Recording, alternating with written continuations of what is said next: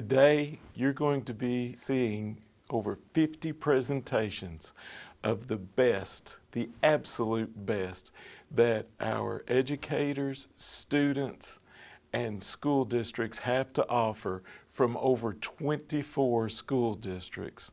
We want to thank each of you for spending time with us today, so we look forward to sharing this time and opportunity with each of you. Hello, my name is Bernadette Carpenter. I'm the Learning Innovation Lead here at KVEC, and this is our 16th FIRESummit. Thanks to all of the teachers and students and administrators that took part in the Learning Innovation Grants, and thank you for stepping out and doing what's good for kids. Hey guys, my name is Kelly Ratliff, and I'm from Central Elementary in Johnson County.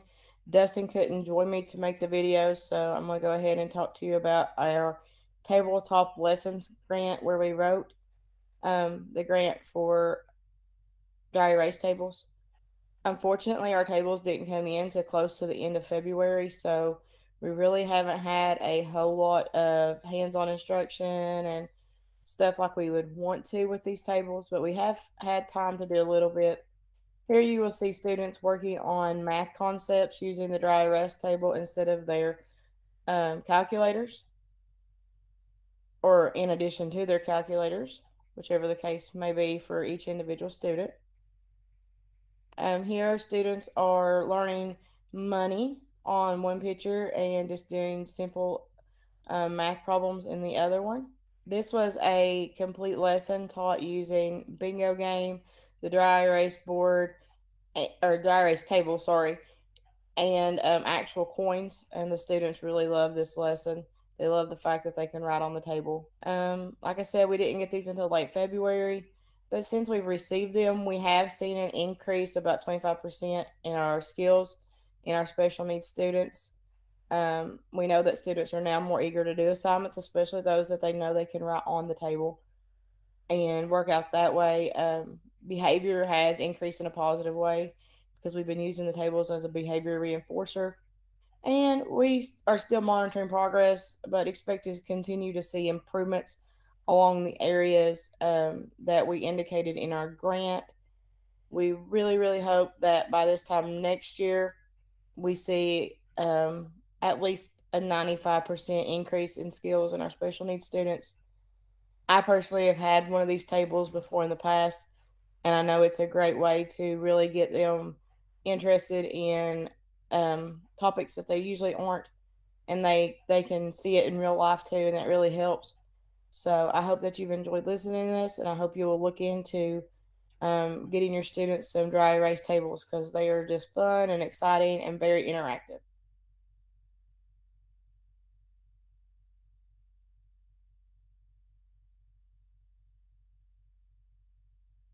Hello, everyone. My name is Erin Bowling. I teach first grade at Porter Elementary in the Johnson County School District. I have been here for 12 years. Today, I'm going to be presenting the grant that I was awarded, which has been an awesome addition to my classroom. It's the grant I wrote entitled Our Virtual Game is Strong. It was sort of a play on the fact that we'd been teaching virtual for so long, but it really did not have to do with virtual teaching, as you'll see. So I'm just going to do a quick overview of a few things that I talked about in the fall, and then we'll get into some of the data and videos and pictures. So first of all, I was awarded 3 Oculus Quest 2 virtual reality headsets, as you can see in the pictures below. I wrote the grant because I really wanted to try to take the kids outside the walls of the classroom, and they offer so many amazing experiences. They're a very exciting and engaging educational tool. So I know we can always look at pictures and books and videos. They're great resources, but the virtual reality goggles provide an experience that makes you feel like you were there. So it was once sort of thought of as a very cool and exciting Christmas gift, and it's now sort of starting to be adapted for educational enjoyment. So students are not just limited to word descriptions or book illustrations. They can learn by doing rather than just reading or hearing. So what it does is it creates an entire digital environment. It's a 360-degree immersive user experience that feels real. I almost kind of compare it to, it's very much like being at the movies, except it's 360 degrees and not just in front of you. It provides students with immersive learning experiences that bring your lessons to life. And that this I've had very, that has really proven true. It really does bring your lessons to life. So a few examples of what you could use it for: you could take tours of beehives, take a walk in the steps of Martin Luther King. You can look at stars and constellations and planets, and that's one thing that we did that I'm going to show you. The geography possibilities are endless. I don't even have time to go into all of the geography possibilities, but if you ever get an Oculus set and you search, there are so many different geography things that you can do. Variation of traits, national parks, Earth's place in the universe. So one of the reasons that I wrote this was started sort of with the pandemic and outside of school learning experiences, and those have been few and far between, as many of you know. I want to provide them with experiences that they may never have, going places that even myself may never go. Make knowledge available to my rural students that may not otherwise receive it. I also want to try to combat behavioral issues, who experience difficulty concentrating and staying focused. And this is something that does meet all those learning styles. So my budget was for the Oculus, 3 of them, the all-in-one VR headsets. They were $299 per unit for a total of $897.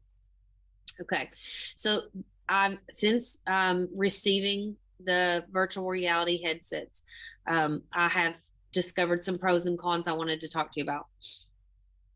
First of all, this was and still is one of the coolest technological experiences. I mean, if you have a set, then you know. They are so, I mean, all I can say is they're awesome and they're so cool. It does what it says and so much more. And it's something that adults love. It's something that teenagers and children, there is something on these for everyone. And the educational experiences that they can provide are endless. You can use it to enhance teaching I would think, in almost every area. So the con for me was you really have to spend a lot of time learning the program, learning how to use these goggles, downloading, assessing the activities and the games and the apps that they call them, assessing them and making sure that they kind of fit the standards that you're teaching. You also have to purchase them. That's one thing that I didn't realize, that they can be quite expensive. The good thing, though, is I only had to purchase them once. They did download on all the sets, so that was good. It's definitely not something that you can just put on and go. It really takes a lot of time and learning. And I think as a first grade teacher, I had to spend even more time because I had to teach them how to do it. It is difficult with the first graders, but they love it and I love it. But it wasn't easy. I had to keep learning about ways to make it easier. So it's not like it's not like a computer. When they're on their computers, I can walk around and assist. So if they're having some kind of computer issue, I can see it, I can sit down with them, and I can help fix the problem. That's the thing with the VR headsets. I thought I couldn't see what they were seeing, and it made it very difficult. But then I realized after some research, and I reached out to some people that I knew had experience with them, I realized that the Oculus app on the phone allows you to cast and share what the students are seeing. So you can't do all three goggles at the same time, but I can log on to a set of the goggles and see what the student is seeing. So they don't have to take their goggles off. I don't have to put the goggles on and try to fix them and give them back. It was a little bit chaotic there at the beginning. I learned how to screencast it on my phone so that I can walk them through it. And that was a game changer. That has really helped us. And here's some of my students.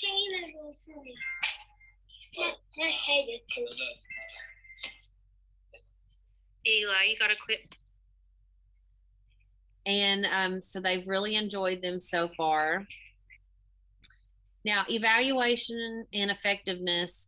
So eventually I modified the way that I did my evaluation just slightly. So initially I was going to teach one social studies unit and one science unit. Then I was going to reteach the social studies and the science unit, incorporating the VR headsets. I ended up teaching 2 science units and then reteaching using the goggles. I found after I received them and started doing some of the research that the first grade social studies standards did not lend themselves to the goggles in the way that the science did. So the science standards that I focused on were structure, function, and information processing. So we looked at one LS2 and one LS3-1. Read text and use media, determine patterns in behavior, make observations to construct an evidence-based account that young plants and animals are alike, but not exactly like their parents. So we found some apps on the VR goggles to help us do that. The one that we had the most success and the most fun with was the science unit on space systems. These were standards: use observation of the sun, moon, and stars to describe patterns, and make observations at different times of the year to relate the amount of daylight to the time of year. And I found an app on the VR goggle that went so perfectly with that. So this is the app, and I'm not going to show you all the video because it does take a long time to get in there and get going. But this was one of the apps that we used with structure, function, and information processing. We were able to look at young plants and animals in different habitats. This is called Trek. This is one of the apps. And so this was what I was talking about earlier. I'm able to cast on my phone so I can see what the students can see inside their goggles, and that's what I'm doing here. I'm also able to video what they're doing using the Oculus app on my phone. So here's a green bamboo forest. I'm going to skip through that just a little bit.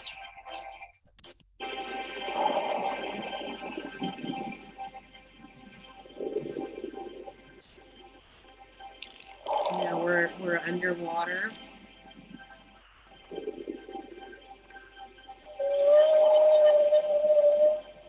This was super cool. It's so much cooler with the goggles on than it is in this video.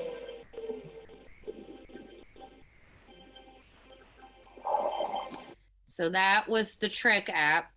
This is the Homestar app. We had a lot of success with this one when we were teaching our space systems. And I'm not going to show it all. It's a little dark, but it's... Ladies and gentlemen, welcome to Homestar. This is giving them a first planetary We'll show you experience. which star... Just like the sun, stars rise in the east and set in the west. This happens because the Earth rotates on a north-south So that was axis. what they were seeing in their goggles. And then there was, you can look at all your spring, summer, and fall, winter skies, which went right in with that standard. Now, it's not all just teaching the standards. We like to have a little fun too. So on rainy days, when we have a little indoor recess, they like to do this one, and this one's so fun. Speed it up.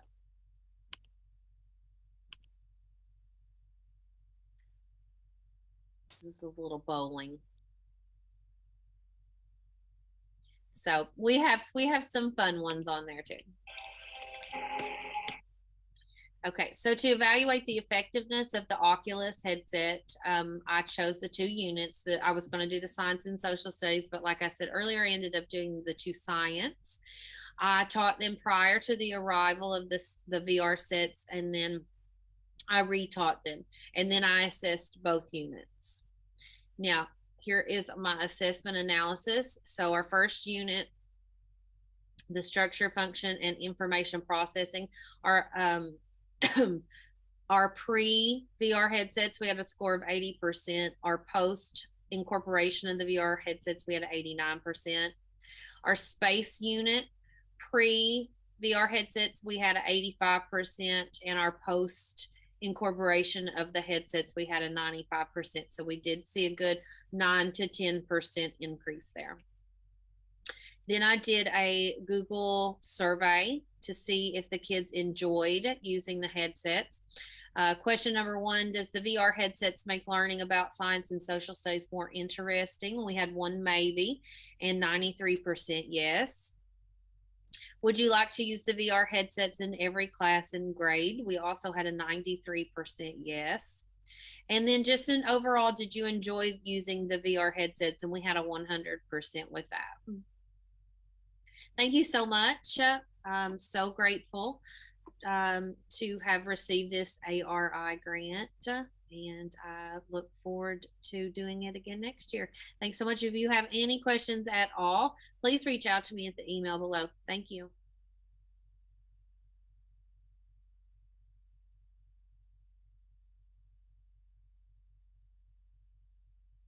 Hello, everyone. My name is Erin Bowling. I'm a first grade teacher for 12 years at Porter Elementary in the Johnson County School District.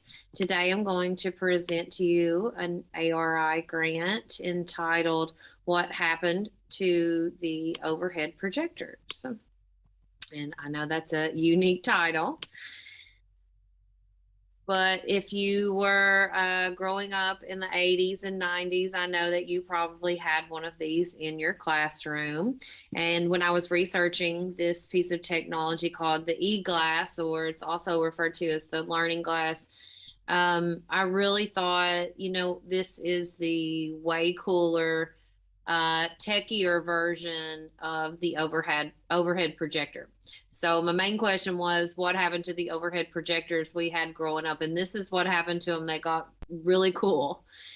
So this is the learning glass. This is what I was awarded in my grant.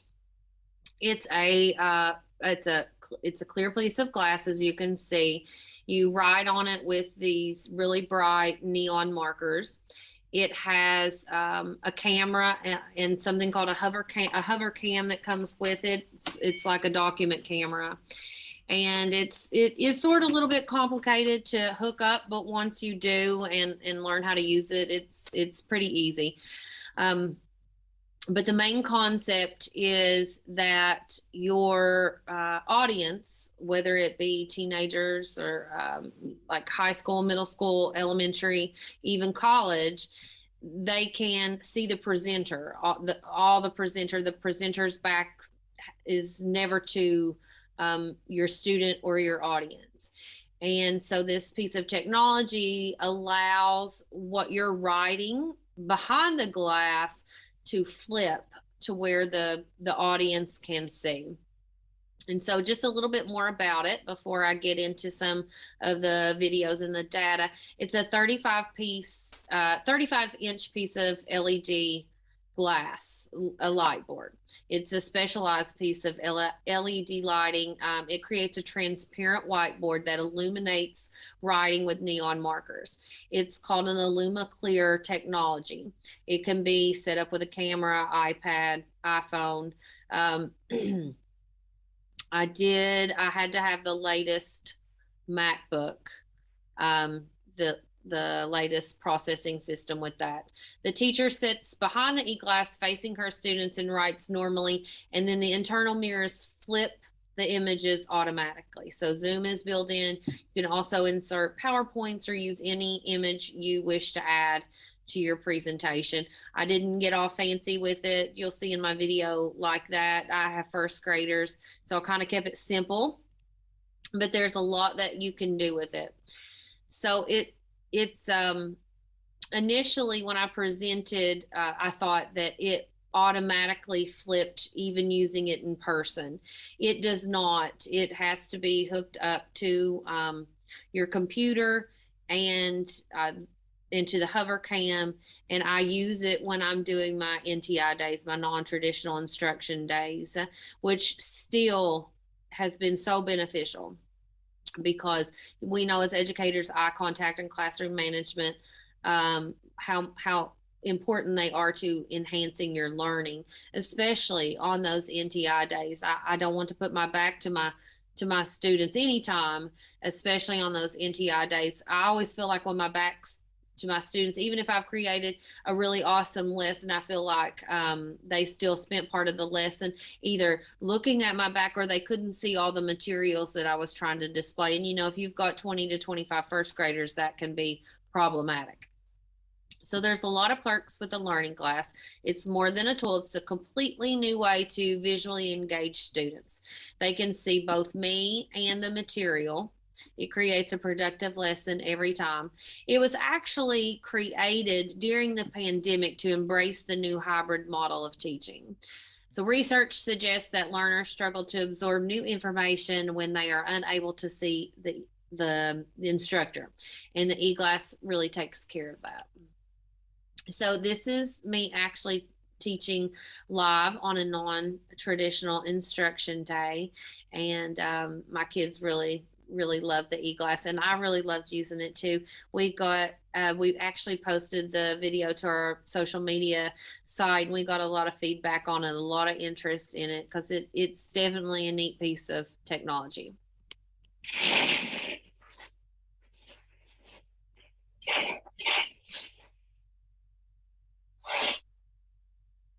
Emmett, do you see anything that our spelling words have in common this morning? You're right, Emmett. They all have a long vowel sound.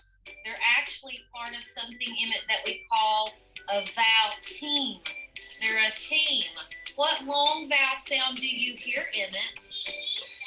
Yes, we hear the E in almost every single one of them. Now, number 4 and number 9 are review from last week, but let's see if we can hear. Emmett said he hears the long E in all of our words. Well, now, Sawyer, can you tell me why number 7 and number 8, they have 2 vowels? They have, the number 3, 6, 7, and 8 are part of the long vowel team. But Sawyer, can you tell me why we do not hear this A sound?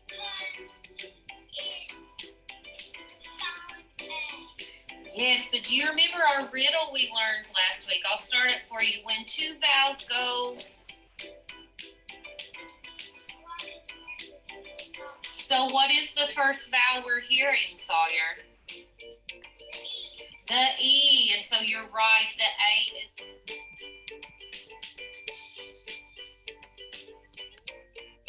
So we really love the video. One of my coworkers put that together there for me. The only thing that I wish that I'd done different on the video, but I ended up doing was trying to get somewhere where there is a more solid background, but it does require lots of, I had my MacBook and then I had my e-glass, and I had my hover cam, and then I had my Life Touch monitor on too. So it requires a lot, but it does look better and show up better if you have a solid background and not so busy behind you. So evaluation of effectiveness and some of my data. So this, what I really was looking at was student engagement and student behavior to be evaluated. So prior to receiving the e-glass, and I ended up changing this a little bit. What I did instead was on our first couple of NTI days, I used my digital checklist. Then I incorporated the e-glass on the next couple of NTI days and used the checklist then as well. Luckily, it worked out so well. Luckily, during those winter months when we had those non-traditional instruction days and I was using the e-glass, I was lucky enough to have a student teacher. So while I was teaching, what I would have her do during our Google Meets is I would have her fill out that checklist. So we did a couple NTI sessions prior to using the e-glass, and then a couple after. We were looking for anytime a student was off task or asked to refocus or look back at the teacher, or just, you know, overall engagement. That's what the checklist checked for. And that really helped me out that she was able to fill that out. So she filled it out prior and she filled it out after we used it. So here is some of the data in a graph. The red is the NTI days where we did not use the e-glass. The blue is on the days that we incorporated it. So you can see on I looked at paying attention, were students on task, and were just they actively participating, because first graders on computers, you know, they can get off task easy and not be participating. So we did see improvement on the days that we did not use the e-glass. We had to ask some students to pay attention on 5 different occasions. When we incorporated the e-glass, it was only 3. The days where we did not use the e-glass, we had to ask 7 students to get back on task, and after, only 2. They were really kind of captivated by that e-glass and they wanted to be called on. They wanted to participate with it. And then on the days that we didn't use the e-glass, 6 students were observed as not actively participating, and then that went down to 4. Thank you so much. If you have any questions at all, you can reach me at Porter. It's 789-2545. Also, you can reach me at the email below. So thankful for the opportunity to present today, and grateful for the award that was given. It's been awesome. Thank you so much.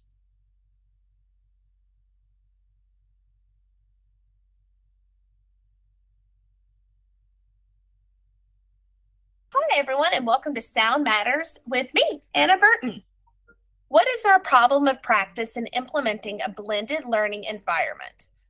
So my goal was to create an inclusive environment for our deaf and hard of hearing students. The why was W.R. Castle has students that require an on-site speech pathologist and sign language interpreter. We want to create an environment that gives them the opportunity to experience school the same way other students do. This has really come very much to the forefront of learning this year, due to the fact that at the beginning of the year we were a mask mandated school, so students were struggling to understand instructions. They were struggling to understand when it was time to line up. They were struggling to communicate with one another because the mask covers up your lips and it would kind of impair the sounds that people were making.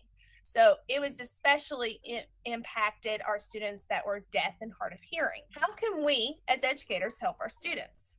In order to create a more equitable learning environment for our students, I intend to create an environment where my deaf and hard of hearing students can feel equal across the school building. Because I see every student in my building, I intended to outfit locations that those students would be in. We have a sound system in the cafeteria, and lights for the gym, library, stream, unite, and special education classrooms will help the students be able to see, if not hear, that the class is ended or that the students need to stop what they are doing. I've also purchased sign language alphabets for each classroom so students and teachers can communicate with each other. What's become really interesting is we have a lot of finger spelling. So I have a lot of this. So I just spelled my name, which was A-N-N-A. And several of my students finger spell now their names, and they tend to enjoy that. Some of them even use it when they're studying for spelling tests and that kind of thing. It's interesting. It is a whole school project. The whole school has been working on learning how to finger spell and learning how to say hello and the days of the week and answer questions like what class are they headed to. I worked with our sign language interpreter and our speech pathologist to make the environment to allow our children to be successful. So this really comes in handy in the cafeteria. For example, we have a light system and a sound system. So our Miss Becky, who is our cafeteria lunch lady, can announce what classroom is lining up at lunch. And we also have a light system. So the lights go from red or green to red. And we use the green for go, yellow for caution, and red for stop. So this also really works very well in the cafeteria, in the lunchroom, in the stream room. It's been very helpful because sometimes I'm in one side of the room and I'm trying to help a kid and other students are being loud, so I can click the button and it will switch it into the yellow, and most kids will quiet down and kind of start looking around to see what's going on. I have noticed in WR Castle that students who are hard of hearing and students in general are starting to become more active in the school environment. From the alphabet and sign language to every classroom to the lots that are helping everyone understand it. So as you can see with Ava Jude, she's talked about how it's really kind of changed our environment and impacted our school. And I'm going to have Sarah come on, and she's going to explain to you how it's kind of impacted our community as a whole. I think the light system is helping because it makes a lot of kids help, like listen and stuff. So if the red one helps the kids and teachers, because the kids can stop talking and the teachers will make the kids listen. So we have more of a kind of community in which people are paying more attention to nonverbal cues. So that's really kind of created an environment of where people are listening more. The interaction between the deaf and hard of hearing students in our environment has changed immensely because now everybody can finger spell their name. People can usually spell what class they're going to. They can tell somebody that somebody is talking. So they are communicating and kind of becoming more outgoing with language. Hello, my name is Natalie. My name is Austin. What? My name is Jane. What is?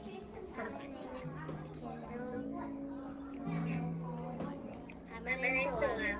How are you?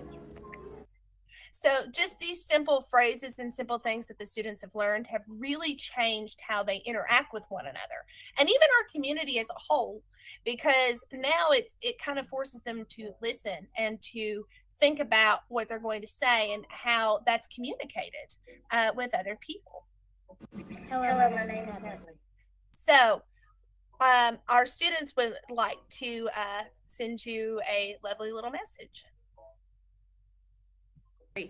Happy Easter. Happy Easter. Happy Easter.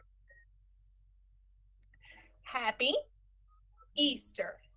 So to say Happy Easter, we learned that you're going to like wave your hands. Okay. So you're going to put your hands together and you're going to wave 1, 2, 3. Easter is the letter E, and you twist towards your body. So we learned that from some of our community members that came in and actually taught us really quickly a couple of fun phrases. So thank you for paying attention to my grant. If you have any questions, please feel free to email me or to send any kind of message that you would like to send. If you have students who are deaf of hard hearing, this could be something really good for you. Thank you.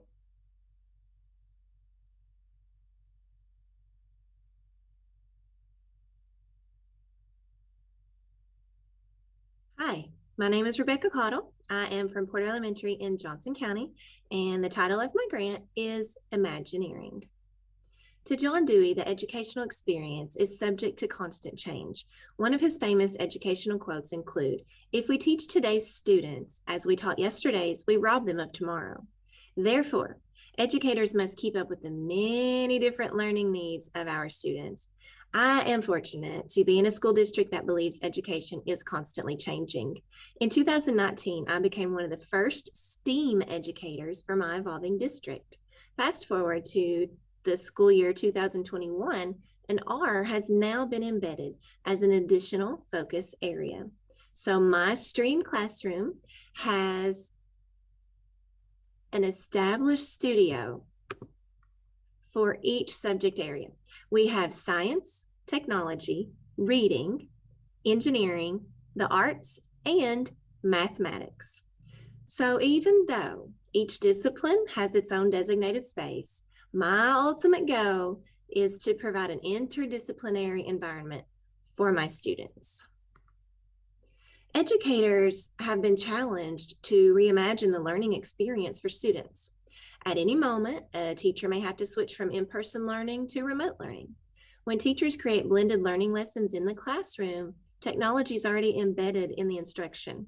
Therefore, in the case educators are forced to deliver engaging learning experiences remote style, the technology aspect of the lesson is already there, and the in-person learning to remote learning transition becomes smoother and engagement is rarely lost. So my problem of practice is loss of engaging and hands-on experiences for students while transitioning in and out of the classroom due to lack of embedded technology, as well as limited in-class and take-home building resources.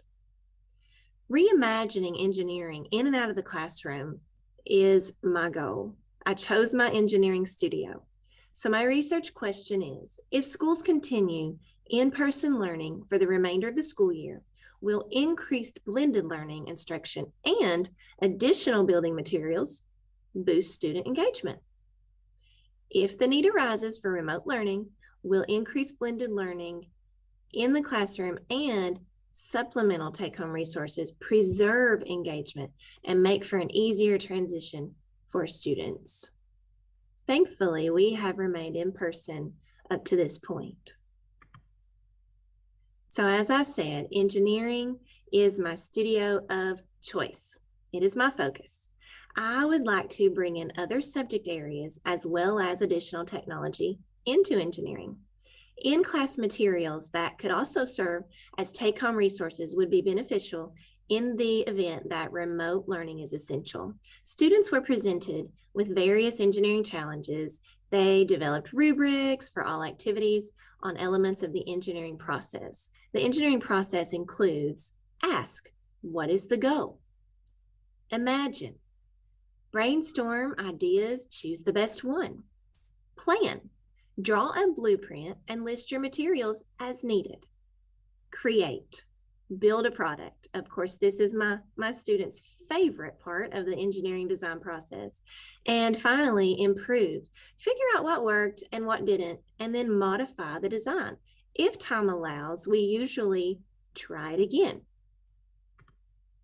Some of the items that I added because we received the money from the grant are the flexible straws, creative flakes, the STEM Master building toys, Starflex puzzle building blocks, Picasso tiles, magnetic building sticks and blocks, and of course, Ziploc baggies to store and send the items home with students.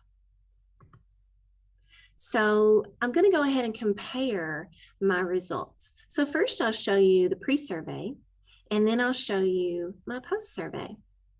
So looking here, in the beginning, students listed the engineering studio as their second favorite studio. The arts came in first at 39%, with engineering following at 25%. The post-survey shows that engineering and the arts have now tied for the favorite studio of the year. At almost 29% each, engineering almost surpassed the arts. So it did increase. It's not second anymore. It's tied for first. Next, I asked my students how they felt when teachers included technology into instruction. 65.5% of students said that technology makes learning more meaningful. In the post-survey, 70.6% of students said that they enjoy when teachers include technology into instruction, that it makes learning more meaningful. So that also came up as well. So there is proof that embedded technology makes a difference. In my pre-survey, I asked students if STREAM class would be as exciting without technology. 80% said no. I also asked them if they felt engaged in their engineering studio. And thankfully, around 96% said that yes, they do. The post-survey showed that 94% of students said that there were enough opportunities to use technology in the STREAM lab this school year. So that was exciting. And then it also showed exactly 96% still feel fully engaged in the engineering studio this year. That didn't increase, but it did not decrease either. So 96% I think is good overall for feeling fully engaged in the engineering studio. Okay, the pre-survey, students stated that they are more engaged in the engineering studio when they have a variety of materials to build with. 96% of students said that they are more engaged with extra additional materials. The post-survey says 100% of students said that yes, the engineering studio was a lot more exciting when the new building materials were added this year. Post-survey also shows that if students had building materials to take home for NTI days, they would be more excited about completing the engineering challenges. 90% against 9%. So that's exciting to know as well. So here it shows when we packaged up some of these new materials and sent them home with students, just in case we were to have some NTI days, which we did. And they had a challenge where they had to come up with an invention that they think would make them lots of money. And I assigned a flip grid through Google Classroom so that they could report on it. I noticed that more students completed the task, the invention, and uploaded a picture than completing the flip grid, which I also did give the option. They could either upload a picture or they could complete the flip grid, but more of the students chose just to upload a picture instead of completing the flip grid. I did have this video to show. Hello, I'm Bernadette Carpenter, and this is my robotic flower pot. See, it's like a spy pot. But this is useful because you can use it to like spy on like your favorite restaurant or something. So you're like, oh, here's a flower pot, and they could they put it somewhere. You could like use it to look around and find out their secret recipe, so you can cook it for yourself, start your own restaurant. And it functions by you can move this thing with a remote control and it angles. And you can look around. That's a little camera. If I were to do this again, I would put like legs on it so it could like crawl around. It's like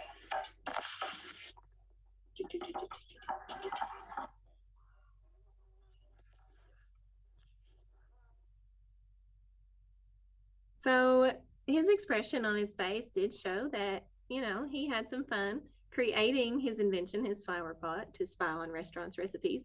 And I love that you could see his smile was evident. Here's another student who created a really neat invention.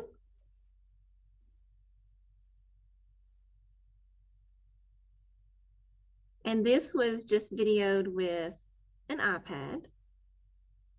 My name is Brooklyn Ashley, and this is my automatic feeding birdhouse. So why I chose this invention is because I feel like birds work extra hard to get food for their families and stuff. And basically how it would work is, this is not really a good model of it, but it's what we have. So basically there's like a container, and someone will have to, like a human or something, not a bird obviously, but a human will have to fill up food, and it's enough to last for 2 days, and they'll pour into a little bowl, and that's how that works. Thank you.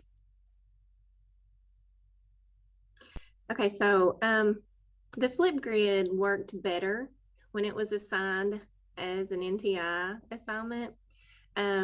We tried to have time during class to do the flip grid at the end, but you have to keep in mind that they completed their blueprint. They took the time to design and see if they could make it better. And then by the time we did all of that, time is limited. It was time for, you know, my next class to come in. We normally did not have time to go into Google Classroom, go to the assignment, pull up the flip grid and complete that. But the video that we just recorded on the iPad, that worked much better due to our time constraints. Okay, so this is a challenge that I gave to my engineering studio, and they had to be a habitat engineer. We were studying change, life and change, and so we chose animals. Let's read over that. They had to choose their favorite animal habitat.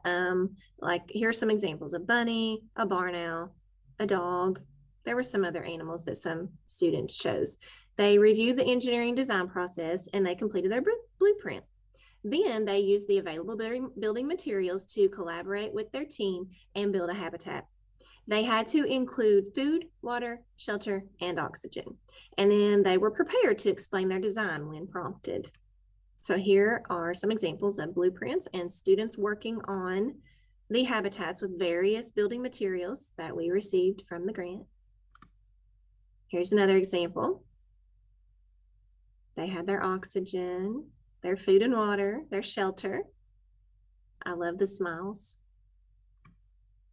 I also embedded technology with this lesson. We did a predator-prey sort before our challenge. As you can see here, we put it on a Google slide. And then the challenge was, you may work with a group or in partners. You have one prey animal and two predator animals. Design and build a maze that would allow your prey to have 2 escape routes. Draw your blueprint on the exit slip or complete in Google Classroom. I did give them the option to complete the blueprint in Google Classroom as well, so that helps with embedded technology. Then they had to build their maze using the engineering materials, and they had to make a decision. Does their prey escape or does it become a meal? And they had to report on that. So here is an example of the blueprint. I created this on a Google slide, shared it to Google Classroom, and I also printed some as well. And here's some examples of students in the engineering studio using various materials to complete their maze. I have a video of these two explaining what they did.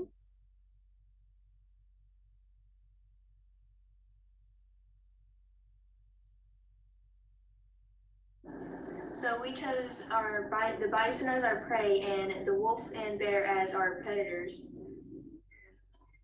This is our blueprint. Hi everybody, so I'm going to explain it out first. So the way it works is that, so we have the wolf starting over here, the bison starting here. So as soon as the wolf comes running, the bison is going to jump through the hole. It's going to run through. It's going to run through here. But here's a gate because right here it was an escape route. But the wolf would already catch up to it. And in the panic of shock, the bison would probably terribly react and but past zigzagging, running away. It was running to our trap. Now it would get stuck here, and the wolf would close in and make our little buddy bison a meal. And then we chose the bison to become a meal. Okay, so it's apparent to me that they are really enjoying these challenges and the new materials. Here's another example of a maze using different materials. Here we have a younger student, a primary student, that worked with her team to complete the maze.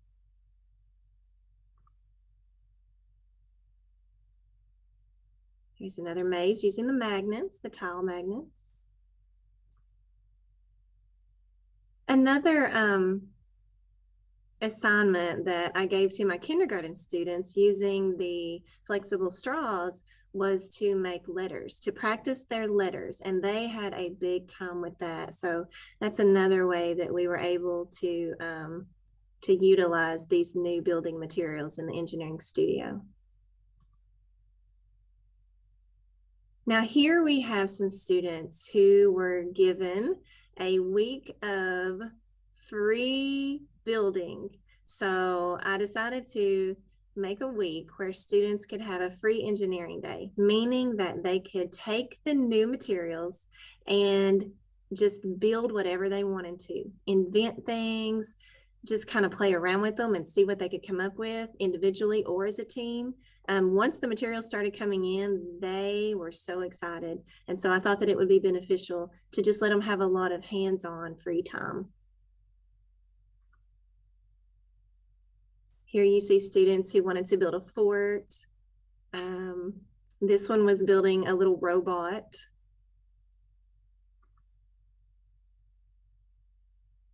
The students on the top were building cages to catch or trap an animal. Lots of fun here. These students were building an amusement park.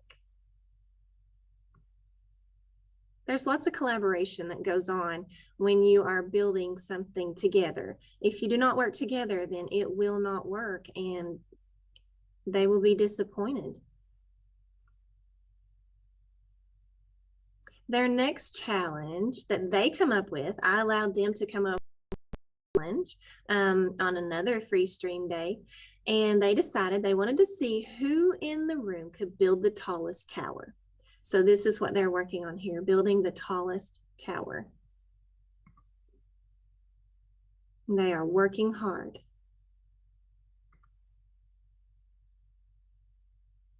I love the excitement that I can observe. We have more towers.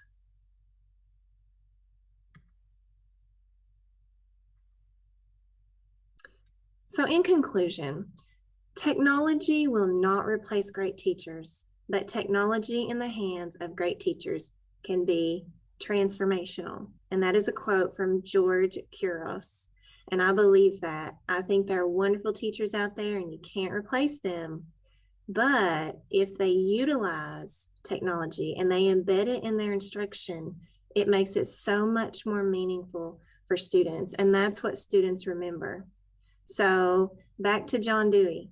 We must teach today's students today.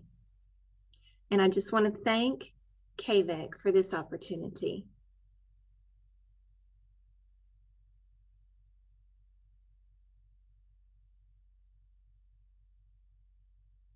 Hi, my name is Lucy Davis, and I'm back with Popping with Phonics, a multi-sensory approach to phonics and reading.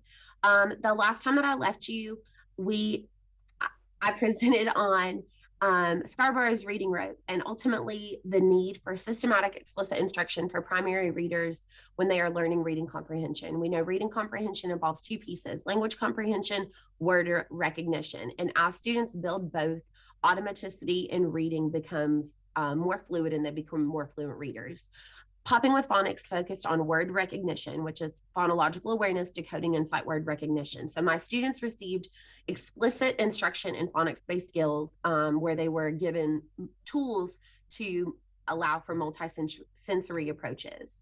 My action plan, we followed a sequential program. We had multi-sensory instruction, and my students used decodable readers in order to isolate the skills that they had been learning in written word. So an example of popping with phonics within my own classroom begins like this. The word is shut. How many sounds? What was the vowel sound? Good job. Let's try another one. The word is beast. Hop it. How many sounds? What was the vowel? Good job. So we know that when we watched that video, my students were able to count the number of phonemes in a word, which included digraphs. Sh is a digraph and it counts as one sound, but they were also able to isolate the vowel sound, whether it's long or short, which is a very high level activity for students to do in order to be able to read. So this is what daily instruction looked like for my students when it came to popping with phonics. In addition to that, students had accessible to decodable readers, which are predictable text that follows a skill. And when we look at the results, I looked at their AR scores, their decodable readers, and spelling and diction. So when we look at my data, one of the things that I tracked was their MAP data. MAP is our universal screener for kindergarten, first and second grade, and it assesses where they're at using a standard program. So these are my scores, my class average for MAP data. Beginning of the year, my class was 160, middle of the year, my class was 164, and end of year, my class was 171. My class met all benchmarks in reading on their universal screener. Now, again, is this directly related to my KVEC grant and popping with phonics? No, because we know that reading is a multidimensional content area. We cannot say for certain what one single instructional strategy does to create better readers, but we know that systematic explicit instruction will make achievement gains for students. In addition, when I think of my 13 first graders, I have 9 students who are reading grade level decodable text, 2 students who are reading grade level decodable words, and 1 student who is still working on CVC words and CCVC words. It is important to note that because of small class sizes, the RTI triangle, the breakdown of RTI services was very clear in my classroom this year. I had about 80% of students who were able to receive whole group instruction with effortless practice, and they were able to make their gains and take ownership of that phonics knowledge.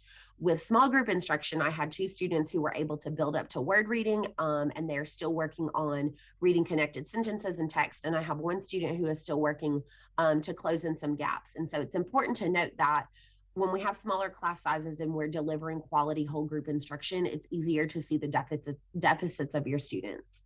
When we think about all of the work that I've done with popping with phonics and the work in my own classroom, what are the implications for instruction? Number 1, teachers have to receive professional development. Everything I have learned about the science of reading has been self-taught. I've asked my administration to send me to professional developments. I've watched webinars on my own, but ultimately the responsibility for learning quality instruction for phonics falls on the teacher in the school. So in order to have systematic explicit instruction, we're going to have strong curriculum and strong professional developments.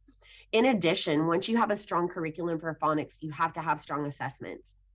Students have to be able to encode and decode in order for you to see where they're at with the ownership of a specific phonics skill. So for example, if students are working with vowel teams all week during class, then their assessment needs to be on vowel teams, and it needs to mirror the practice and the purpose that they had in whole group. And lastly, phonics instruction has to be multisensory. In order to engage all pathways in the brain, students have to be using their hands, using motions, and using their mouths, especially when we think about assessments, right? I tell my kids all the time, you can't take a spelling test and sit quietly, because how are you hearing the sounds in the word? So slowly transitioning that school of thought that multisensory instruction is going to build a more engaging classroom. Ultimately, my research time with Popping with Phonics has led me to be a better teacher for my students, and it has ultimately opened up my eyes to the need for quality instruction in kindergarten, first and second, in order to create proficient readers in upper grades. If you have any questions, please reach out. Thank you for your time today.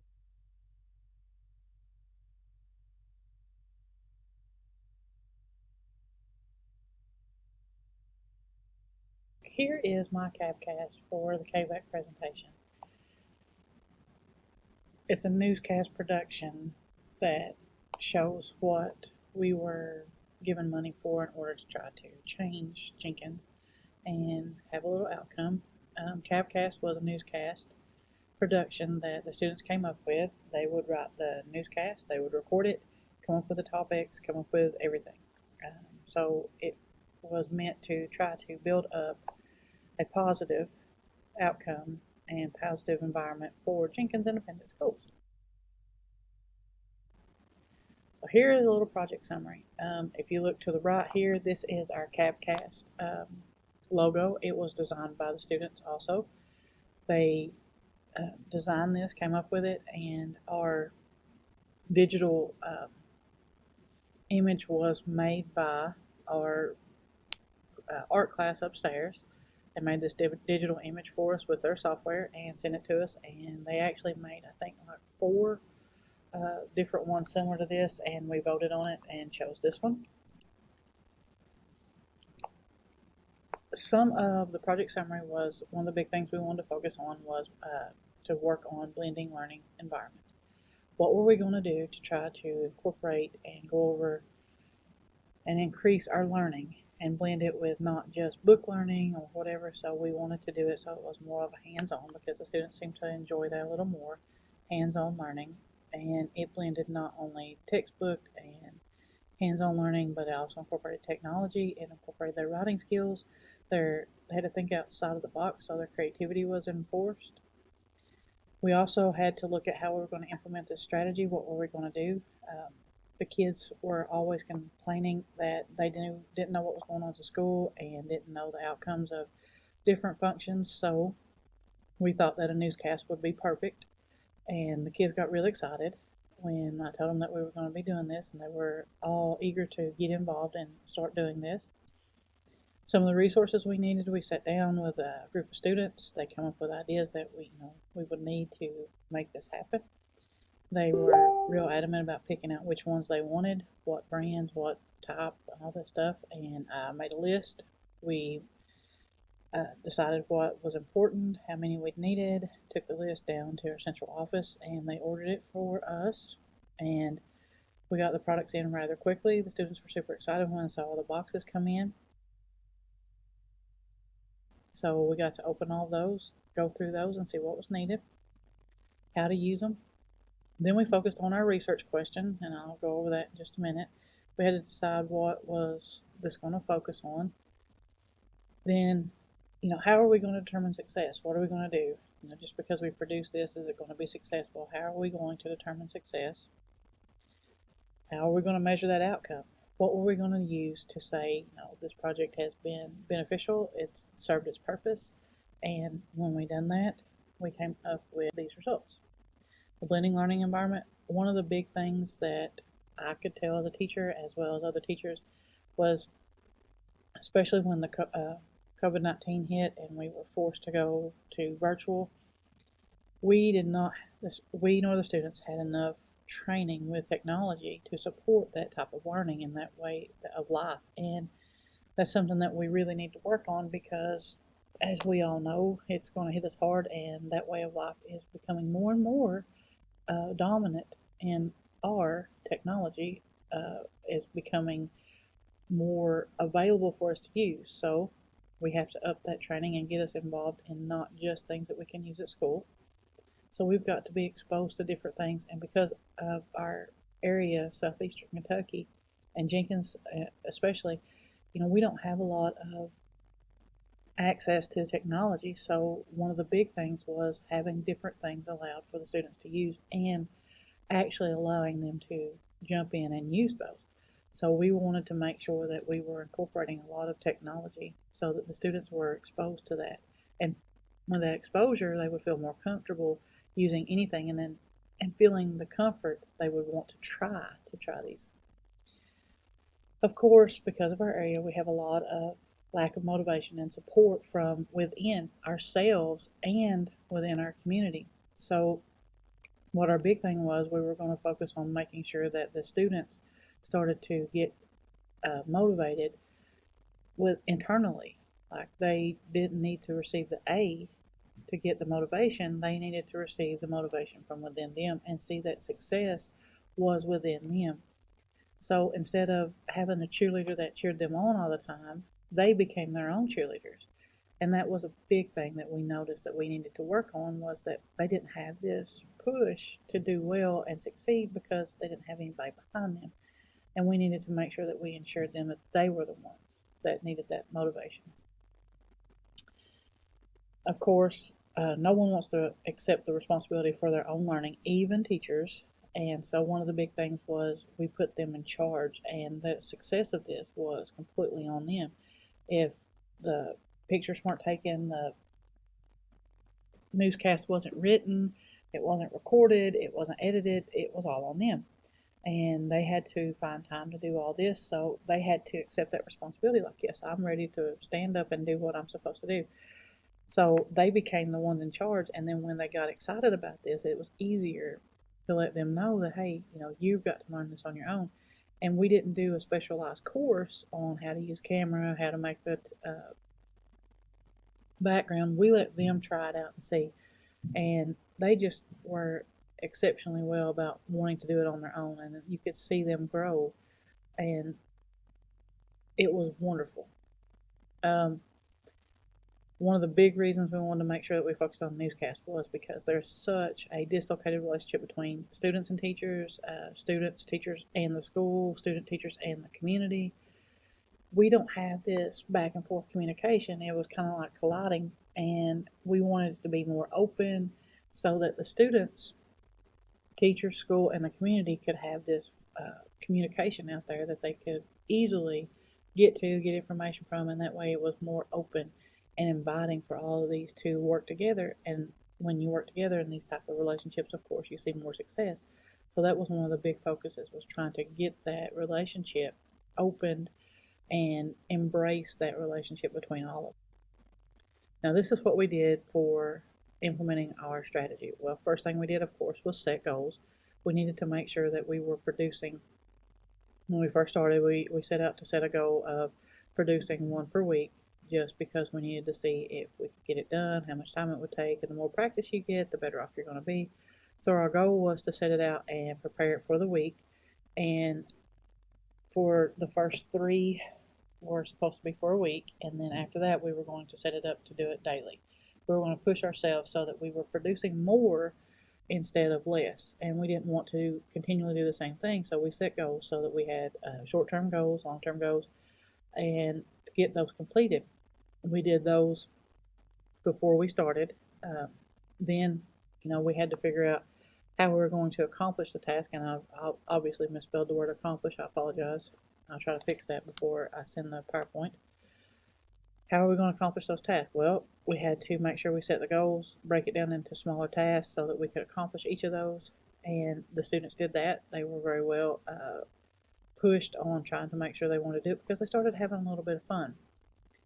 We made sure that the students were in charge, that they were the ones who were leading, they were the ones who were in charge, they were the ones to finish the product. And what we did is we gave them ownership.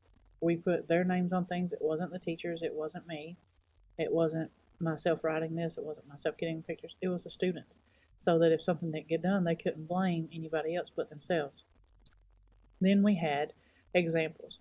We looked at examples of local schools and schools that were magnificent at doing these things, and we looked at what they did and tried to find things that we liked and disliked so that we could keep or change or use and modify those. And we also looked at our own local news and what we thought would be something we would like to use, and the students did that.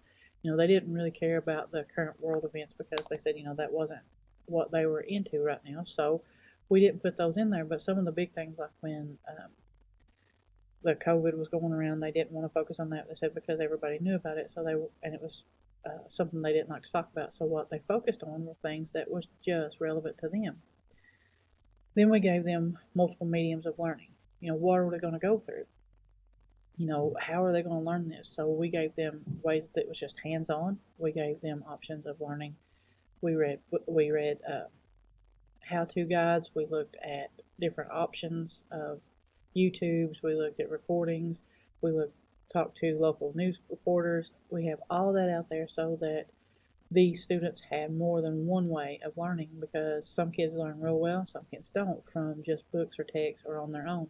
So we had it to where students were learning on their own, students were learning from other people, students were learning from having it handed to them, and some of the other students were bringing in what they knew and sharing it with others. So it was every type that we could possibly get at that time pulled together to learn how to use this. Now again, the resources that we were needed, we sat down, went through, just wrote down like basic ideas really quickly. Then we started looking on Amazon to try to find exactly what we wanted, and they would come up with everything that they needed. They found the editing software that we had on campus was something that they thought that they could use easily, and it was easier to get it than try to get another piece of software, because our district doesn't allow for us to add software to our different computers and things, so it was easier to use what was already available. We looked at, of course, the online examples. All that was free. So all these resources were very easy to come up with. It was at our fingertips, thankfully now, since the technology is there, it's at our fingertips. We also were able to take our equipment needs down to central office, and Mr. Barnett helped us order all that for us and get it sent to us rather quickly. So we appreciate him, by the way. Then our research question that we focused on was, what is the effectiveness of a blending learning environment, and how will that promote future learner success? Well, we had to look at that and say, the way that our schools are run now, we're more open to technology. So we had to look at that and figure out how effective that blending learning environment was going to be and how it was going to promote later. Well, we got to where we just thought the more you're exposed to it, the better off it's going to be. The more comfortable you are, the more more apt you are to embrace that learning. And that's what we found out, is when the kids just were able to just try, that they just excelled at that. Sorry, I don't know what just happened, but I lost part of it. So anyhow, then they became the teachers. When they finished off writing the thing, then they were showing other people, and those kids became leaders, and you could tell they were learning even more by teaching other kids. So it was great to watch that success too, and they knew that somebody else was depending on them to teach them, so it was great. Then we have, of course, tests and quizzes to make sure that they understand how the equipment worked, and self-assessments. That was the big thing, is having tons of self-assessments to see if they were feeling comfortable and understood what was going on. So that was a big part of the success, is how did they feel they were doing, because we wanted them to internalize that motivation and that success more than somebody else telling them what to do, because later on in life they would see this and be able to understand success in their eyes and not let somebody else determine their success or their worth in life. Now, how are we going to measure that outcome? Of course, the grades, completed newscast, student-led videos. All of these videos were student-led. They came up with it on their own. We did a little mock video that, I walked them through some things just to let them play around, and it didn't count. It was just to walk through the steps. Then, of course, the surveys, we asked other students, how did they like the newscast? What did they think about it? Were they looking forward to more? Then, of course, the goal sheets, the things that we set forth. Were we accomplishing everything that we set out to do, and was it beneficial? And, of course, student pride.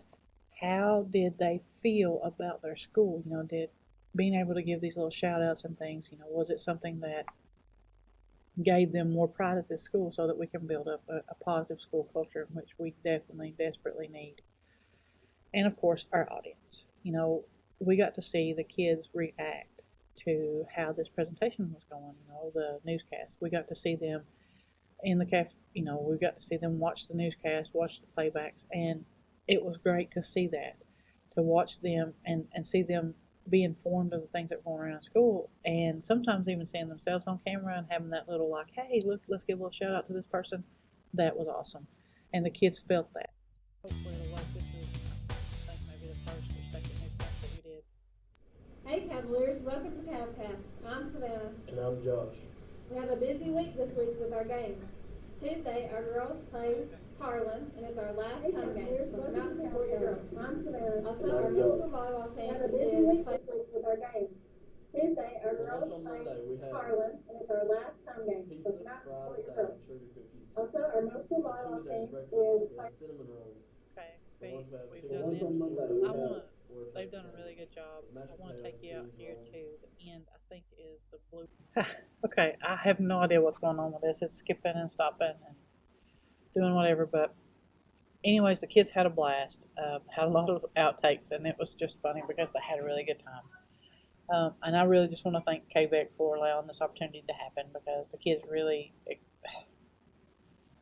just went above and beyond, and it just touched my heart to watch them succeed and do what they wanted to do, and see them learn and just take pride in what they were doing. It's just wonderful. I do want to say, though, that one of the things that was a negative part was we had trouble getting backing with our school, because we had full intentions of putting it in the cafeteria for every day so that everybody could see what was going on and highlight things, but it was just, there was a lot of obstacles in the way to get there. So having that support from the administration was something that was lacking. But the kids had fun, and watching them learn, do, and make these videos was an experience that I've got to say I thank you for. I think they had fun, they learned a lot, and I'm glad that I've got to do this. So again, I want to thank you, KVEC, for allowing this to happen. So hopefully, all in all, this went well. Have a wonderful day. Hopefully we can do something next year.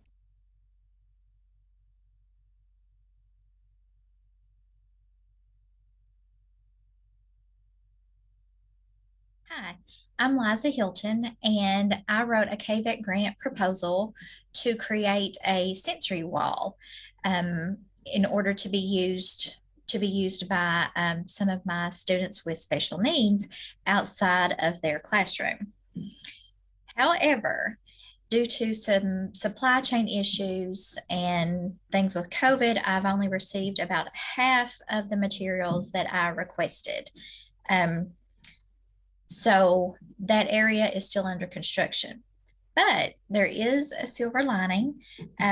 My principal liked the idea so much that we found another area, a larger area in a more central location that we're going to convert into a larger sensory area, which I will use the items that I have received from this, the KVEC grant so far. However, the area is still being occupied, so we won't be able to convert it and work on it until this summer. So hopefully early in the fall, when school starts back, I will be able to show you a before and after of the sensory area we have created using the materials that, some of the materials that we have purchased with this grant. I also wanted to just show you real quickly some of the neat things that we did receive. This is a sensory wall tile or a sensory floor tile that it's kind of squishy and the kids can jump on it, and it has starfish and glitter, and there's several tiles with an oceanic or an ocean theme. There are also just different colors, color splats on the floor tiles that we can use.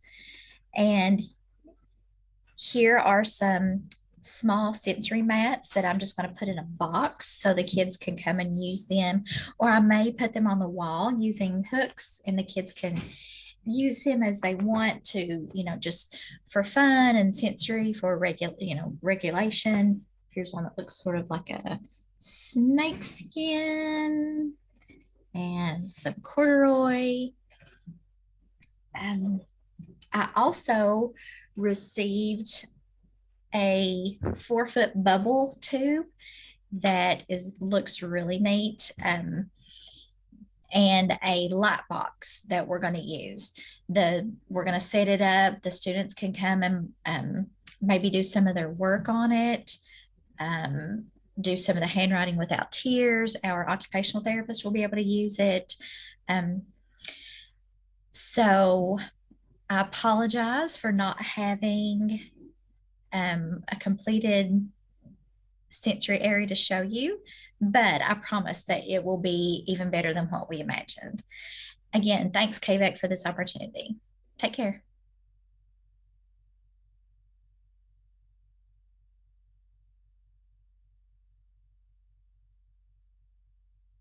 My project is called Water versus Dirt, Which One Will Win?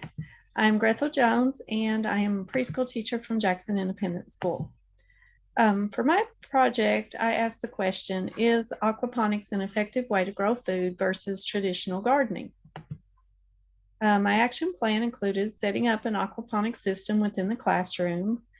I was going to set up a small greenhouse inside so that my class could compare the growth of the plants using water versus dirt. And then I was going to set up a small greenhouse outside for growing new plants for our garden area. And here's the pictures of the actual ones that I ended up getting. The aquaponics system, the small greenhouse for inside, and then the shorter, longer one for outside. We're going to plant some winter crops outside in the garden area. We were going to plant a fruit tree, and I was going to add some chalkboards and items such as magnifying glasses and just things like that for the kids to observe and document the growth of the plants and plan how they wanted to grow things in the garden boxes. I also purchased an iPad so that my students can document things with the camera, and then also so they could do some apps just to support their expanding knowledge and kind of look at how life cycles and nature work together. And then I also got a webcam so that we could kind of watch our plants and our fish if we were off from school. So my objectives included having the children begin to understand living and non-living things. I wanted them to sort, and I wanted them to reason and record things such as the plant growth. I wanted them to use their senses to make observations and document their observations. I wanted them to have some hands-on knowledge about plants and aquatic animals and kind of see the correlation between plants and animals. With the aquaponics system, we would be using fish. The children would understand more about where food comes from and how they could provide their own food source through gardening, both in water and dirt. So the first thing we did, we set up the aquaponics system. And the first thing we had to do was put the pebbles in the top of it. So that's what the kids did initially. They put the pebbles in there, and then I filled up the tank with water, and we just observed it for a while. It was really fascinating. The kids really enjoyed just watching the water being sucked up through the pump and then coming out into the pebbles, and then it would come back out and go back into the fish tank. So next, we needed to plant our broccoli. So I got broccoli for the outside garden area. So we planted 3 broccoli out there, and then we planted 3 in our aquaponics system. And so before we could add the fish, we had to get the water ready. So we had to have proper bacteria and things in the water so that the fish could live. And so that was our first step. Okay, after a couple weeks of the plants growing and getting some oxygen in the water and things like that, I went and got some fish. And what is on the top. And it's all set up and ready for us to, our plants were exactly the same. I just bought a 6-pack of broccoli plants. They were very similar in height and color after the first month. The ones in the water were very similar to the ones outside, except that the ones in the aquaponics system were much stockier. They didn't have as thin of a stem, and you can tell that in these two pictures. There were also more leaves on the ones in the aquaponics system. Now, after a couple of months, though, we kind of started noticing that the broccoli in the aquaponics system, it didn't really mature. It's kind of just stayed with leaves. It didn't get any broccoli on it. It never did bloom or anything like that. However, like outside, I was kind of expecting that broccoli to die during the winter months, but it didn't. It kept growing, and we kind of had a milder winter up until January. So the plants out there did very well. They kept growing. They didn't get really big, but they did continue to live. So even through January, when it got really cold and we got the snow and everything, those plants stayed alive.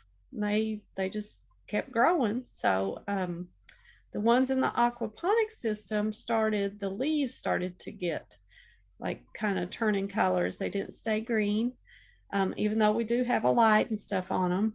And you can see in this picture that they're starting to kind of look bad, and a lot of the leaves fell off. So I decided in March, since we weren't seeing the full life cycle of the broccoli plants in our aquaponics system, we'd try some seeds. So in order to keep them from getting sucked down into the fish tank, we put them on sponges. So we started those. And then we also started seeds in our greenhouse inside. And you can see where the kids have planted the seeds, and then they've also took care of the plants. So they've been spraying them and keeping water on those plants, and we've kind of been observing to see which ones are going to sprout. And again, surprising enough, the seeds in the dirt sprouted really quick. We had those within a week. We had little plants up in those in our little greenhouse. However, in our aquaponics system, we only had a couple seeds that sprouted, and they quickly died. They didn't grow very much. So when we started comparing, one of my goals initially was for my students to see the full life cycle of a plant.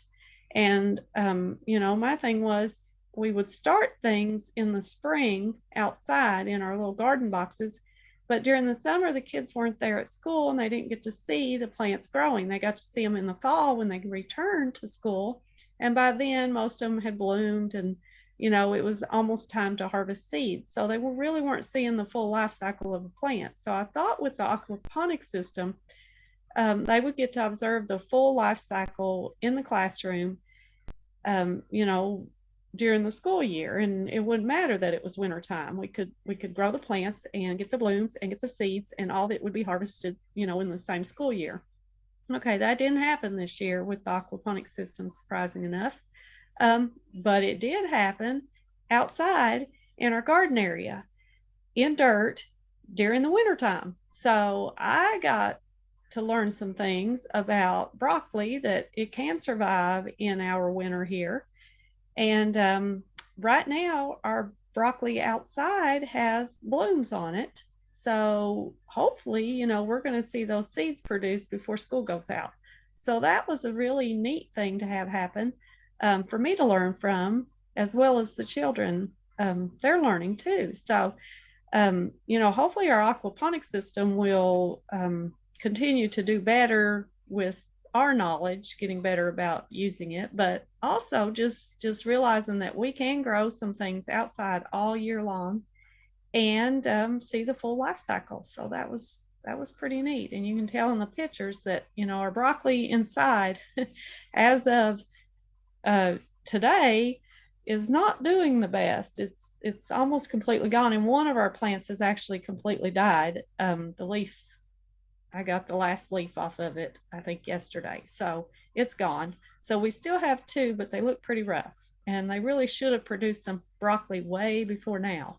Now outside, we do have a few pieces of broccoli that we could go ahead and pick and eat, but we also have blooms starting on our broccoli outside. Okay, so this just shows some observations that the kids were making, and one of our students, without being prompted, went and got a magnifying glass to look at the seeds that we started on the sponges. So that was pretty neat. We also had visitors come from the Breathitt County Extension Office, which was kind of neat because I just ordered some rootstock just because I was interested in it. I thought it would be something in addition to what we were already doing with plants. So I thought, you know, the kids could learn about it. We could plant some rootstock. The 2 people came from the Extension Office. They offered to come. So that was great. So they came and visited, and they told us about rootstock, and they told us about fruit trees and how to get different varieties of apple trees. And, you know, I really got to see my students' knowledge and what they had learned this year during this visit from the Extension Office, because they asked questions of my students, and my students were able to answer things about roots, things about plants, things about living things. So I really got to see that their knowledge had really grown this year just from using the aquaponics system and the outside garden. So they did get some rootstock, and we planted 2 in our outside garden in our classroom. And with this grant, I also purchased some mulberry bushes, and those will be ready to plant pretty soon after the frost is gone. So we're going to plant those outside too and get to hopefully see them a little bit this year before school is out. One of the things that I used with the iPad that I really liked was the Seed Cycle app. And this was an excellent app to use to teach children about the life cycle of a plant. It actually let them grow their own garden. With this app, they had to give water, they had to give sunlight, they had to get the bugs off the plants, and it showed how the seeds were produced, and it just went through each step with my students, and they really loved it. They want to play it, and they've really enjoyed it, and they're able to raise their own little garden on there. And then a couple more that are just kind of cute games that talk about plants a little bit and gardening is the Happy Little Farmer and the Peekaboo Farm. All right, so we have just recently gotten our outdoor greenhouse going. About 3 weeks ago, we planted seeds out there, so we're getting ready to start our outdoor garden area to fill up our garden boxes. So for the remainder of the school year, that's what we're going to be concentrating on. We're going to be continuing to plant seeds. We're going to be watering. We're going to be transferring the plants from the greenhouse over into our garden boxes. And then we'll also be planting our mulberry bushes like the first week of May.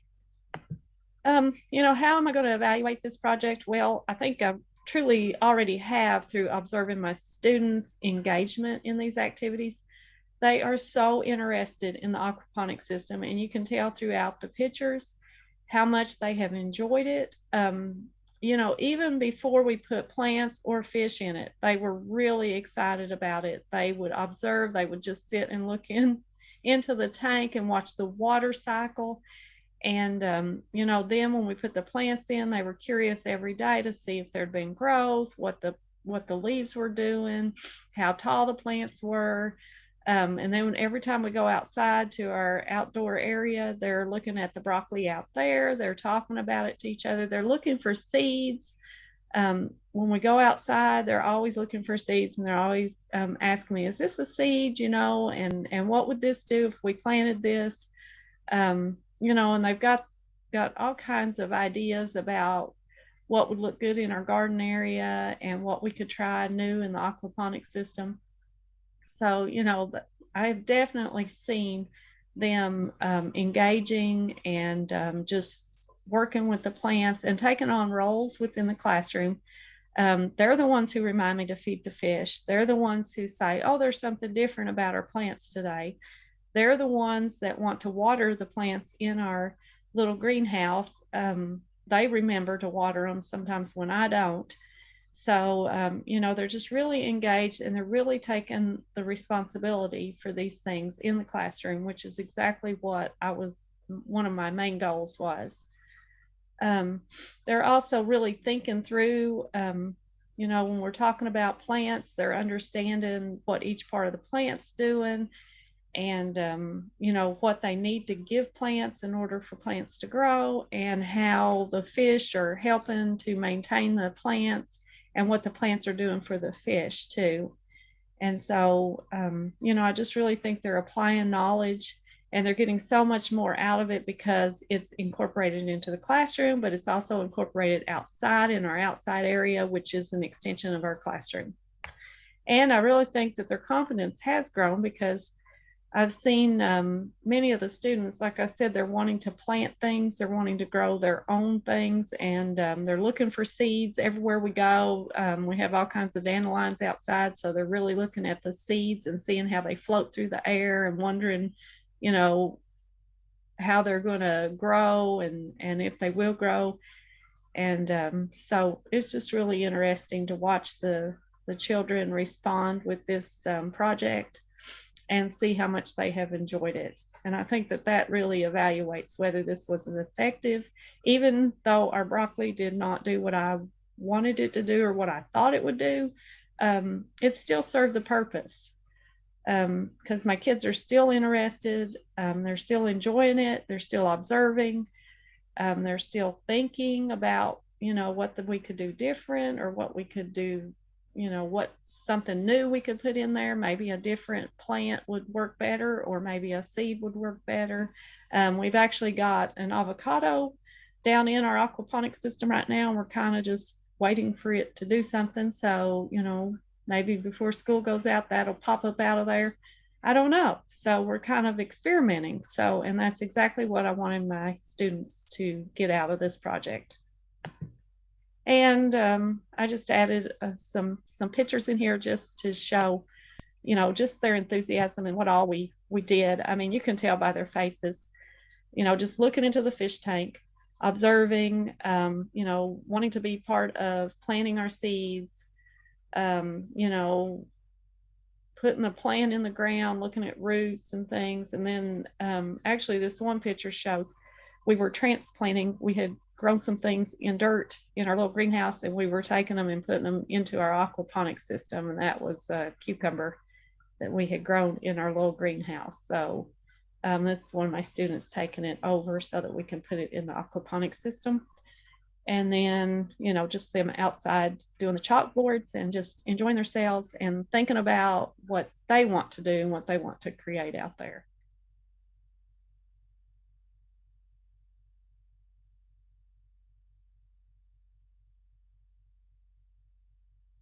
Hi everyone, my name is Goldie Callahan, and this is my FIRESummit presentation. So my research was about virtual reality field trips. So a little bit about who I am. My name is Goldie Callahan. I'm currently a 5th and 6th grade language arts and social studies teacher in Knott County, and I teach at Beaver Creek Elementary. Not only am I a teacher of the 5th and 6th grade students at my school, but I'm also the mother of one of these students. Technology and field trips. During the recent COVID-19 pandemic, many school systems are no longer allowing students to take field trips. Field trips have been used to help reinforce students' learning. My question was, can virtual field trips help reinforce students' learning? Is there a way that we can use virtual reality to help replace those valuable field trips? How has this affected my students? So during the pandemic, the students at Beaver Creek Elementary have not been able to experience field trips. I have noticed that with my students personally not having this connection to the visuals available, that the students do not seem to be retaining the information that they once did. So how can I help my students? I recently learned part of Nearpod, that there's part of Nearpod that does virtual reality field trips. They also do this like with different lessons, so it's not only places, but they also do have virtual lessons for things such as English and many other areas. And I had no idea that this was a possibility until I started my research. To make virtual field trips a possibility for my students, I needed 2 Oculus headsets and my current free subscription to Nearpod. I needed to purchase virtual reality headsets, a storage case to protect them, and charging stands to ensure that the headsets were charged when my students were ready to use them. I implemented the study with my 5th and 6th grade students. In addition to Nearpod, I also found out throughout the course of all of the research that YouTube also had some virtual reality field trips too that really came in handy, and my students really liked them. My students got to experience the Boston Tea Party in the Boston Harbor. They really enjoyed it. So I gave a pre-assessment about the topic, and then I covered the lesson normally, how I would, with the activities and the lectures. And hate lecture, saying the word lecture because it's more of conversation that we were using instead of just straight up lectures. And then I would give the students the assessment on the delivered lesson that I had given. And then after the assessment, I would let them experience the virtual lesson. After the virtual lesson, students would take the same assessment as before. Ideally, this would happen in the same day, if not possible soon after, within as close as proximity as possible. I did find that this was a hard task to follow by completing it, finishing, giving the test and then the virtual lesson and then another test. And I also kind of found like it made my students feel like I was testing them to death. So I would often break it up into 2 days. This study happened during the 2021-2022 school year, and I'm presenting my study now at the Fall Fire Summit and at the Spring Summit, but the study occurred between the Fall and the Spring Summit. The study will occur during the normal school day. I don't know about you guys, but my students are ready to go home at the end of the day and not voluntarily stay after school. So this did change a little. I had originally said the pre-assessment and the post-assessment, both post-assessments. I just switched it to the post-assessments, use the pre-assessment more to see what my students had already knew prior to. The majority of the students can answer at least one additional question correctly or in greater depth, and that is for those open response short answer questions, then I consider this study a success.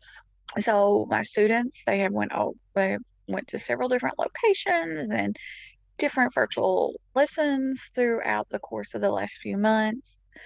The next 2 slides are going to show you some information based off of these trips, and you will notice I will use the pre-trip assessment and the post-trip assessment. So if you notice here, for the most part, the students did make gains.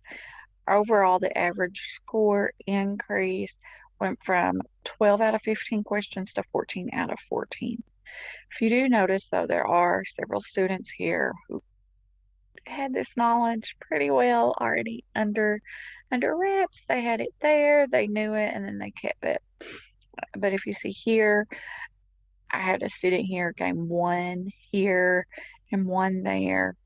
There's a big jump here, which was quite pleasing actually to see that student learned in that manner in the same way for this student here. On the second set of data points that I have here, you will notice that this student just, I don't know if they were having a bad day or it just wasn't their cup of tea, or if they just really didn't get it, that they had received 8 out of 15 and 8 out of 15. Again, I took the time, I went back, I retaught, I gave those students a mini lesson to help expand their knowledge and to get them to that 80% that I like to see in my classroom for mastery. And I believe there was one other student like that. And again, that same process would have happened over the course of time. You will notice that this did not show as big of gains as the first set of data, but I went from 2 out of 15 to 13 out of 15. So still, again, the average was at least 1 point of gain. When I was setting a success criteria for this study, I stated that if one student had 1 point of gain, I would consider this study a success. So I really do think that it was a success, and it was an awesome way to bring technology into the classroom. As the study progressed, I noticed that overall the class average was at least 1 point in growth. On some occasions, students did not have any growth after the field trip. These students, as I had mentioned earlier, did receive an additional mini lesson to help them overall with that topic to reach that mastery point of 80%. Overall, this study was a success, and even more than I thought and expected from the start of the study. So my students really got it. They're more of that hands-on, going, doing to help remember. Even though this status collection is over, keep going on, letting them take other trips, using it as a PBI reward system within my classroom, and the students love it. I mean, they're like, "Can we have the Oculuses again, Miss Callahan?" And I'm like, well, let's get our stuff going. If you have questions or feedback that you would like to share with me, as always, please reach out to me by email. My email is goldie.callahan@knott.kyschools.us. I hope you have enjoyed my data collection and my study. Please reach out to me if you have any further questions. Again, thank you so much.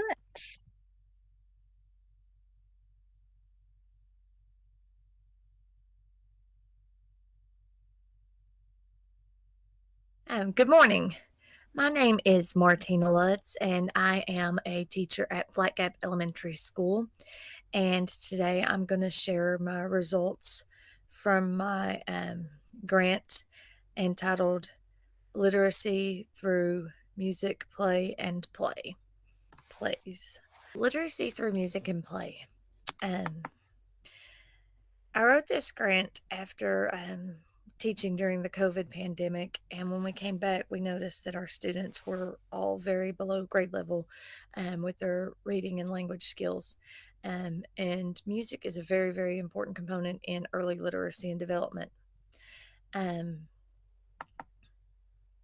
There are 5 main components of reading: phonics, phonemic awareness, vocabulary, fluency, and comprehension. Music, nursery rhymes, sing-alongs all help develop these 5 areas. Music and all its components has a direct influence on overall literacy. Music accelerates brain development, particularly the acquisition of language development and reading skills. Music trains the mind and body to work in sync. My question to develop my plan of action was, when engaging in a strong musical curriculum, will students improve their reading and language skills? So I decided to promote play and plays to help promote literacy. And for the younger students, it helps with the scaffolding skills essential for early reading. We use patterns, echoing, language acquisition, listening skills, and memory to learn about music. Older students also help promote literacy through dialogue, poetry, and lyrics. Also, singing and performing will help improve fluency in these students. So with the grant, I purchased sound equipment, in particular a stage monitor, some music, some short plays, and some music-related storybooks with puppets. So students will gain better understandings of letter sounds and blended sounds. Students will begin to connect the rhythm and rhyme used in music with the rhythm and rhyme necessary for reading. Older students will read music and speak dialogue more fluently. Younger students will become more engaged in reading and song through the use of storytelling, retelling, and acting out, as well as nursery rhymes. So I'm going to not read exactly what's on here because I did do it slightly different. So for my sample population, I used 3 students from each grade level, grades K through 4. I actually had another teacher randomly select these for me so that I didn't have any sort of bias picking the students. I selected a lower range student, a middle, and a high from each grade level. And so then my sample population was created in that way. And instead of using, I mentioned I thought I might use STAR or the Reading Egg score. I actually went with iReady scores. So with my budget, I purchased, like I said, a stage monitor, a little pop-up puppet theater, and then a list of different books and puppets in case you are interested. The results. So students were given an iReady diagnostic from the beginning of the year. And then with my 3 sample children students, we took the sample from more recently after we implemented everything.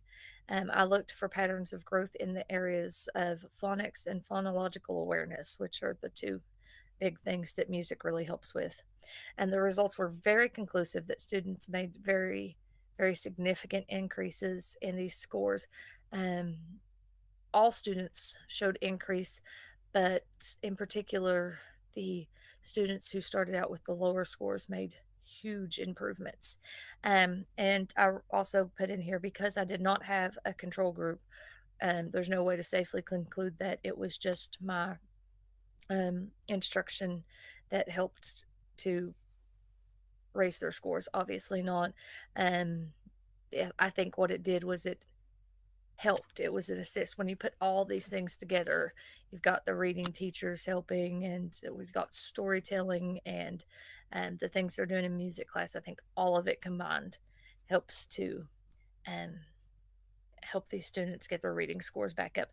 I did include, however, three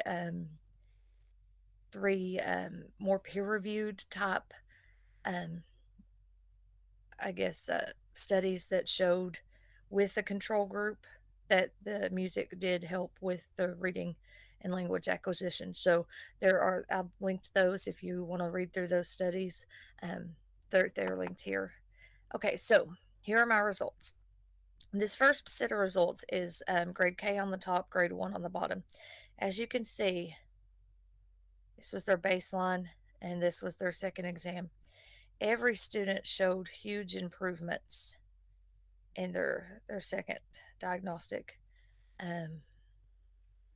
This one went up 69 points, 25 points, 79 points. You could see every score raised.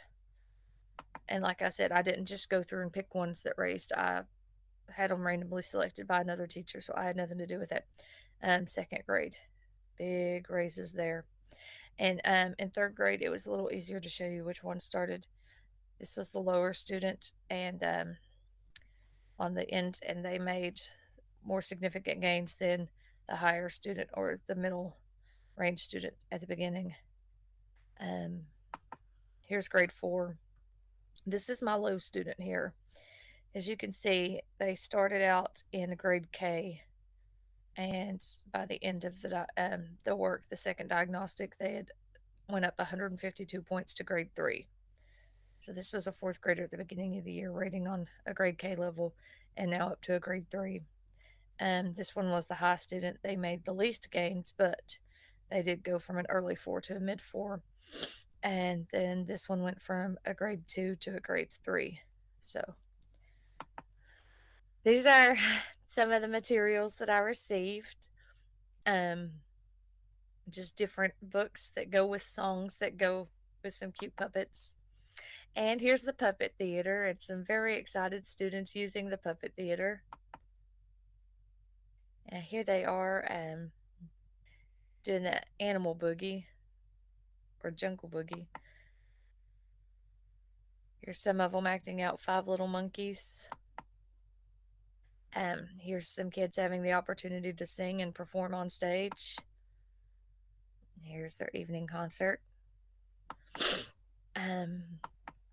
We performed The Wizard of Oz, and we used, the kids got to speak dialogue. They got to learn how to act, speak to each other, pretend to be a character, retell a story. They got to use like sound equipment and props and backdrops. So we had like settings to talk about and stage movement.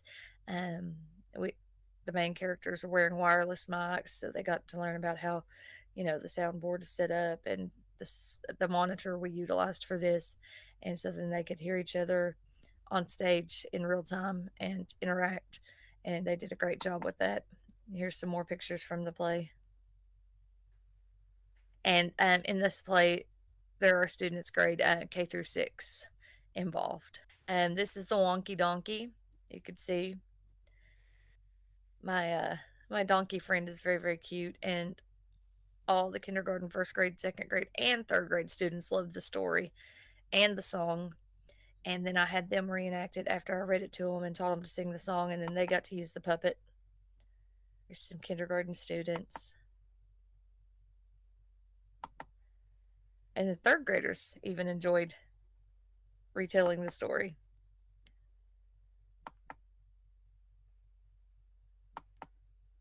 Here are the links to the other studies which were used. 5 things to know about music and early literacy. This one's Wi-Phonics, and it's from musicconnect.org.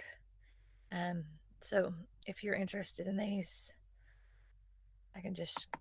So we want to thank KVEC so much for allowing us to have this grant to get these materials for the students. They really have enjoyed them, and they've enjoyed coming to music class. And when I sit down in front of them and say, I've got another story to read, and I pull out a puppet, they get really excited. They've really liked getting to do plays and performances. They've lost out on that the last 2 years with the COVID and schools being virtual. So I think the project was really, really successful. If you have any questions, just contact me at martina.lutz@johnson.kyschools.us. Thank you.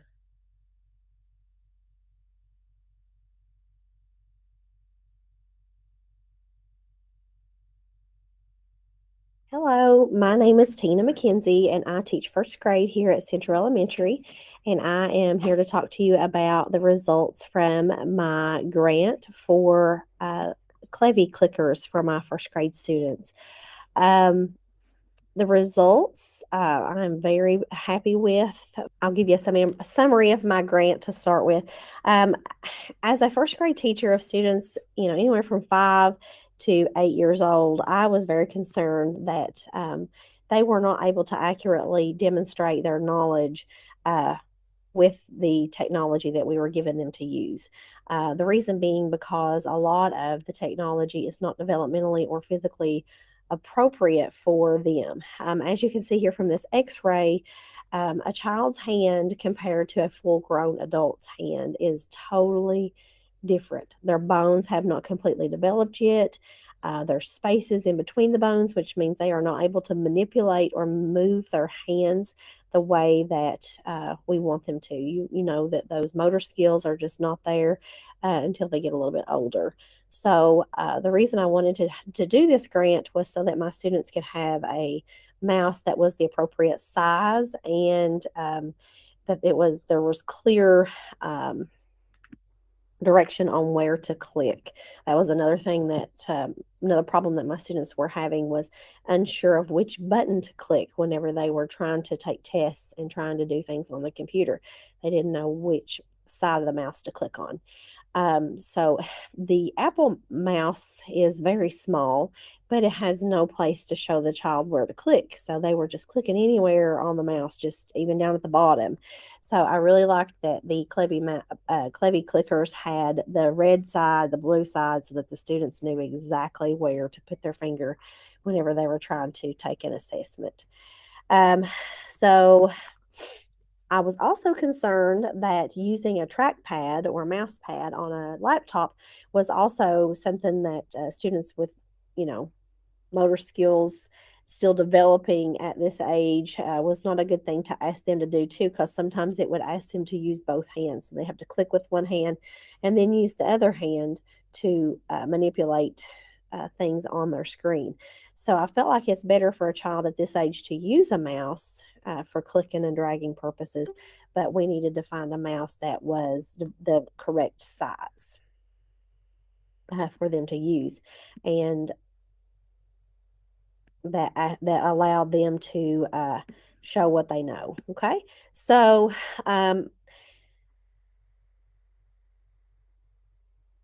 I gave a diagnostic at the beginning of the school year, and I gave the students nothing. They had just their Chromebooks, and they used the trackpad to take the assessment. And then, after receiving the grant and getting the clickers in for the kids, we used them on a daily basis in class, doing our normal computer programs for reading and math, and the students, so that way they could get used to using the mouse. And so then after we used those for a little while, I gave them the same diagnostic again. And here is the results. I'll show you some data. This is some graphs of our reading and math assessments. This is the beginning of the year reading here. You can see there's not a lot of green, which would mean on or above grade level. And there's a big lot of yellow, which means one grade level below. And then there's quite a bit of red here that is 2 grade levels below. And then this is broken down into different domains in reading. And you can see here that there's still a lot of yellow and a lot of red here at the beginning of the year. Then after using the Clevy clickers and having some additional instruction, we have gained knowledge, thankfully, and our green has went up. You can see it went from light green to dark green, which means above. We have some students now who are testing above grade level, which is phenomenal. We have less yellow and less red. So a lot of students moved up from being 2 grade levels below to moving up to being 1 grade level or on grade level. So that's great. Same thing for math. We had no students start at the beginning of the year in on or above grade level. Most of my students all of the students in the class were at least 1 grade level below and almost 2 grade levels below.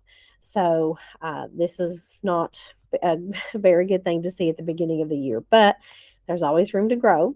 So after some instruction and using the Clevy clickers throughout the year every day on our computer programs, we were able to show that we gained some knowledge in math. And now we have some students testing on grade level.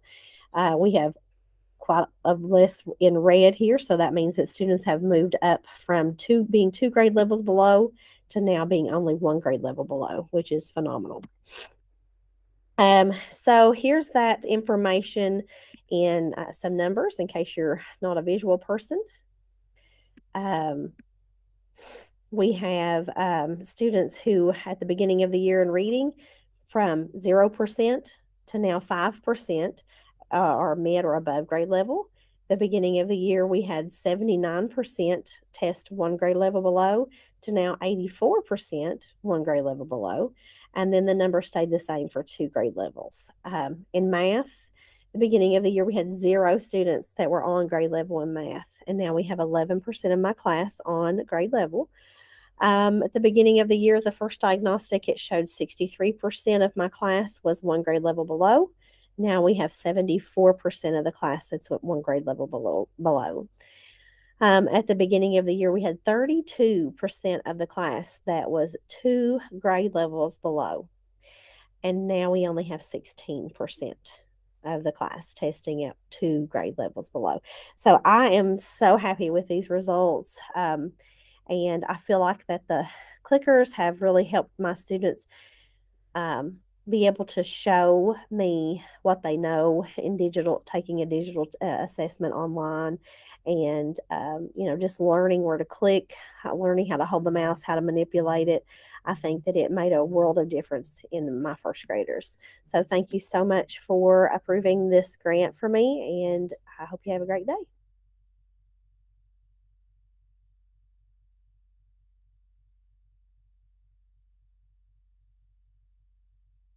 title of my presentation is From Kitchen to Classroom. My name is Whitney Navarez and I teach at East Perry Elementary. My degree is Moderate to Severe Disabilities and I'm in a self-contained classroom. I currently service 10 students. They're kindergarten through 8th grade. We have 4 self-contained classrooms at our school, and altogether we have about 40 students, and they all were able to benefit and utilize the materials from this grant. My problem of practice was how can I help students with moderate to severe disabilities learn and retain life skills that will help them become more independent. The skills needed based on my student data were the following. They needed help with pouring beverages from a pitcher, sorting groceries, folding towels, washing dishes, measuring, sorting utensils, sweeping, mopping, and safety, and that's safety in the kitchen. My plan of action was to use discrete data collection, virtual task analysis, which we watched videos of others performing skills, repetitive practice, system of least prompts, and I collected data on 5 students. So just for the sake of time, I'm going to discuss 3 of my students' results and share with you what we did. So student A's baseline data, when presented with common grocery items and given the verbal prompt to put away groceries, the student placed 10% of the items in the correct location. So I presented this student with everyday grocery items like milk, eggs, fruit, ice cream, and we said, where did these items go? And to collect data on this, I had used some of the money from this grant to purchase realistic grocery items. They were, toys, and that way, my fruit wouldn't go bad, vegetables wouldn't go bad. And we just put these things in front of her and then just let her go into the kitchen and put the items where they belong. So here are her results. She just excelled with this goal. Once I was able to get the items in her hand and she was able to see and we were able to model and she got that repetitive practice, like I'm completely confident that if I took her to the grocery store tomorrow and she purchased bread, eggs, milk, cheese, those common items, that she could go home and put them away independently. She did very well. So student B, his baseline data was when presented with a picture recipe, he was prompted to identify the ingredients, gather and measure each ingredient. He only completed 25% of this task. He was only able to collect 3 or 4 of the items listed on the recipe. And for this, to work on this skill, I tried to use simple ingredients that were no more than 4. And a lot of those were sweets. So your box cake mixes, box brownie mixes, packaged cookies, things like that. They're great for having the picture of what you need on the package. So I tried to stay close to those. If we fixed something that didn't have the pictures, I printed the pictures out for him and I tried to write down how much of each ingredient, and I tried to write it large so that he could see it well. Again, once this student, I actually did this goal with several of my students, and once they were able to get in the kitchen and get their hands on the ingredients, they all did phenomenal. They all did phenomenal with this. And a couple of my kids that did this were 4th grade students, and one of their academic skills that they worked on was fractions. So being able to work on fractions in the classroom and then get in the kitchen and being able to measure, it tickled me to death when I would say, we need 1/4 of a cup of water, and they were able to get the measuring cup and show me where 1/4 of a cup was. So here are his results. Again, he did phenomenal with this goal. I was very impressed that he did this well. And again, I think it all goes to just being able to, talking about it is one thing, but getting in the kitchen and actually practicing it and being able to model and being able to cook. We cooked weekly, so once a week he was able to get in there and practice this, and he surprised me. He did so well. And then lastly, we have Student C. And when given, the baseline data for Student C was when given the verbal prompt to fix your lunch, Student C completed 0 steps of his task analysis for preparing a microwavable macaroni and cheese cup. So this student likes to eat macaroni and cheese for lunch every single day. And of course, we always have done that. We've always done that for him. So with getting this grant and being able to fix up our kitchen and really trying to focus on life skills this year, I thought, it would be great for him to just get in there and do it himself. So that's what we worked on. And his results, he has not yet met this goal. I would really like for him to be able to do this 3 times consecutively before I say that he's met it. And he has hit 80% on one trial for the task analysis on that. He's, as you can see, he's made improvements. He's done well, but I'm just not comfortable with saying that he's there yet. So we'll keep working on that. And I'll tell you that the big hiccup for him meeting this goal is the microwave buttons, having to hit the time cook and then hit how many minutes it has to be. We never think about things like that, but when your microwave at school is different than your microwave at home and different than your microwave at your aunt's house or your grandma's house, it's really hard for them to generalize and think about the steps that they need to take in order to press the start button. And we also had the same issue with our washer and dryer at school. I had my students washing towels and we were washing clothes, and they were doing so well, and the wash machine tore up and we had to get a new one, and we had to start all over again with learning how to select the small load and cold water and the start.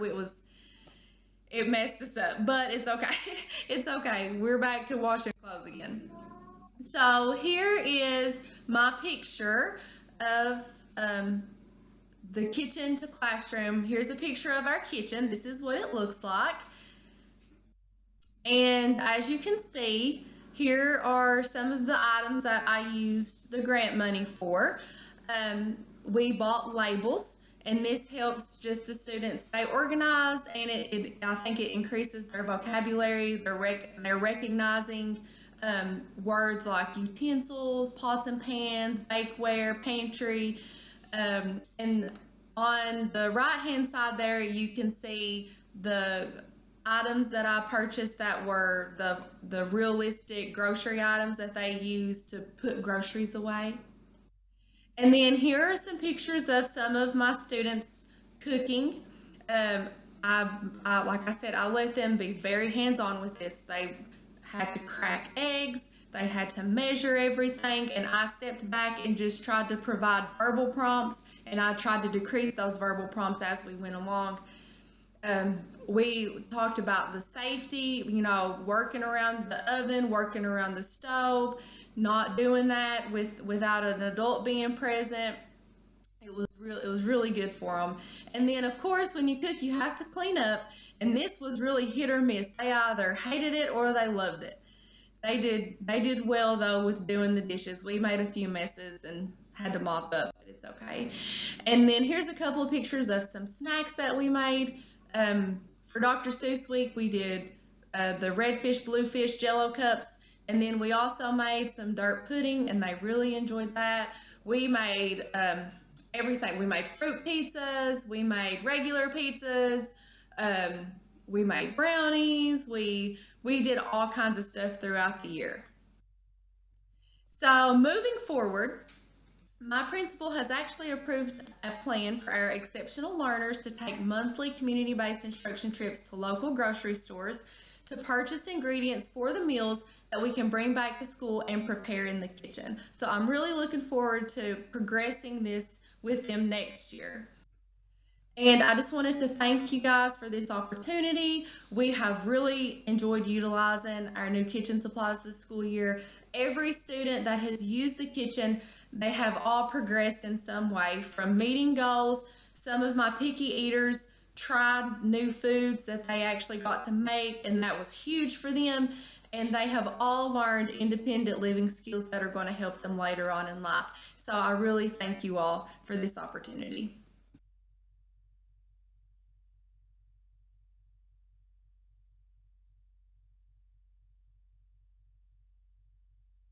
Hi, I'm Charlene Owens from Central Elementary in Johnson County, and my project that I did for ARI was Listen and Learn. I had an area of focus, and my problem of practice was focused around, do students learn better and have a better focus if they have access to headphones when they're doing things digitally online with sound?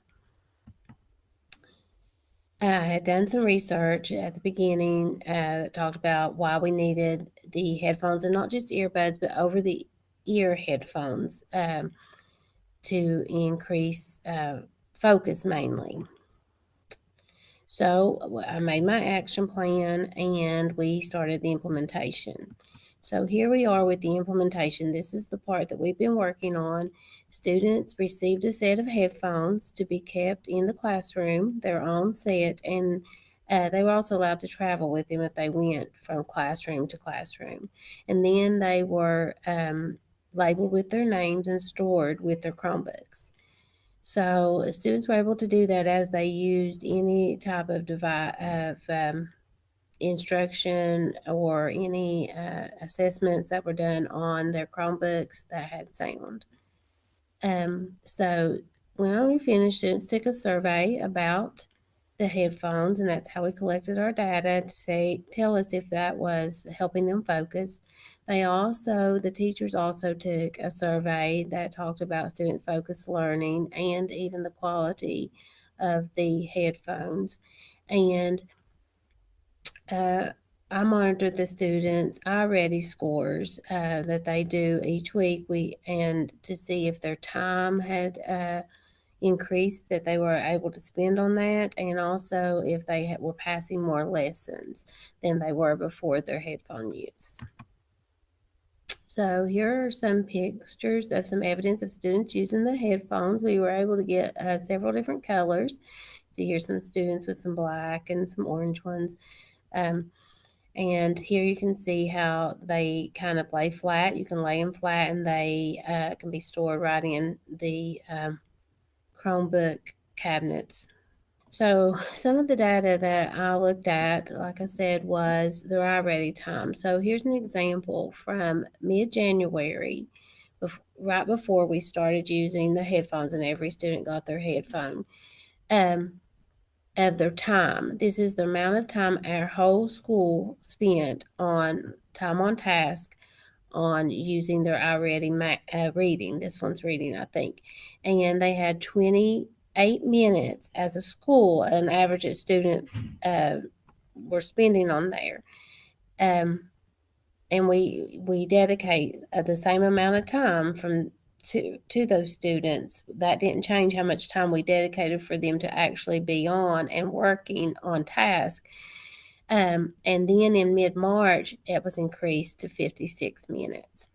And we also have, this is an example of teachers who are actually monitoring their students' time and their lessons passed. Because the other thing that happened was during those same weeks, when I looked at how many lessons the students had passed, I took a percentage of students who had passed actually 2 lessons, which is something we track at school here, and they had passed in mid-January. Only 32% of our entire school had passed 2 lessons, and by mid-March, 87% had passed 2 lessons that week. Teacher survey and student survey results show that teachers do believe that it helped their focus and their learning. We had 95.8% of the teachers say that they felt like it enhanced student learning.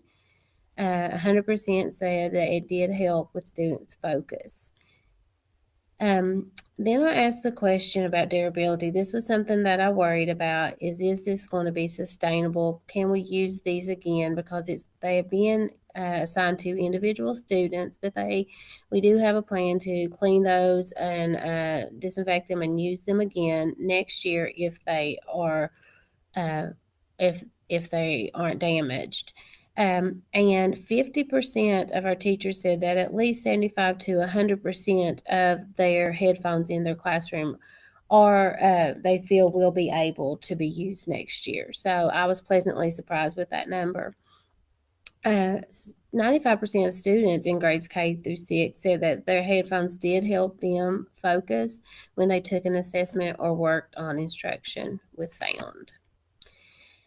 These are the types of headphones that we ended up getting. The ones with the light blue, orange, dark blue, and black there. And they were able to fit the students, the smaller students' heads, because they were expandable for the older students. So they actually worked well. Overall, we were pleased with our results, and we want to thank everyone for this grant, and it was a need that we had, and the money for this fulfilled our need for this grant this year.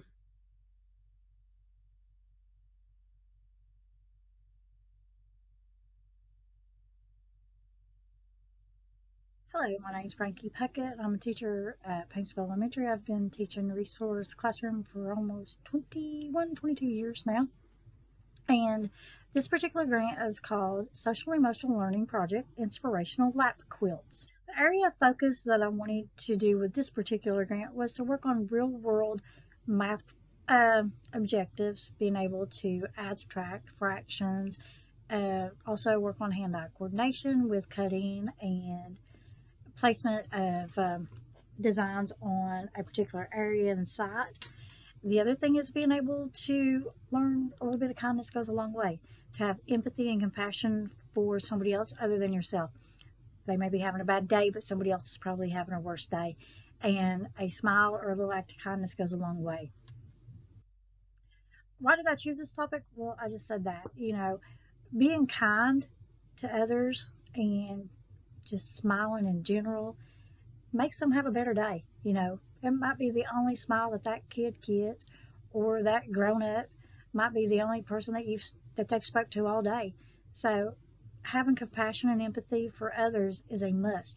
And learning real world skills that'll help later in life isn't bad either. The participants in this particular study is we tried to do the whole gamut from kindergarten through 8th grade, but we found that didn't quite work, so we did 3rd through 8th. So we had them come down and do a few things.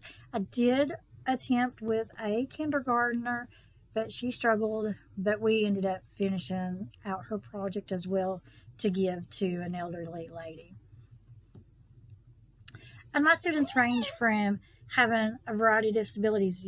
I have oppositional defiant, I have ADHD, autism, nonverbal, autistic, developmentally delayed, and they each had and enjoyed being able to design their own design for the blanket, or we did regular blankets, we did lap blankets, we did some like little placemats that they could hang up if they wanted to. If you notice, here are some pictures of them working on it. And this particular group is my older ones, and what they ended up doing, this is my 5th and 6th grade group. So what they did is, one of them, the first picture is the girls wanting to just color and not come up with a design on their own. the little boy there, he decided he wanted to come up with his own design to put on there, and that was fine. So we had it a little bit of both ways, and we tried to use inspirational items and quotes to give the recipient a little boost, maybe a little smile after they read it. Let me show you. So I'm going here you go back. This is one that the little boy did, and we did this with the sublimation. Oops, sorry. This way. So he designed this one. You can't feel it. It's actually sublimation on it. And he says shoots for the stars, but on his, he wanted to have them know that a chicken could go to the stars and be happy. And if the chicken could do it, then they could do it. And so we were excited. We are working on a couple of projects. I had one for a little boy was sick, and we contacted his mom, and they said that he liked dinosaurs. So we actually made him a pillowcase, and it just says "Hear Me Roar" with different different dinosaurs, not animals, different dinosaurs on it with his name. And we heard back from her today, and she said that it brightened his day. He really likes it, and he's been carrying it around since we gave it out the other day. This other blanket, the purple one, is words of encouragement. So we were working on that. We're not quite finished. So I went ahead and put a copy of what our plan is. As far as using the silhouette and vinyl, it takes forever to weed it out. And we have probably about 70 words that we're trying to weed out and to add onto the blanket. Once we're done, we will get it sent to who we want to send that one to. Like I said, here are a couple of ones. This is the one I just showed you, and this is another one. They actually, the pink one, as you can tell, they colored a sheet there, and then it ended up going on the blanket like this one. So, and you can't feel it, so it's easy, you know, to be soft for them to sleep with. And it's just a regular size blanket. I think it's 50 by 60. This is the fleece blankets that we had. And then we also did like a little lap blanket and the same thing. So we have it on there as well. We tried to do statements that were simple and easy for the kids to color, because time is of essence too, because we're down to crunch time here at the end of the year. But they did get to choose. We printed out several, and they chose the one that they wanted to add to their own blanket. Again, here is the one blanket I just showed you, the lap blanket. And then the placemat that we're going to use as a wall hanging for them. We might be able to turn some into like a flag so they can put it outside their door as well. And here we have them working with the vinyl. And this is my little kindergartner. She struggled, but she got it. She ended up bending a few of my, what do you call those things? Pickers, I don't know. So that way, when this one, so that way she's been a few of these. I had to go buy a few more, but she had a good time, and we're going to finish out hers here in the next few days. We did post and pre and post test on measurement on, you know, what size that they needed to do, what would fit in that area, what size did they want to shrink it down to as far as inches of measurements. So pre-test, it was 6 out of 10. Post-test was 8 out of 10. But we're still working on it. Fractions kind of give them a little bit of headache when we get down into the quarter inches and things like that. But for the most part, they did really well. And they said that being able to do something for somebody else makes them feel good about themselves, which they had never thought about before. They never thought that a simple task like this, color and drawing and putting it on a blanket, could make somebody's whole day or even a whole week. So they were excited. We hope to continue this as far as next year as well, as we want to try to get some parent volunteers to donate some items so we can continue with the nursing home. And we're going to do some baby ones also this coming before the end of the year. So we're going to do summer school, so we're going to incorporate it as part of our summer school program as well. Like I said, my final plan was just to get the kids into learning about fractions and measurements in a real world setting, and being able to design and something from their own or use something that's already out there and to make it their own and then be able to give it to someone else to brighten their day. I think empathy and compassion is important, and I think that the kids overall have done really well. All of the grants I've gotten this year has been centered around that, around being a good team player, having good sportsmanship, having empathy and compassion for somebody else other than yourself or your family. You know, there's always somebody out there that's had a bad day. You might be having a bad day, but somebody else is probably having just as bad or worse than you. And some of them don't show it as well as the others. So, and if we can make them feel a little better, then why not? You know, it's a little bit out of my time, a little bit out of the kids' time, but once that they figure it out, it'll be a life skill that they might use later. Might get some volunteers across the board at different places. So that's our ultimate goal, is just to have self-sufficient, empathetic, or students that have empathy and compassion towards others at school, at home, and as they get out in the workforce. If you have any questions, please let me know. I don't care a bit to answer them. You can email me or call me. They're pretty good about putting my phone calls through. I appreciate it. Thank you.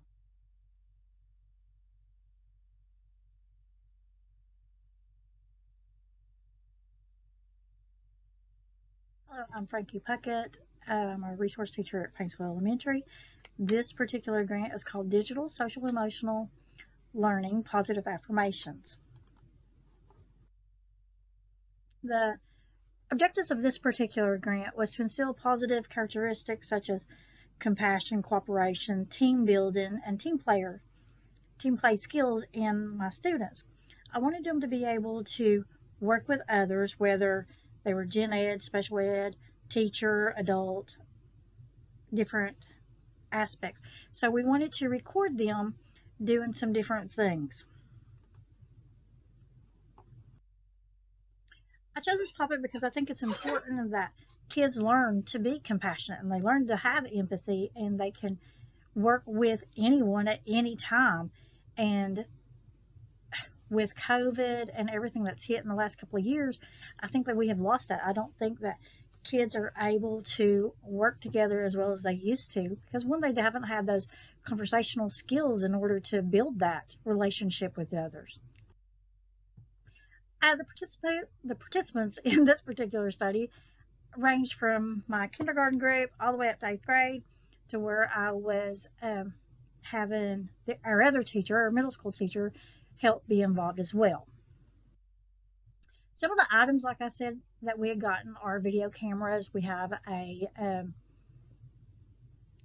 what's it called? A portable monitor. I'm sorry. And then I got this thing called Facebook Portal, which I really like, and the kids have really liked it. We have got to talk to other schools. We've got to have parents talk to their kiddos while they're here and just give them like a positive note for the day. You know, most people want to do a call. We wanted to take it a bit further and let the parents see the kid having a day or showing them their work and things. So, as you can tell, some of these pictures show that we incorporated kids into stories. We had, if you look at the little girl in the first picture, she's smiling because she got to tell her mom that she made an A on a test, and she was very proud of herself. She got 11 out of 12 on her spelling test, so she was excited. And the second pictures, I was working with a Head Start teacher from another school, and so we were throwing back ideas and things on what we could do to help some of our kiddos. And the last picture there, I had a little girl that was in the hospital, but my students wanted to see her and let her have some emotional support where she was in. She was in for a couple of days. Some of the things that they had came up with to add to some papers and then in their videos was like, "You are amazing, smile, sparkle, shine." And every little act of kindness leads to another one. So, and it has shown them that, you know, a smile is contagious. Smile. Somebody else will smile back. Might not be that same person that you want, but somebody will. I measured the outcome by how the kids felt on a daily basis.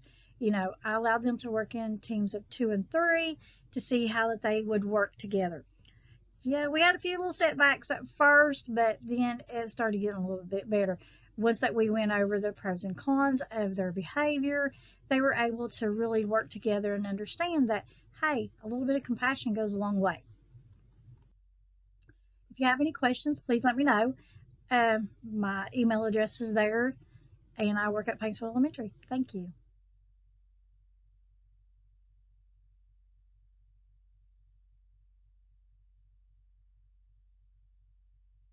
Good afternoon, I'm Frankie Puckett. This particular grant is called History Alive, 50 Awesome Facts About Johnson County. My project objectives was to try to instill pride in our kiddos about where they're from. You know, I know they know that they're from Kentucky and there's the horse park and different things like that, but I wanted them to be proud of where they were from, you know, Paintsville, Johnson County, or any of the other little towns here. I wanted them to learn different facts about this place. You know, what was it like in the 1900s? What was it in 1850, 1930, 1910? And to learn some different things that we could compile and put in a scrapbook. And we're hoping to be finished by June so we can hand it off to the library here in town. The groups that we were working with, I tried kindergarten, but they wasn't as adapted to this part. So I moved it up to 2nd grade and on. And I have a couple of 8th graders and a 7th grader that's working with me from the middle school special ed program up there as well. And we wanted them to be able to go to the library and go through the microfiche and find some information about Johnson County in general. Like I said, the action plan was to design a digital scrapbook. We have compiled a few things. We're not quite up to 50 yet, but we still have until June to try to get that done. And as soon as we do, we'll send Miss Bernadette a copy as well. And our local library is also going to do it. We have a tour that the kids are going to be going on hopefully in May so that they can tour the town at different sites to see and to learn about. We already know about Loretta Lynn's home place. We know about the Kentucky Apple Festival and things like that, but we wanted to dive in a little bit more using some newspaper clippings, for primary and secondary resources. We also are gearing up for some interviews with some of the people at the nursing home, and veterans are going to start coming in hopefully the first week of May, and so we can interview them as well. Here are some of the pictures that I've taken. You see we have some doing research. We have some watching it's a program about Kentucky in general. We tried to base it on Johnson County, but we're trying to just hone it in a little bit. And the two there, one in the rocking chair and one in the chair, we are doing interviews. So they were talking back and forth, and it's recorded about what they think about, Johnson County, about living in Paintsville. One lives in the country, one lives in the city, so they were talking about the differences there. And again, we used the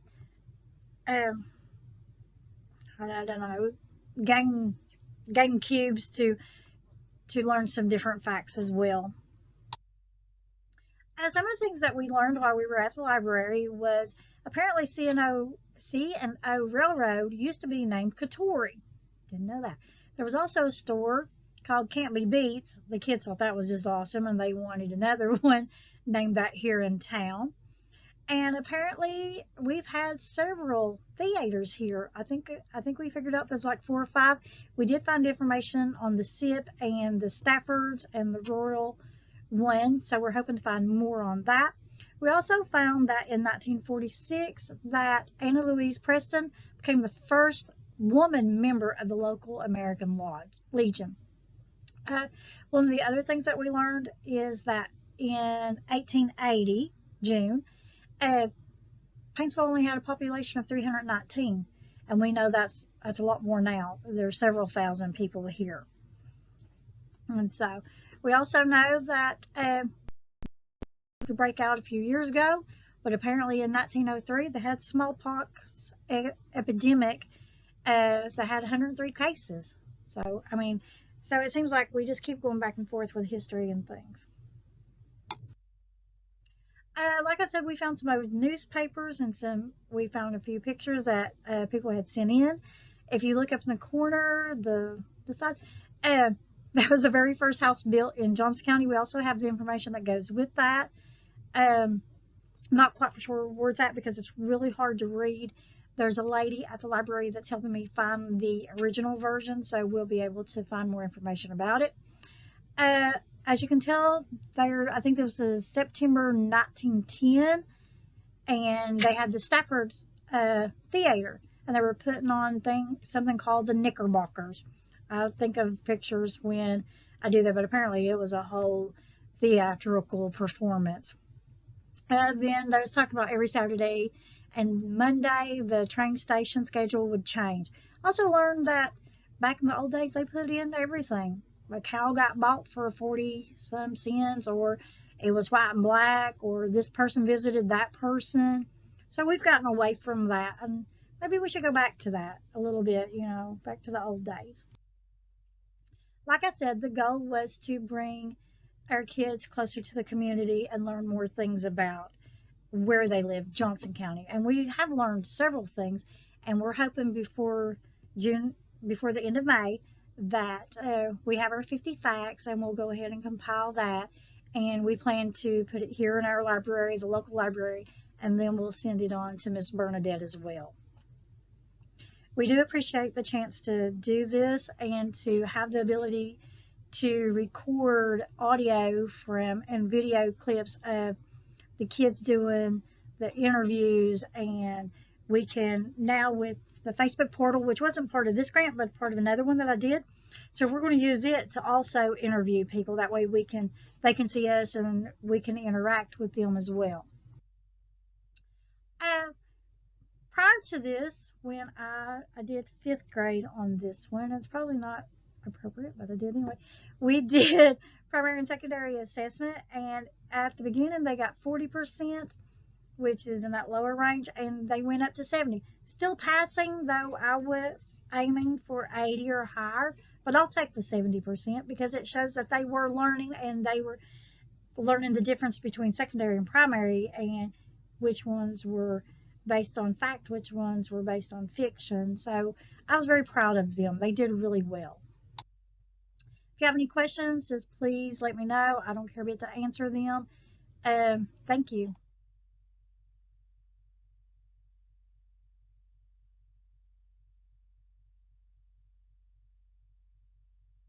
Good evening, I'm Frankie Puckett, and this is my 3rd grant that I received. It's a continuation of one I've started a couple of years ago, I think. This one's called Play-Based Learning and Exploring 2. Okay, so my project question and objectives were, how can I better serve my students to meet all of their learning needs? I mean, they learn so differently from this 5-year-old to that 5-year-old, or that 9-year-old to that 9-year-old. They're all different. So I wanted something that could meet all of their basic requirements as far as reading, writing, math, play, teamwork, compassion, empathy, the whole gamut. So I wanted to touch on a little bit of play-based learning, which we know kids tend to want to do it if they think it's a game and they really don't understand that they're learning. So some of the games that I had gotten for this particular grant was a Connect 4, and I've used it in a couple of different scenarios. We got other literacy type games as well, and we wanted again to work on reading, writing, math, comprehension, fluency, and just being able to play a game. What I've learned this particular one is kids don't play a lot of board games. Another thing that I had gotten are these cubes that connect, and they have onset rhymes on them, so that way when the kids put them together, they can change out the onset part and leave the rhyme and just make different words as they go. we try to work on real words and nonsense words. That way they're able to understand that particular rhyme. As long as it's there, it says the same thing, just changing out some of the consonant letters. This one was a fun one. This is actually a wireless experts, to where we had a competition every other Friday. With this one, I would have either a small passage to read, they had to answer the questions, or I would call out various math problems for them to work on, such as 5 times 5, or for the harder one, 7 times 9. So they really had to think, and they were competitive, but they did really well. As you can notice, here are a few of the games that we used, and again, like I said, we used the Connect 4 to play, to spell, to reading comp, reading fluency. I would show a flashcard, and they would have to read the word in order to put their disc in, or they would have to answer a mental math problem. We tried to incorporate story math problems as well. We did a little bit of graphing, questions on there as well. If you look, we have big dominoes, and we use those in a variety of ways. Like with this particular student, we added them. He would choose 2, we would add them together. My older students, we would pull 2 out, and they would have to multiply it. So they were able to be used, and we use them as regular dominoes as well to build things. On the other one, it's a cut and paste activity that I had printed off using the glue sticks that we got and some of the scissors that I had gotten from the previous grant, which is really good because it works on fine motor skills as well as hand-eye coordination. This one here is choices. I have a tub that says choices, and they got to draw it out, and they had to do whatever it said. And it was funny. Some of them really enjoyed it, while the others were a little bit more backwards and didn't want to get up and perform the activity that was requested. But after seeing the other ones do it, then my shyer ones came out of their shell a little bit and did a couple of them. This one is he had to do like 4 or 5 jumping jacks and then squat down 4 or 5 times. Here we are playing, I think that is the cube that has the questions on it, like how was your day? What was the best thing that happened today? What did you do last night? So they tossed it, and we talked about different things that they would answer. And you'd be surprised that some kids like, well, I didn't do anything at home, or I didn't get to work on my homework because I wasn't allowed, and different things like that. Again, we did the competitive gameplay where they had to answer questions. We built things. The hot dots they really liked because they were able to get that automatic instant feedback if they got the answer wrong or right. My little ones really liked this. It's a turtle game. It's balanced, so they had to, if there was a 5, then they had to know that it took 5 turtles, or if they used 2 turtles here and 3 turtles here, did that balance out? No, they had to have the exact same amount. So they really enjoyed that one as well. And the perfection game, this one, they kind of got her there, but she did well. She ended up getting like 9 in there, I think, out of it. Okay.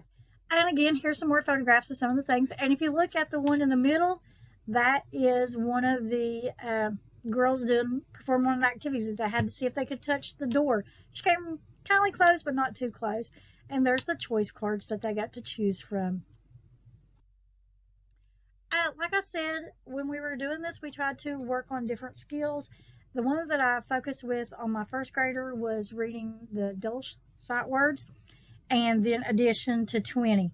And if you look, what we did worked. I mean, the multisensory approach to learning and making it game-based seemed to work with this particular kiddo. He went from 11 words to 29 words, from 10 addition problems to 16. So I think it's worked. I think it's helped, and I really appreciate you all allowing me to have this grant in order to give them some success. Thank you again. If there's anything else that you would like to know, just let me know. Like I said, I really enjoy using different things in my room to help the kids, because You know, we're not cookie cutter. What works for one doesn't work for the other. Thank you. If you have any questions, here's my email. I appreciate it. Thank you.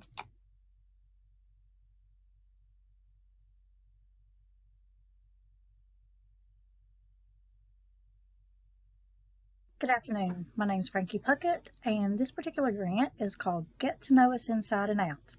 Again, it all is having to do with social and emotional learning for my kiddos. The area of focus I wanted to work on is I know that in our workforce, as the kids get older, some struggle just to get along with others or to have compassion and have those team playing skills, sportsmanship.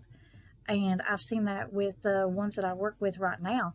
It's hard for some of them because one, they haven't had to deal with it in a couple of years, but we want to try to embed it in overall aspects of their life so it can be stable for them.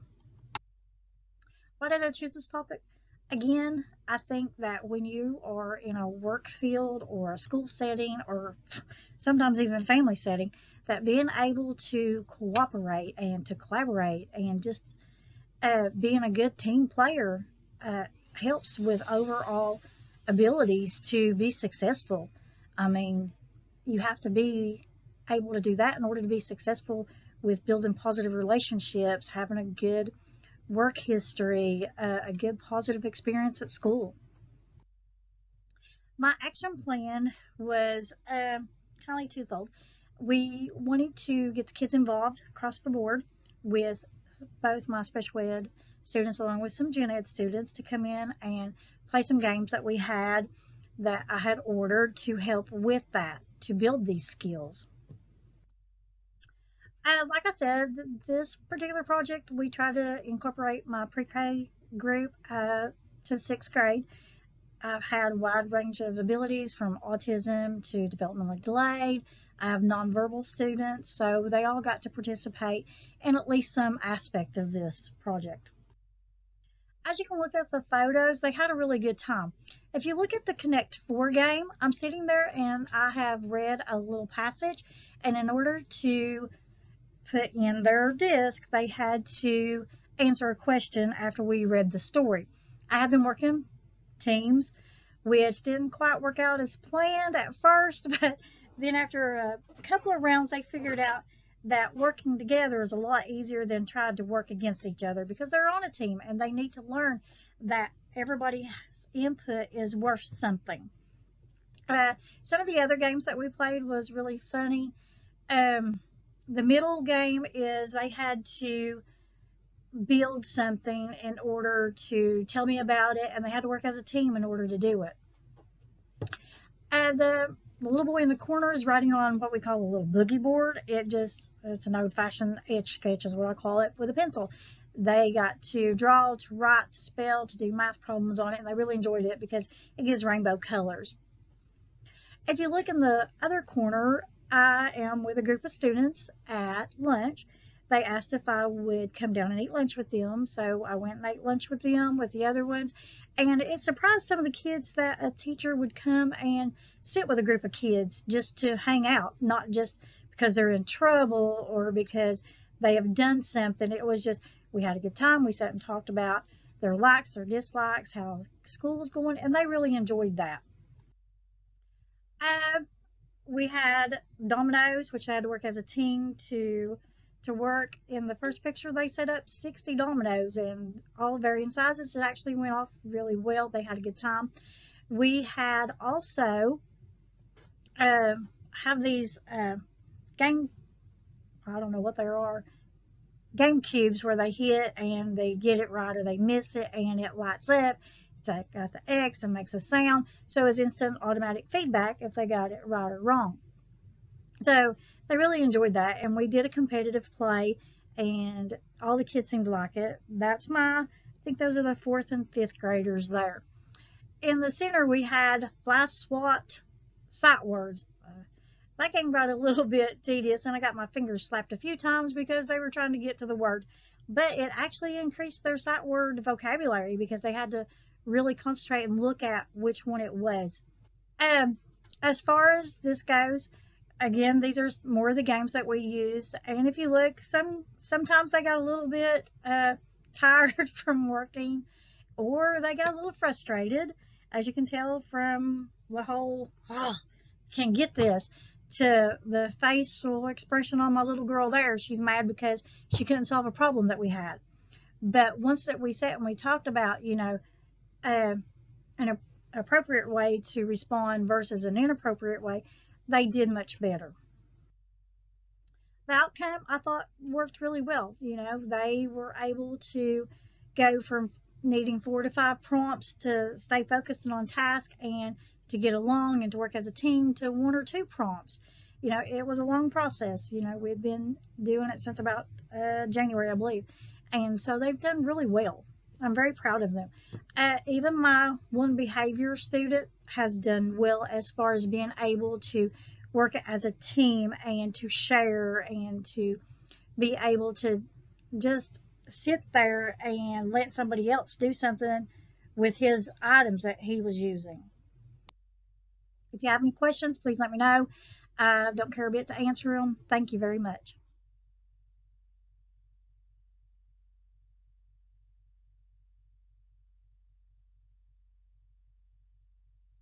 Hey guys, this is Kelly Ratliff from Central Elementary in Johnson County, and this is my project, Mighty Clickers. This project, what I did was I focused on giving all kindergarten students and our special needs unit a mouse to go along with their Chromebooks. And we were focusing on motor skills, teaching basic computer skills, and just making sure they can use their Chromebook easier. Here are some pictures of students using the mouse, and as you can see, they're easily able to put the correct fingers on the correct buttons due to color coding, and students don't look to be having any sort of issue here. Oh, sorry. Here are some more pictures of students using their mouse to work. And here are some more. And it's perfect size for those little fingers of kindergartners. They're easy to click and they can drag it down where they need it to go. Our kindergarten teachers say that 83% of their students are now able to use the computer independently with this mouse. That also includes the percentage from our special needs unit. I just included those students in with those. In kindergarten, 11% of students have moved from using the mouse to actually using the mouse pad on the computer independently. And we still have roughly 6% who are unable to use either to navigate the computer independently. Overall, I feel like this was a successful grant, and I feel like my results show that. And I hope that we can continue to show even better results in the future with this project. Thank you for listening. I hope that you look into these for your young students. It's a really good way to help them learn just the basics of right click, left click, and how to navigate the computer easily. Thank you.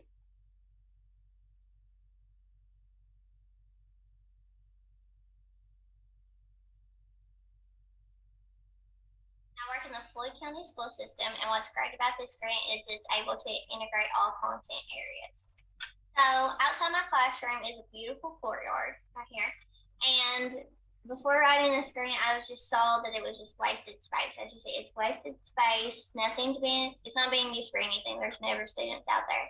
And so with COVID regulations, I wanted to do an outdoor classroom, but a school garden is an outdoor classroom, but you actually have something to do and plan lessons around.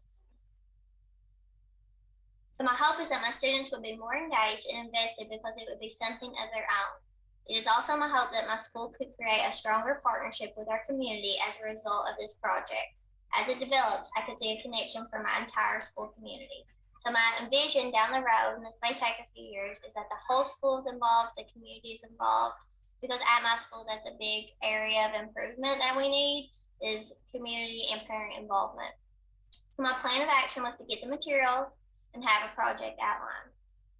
For the materials, I wanted wooden plant boxes, soil, and other planting necessities. I also wanted books that would help align the curriculum and the content to the garden directly.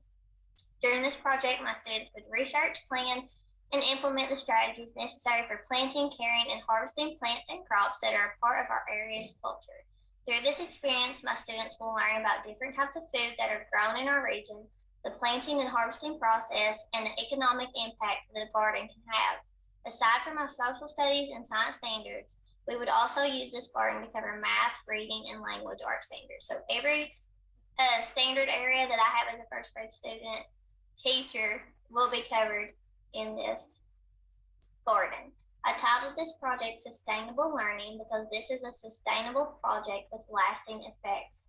Here are some of the materials. So you see right here, this is a professional development book for myself, How to Grow a School Garden, Complete Guide for Parents and Teachers. I actually bought 2 of those because one of them focused primarily on upper grades.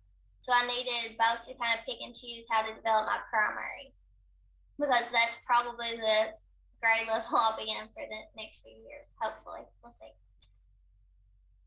So my plan of action was to order materials from October to December, which I was able to accomplish. January to April, I wanted to plant, harvest, and provide that content integration. Robert and Hannah Prater, come to the back. I apologize about the announcement. So that did not go as well as I had originally planned. We did not get to plant and harvest. We're actually starting that now. But we did get to do our research of harvesting and planting and different plants in our area. So I did get to accomplish some of that, just not the way that I had originally envisioned. In May, I want to reflect and evaluate and prepare for next year. So how I evaluated this project and how I want to continue to evaluate it, because this is a project that I'm going to continue to do for the next few years, hopefully forever, we'll see. I would measure this through comparing engagement and performance ratings from the days we are working in or for the garden to the days that we are not working within the garden. So there's no work in connection to the garden. I would also compare comprehension and mastery of the standards used in connection to the garden from this previous year when no garden work existed at all to this upcoming year with the implementation of the garden. I would also give my students surveys. Robert and Hannah. It says how they feel about our work in the garden. So here's our pictures. Here's some of the books we're using just as book studies for that content integration, language arts, writing, reading skills. There's some math skills in there too. This hay wall is in connection to the social studies standards. How can we better improve our communities? And here are our plant boxes that we're starting.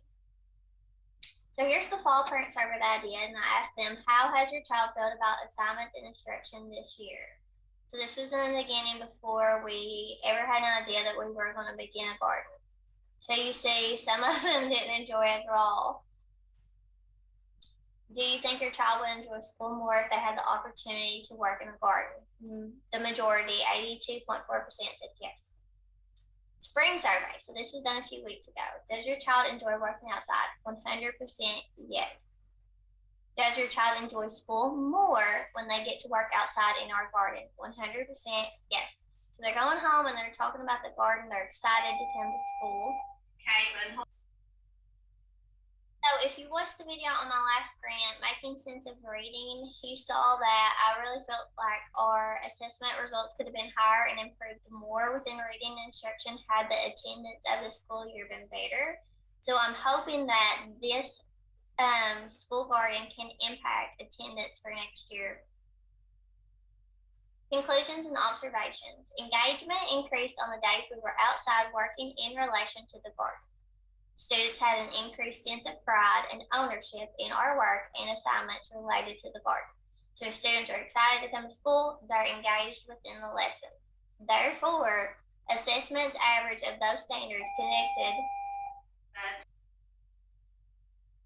to the garden, that work and those standards and those assessments had a score of above 80%. Those standards that I did not connect to the garden had an average of 68%. So due to COVID and other reasons, attendance, these students are well behind. My assessments have not been like on a normal school year. It's been pretty defeating, but it's hopeful to see what you can accomplish when you get students excited. And so what little bit of work I have got to achieve in the garden, it's been the light within a really tough year. So those conclusions and observations are something I can be proud of for this school year. So my next steps, I did not get to accomplish everything I had outlined. I think I was a bit over ambitious when I originally wrote this grant and had plans in my mind. And there were a lot of things working against me, but work for the next school year will be closer to what I had originally outlined. Food planting, working with other grade levels, and other projects that I had envisioned will be accomplished this next school year because I already have my materials and it's going to start right from day one in August.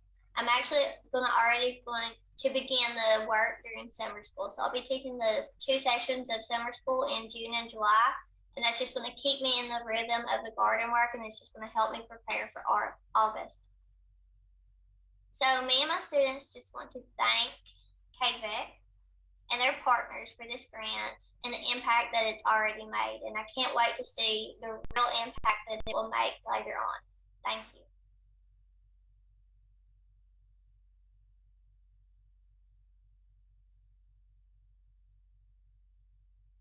Hi, my name is Brandy Sloan, and I work at Dove Allen Central Elementary. Over the past year, I've been refining and focusing on my reading instruction. Due to COVID, a lot of my first graders last year in kindergarten, their instruction was all virtual learning.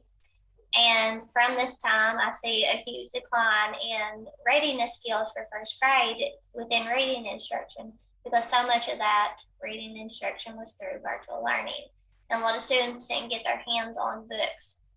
So my grant is titled Making Sense of Reading, Hands-on Reading in a Hands-Off World because their year last year was hands-off. And even the start of this year was a lot of hands-off.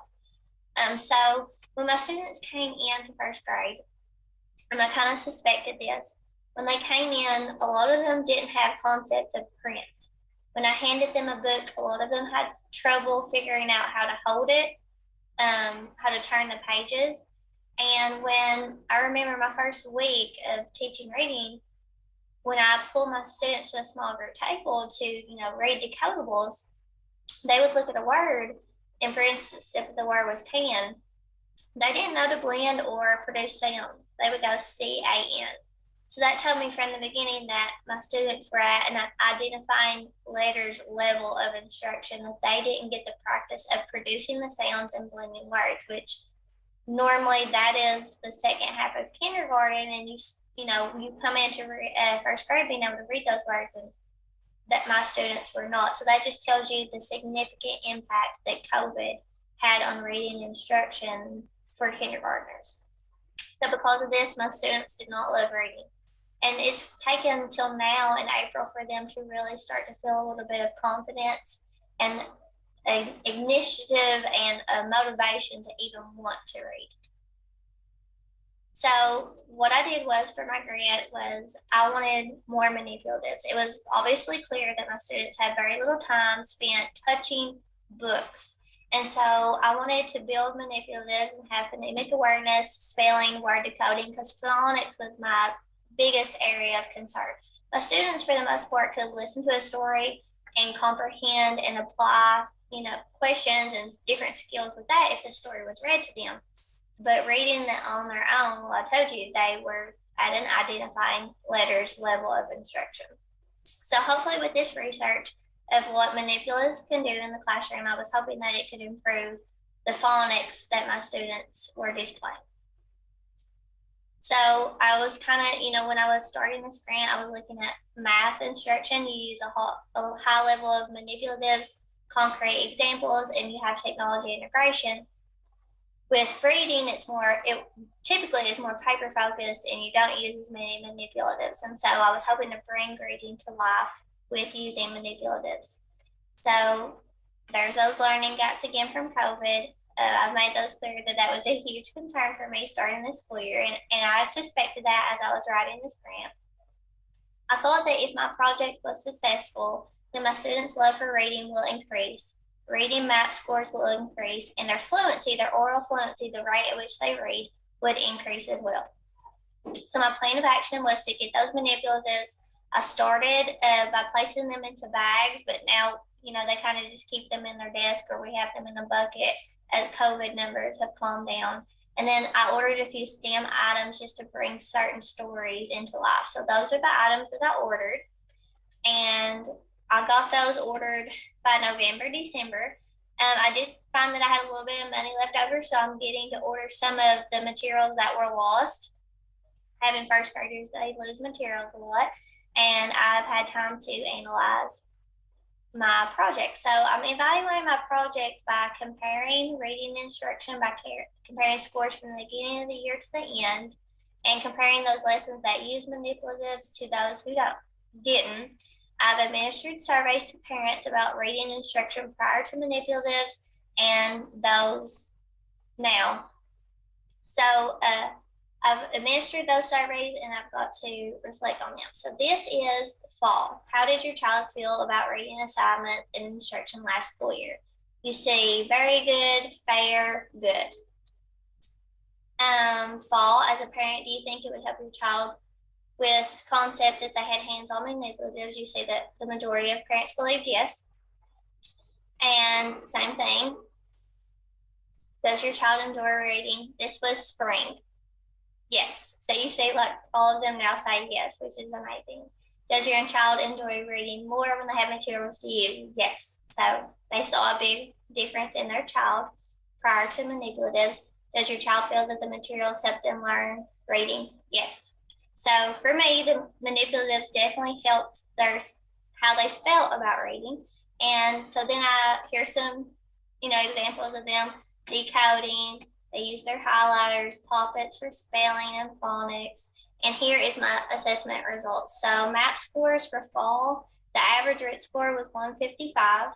Spring, the average RIT score was 165. Now, if you know RIT scores when it comes to primary, especially first grade for map testing, you'll probably say that these numbers are not very good, and you would be right. But for me, I knew what I started the school year with, and I knew what I had to work with and what I had to overcome. So to raise that average RIT score 15 points, I'm very happy and satisfied with that. I would like to get the average attendance this year because I feel like that played a huge factor in raising that RIT score. I feel like it could have been even higher if our attendance was better. Here's prior to materials. I looked at the STAR scores just as a backup. Fall, the average grade equivalent on the STAR, this is the Renaissance Learning, was a 0.3. That's a kindergarten third month reading level. And the STAR scores now in the spring, the average grade equivalent is a 1.2, which is like the first grade, second month. So you see, we're still not where we need to be, but that's a huge, huge growth. So students enjoyed reading more with hands-on materials. Materials led to an increase in lesson engagement, and students or parents are more confident in reading instruction with hands-on materials. Our RIT score raised by over 10 points, and I thought this was a great project, and I hope to get to continue it. Thank you so much to Quebec.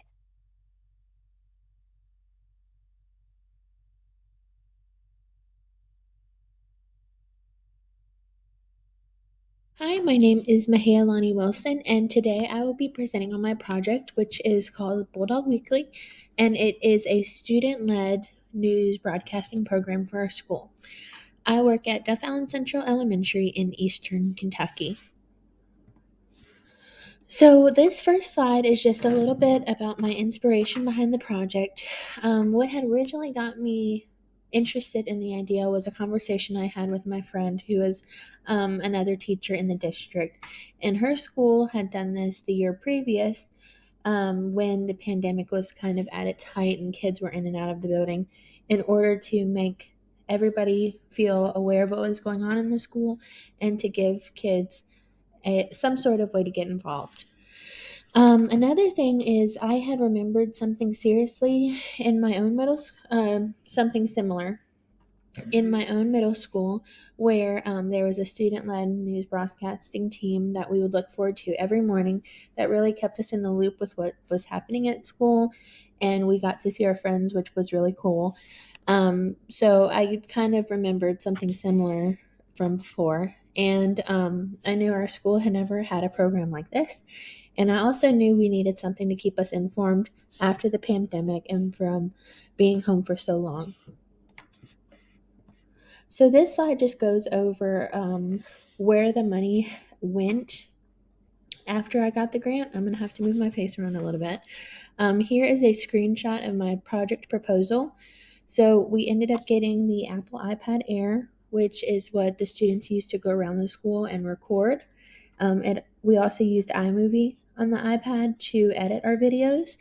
We also got a tripod and a green screen. The materials purchased through this grant have enhanced students' multimedia skills and allowed them to express their communication skills through weekly broadcasting. So here is an example of our weekly broadcast in action. So I'm just going to play a little bit of this for you guys just to see what it looks like.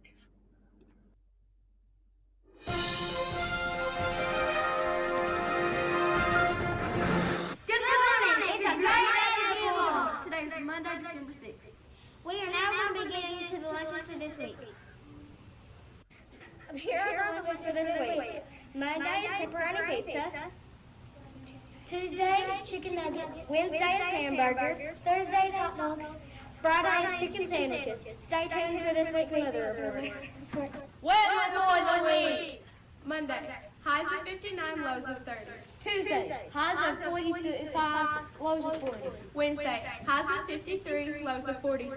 Thursday, highs of 56, lows of 44. Friday, highs of 66, lows of 49. Stay tuned for this week's sports announcements. It's game time! Come on. So that is just a little clip of what we did every week, and it would come out every Monday for that week. So we had gathered information the week before and presented it for that week. So they knew the lunches for that week, they knew the weather coming up for that week, and any important announcements. So my identification of the problem was, would the improvement of communication at my school through the Bulldog Weekly enhance school culture and improve relationships between staff members and parents within the community? So far, I've seen a great interest from students and staff in the Bulldog Weekly news segment. I believe that over time, we will see an improvement in school culture as well as communication between parents, students, and staff. Here are the results. To get my results, I gave a survey throughout the school, and these are just some of the overall results that I got. Bulldog Weekly improved communication within my school. Most strongly agreed, and a few of the participants agreed. Bulldog Weekly enhanced school culture. This was neck and neck. Most people strongly agreed or agreed. Bulldog Weekly improved relationships between staff members and parents. This is something that I see I need to work on a little bit, is just trying to involve the community a little bit more. They do have access to our YouTube channel through the Duff Allen Central Elementary Facebook page, but I need to try and get that out into the community a little bit more. Bulldog Weekly improved relationship between staff members and community members. This is the same. I think we could be doing better on including the community in our Bulldog Weekly report. Did we think it improved student behavior? So this is something else that we need to work on. I think our next steps would be maybe pushing to use Bulldog Weekly as an incentive for students who do have, maybe they're on behavior RTI, or maybe, kind of focusing on students who do not get to participate in school activities as much. And another thing, another question, how would you improve this program? Some of the responses: consistency with school being out and snow days and everything. It wasn't as consistent as I would have liked, and I hope that improves as COVID calms down and as we get more solid through, our virtual learning and keeping the kids within school. Include younger students. So that's another thing we want to work on, is including some of the kindergartners or the first graders more often, and reporting on outside of school activities. So that's one of the things I did mention, that I want the kids to be able to report on things that's happening in their community. And that is the end of my presentation. I would love any feedback or any questions that you guys have, and I appreciate you taking the time to watch my video.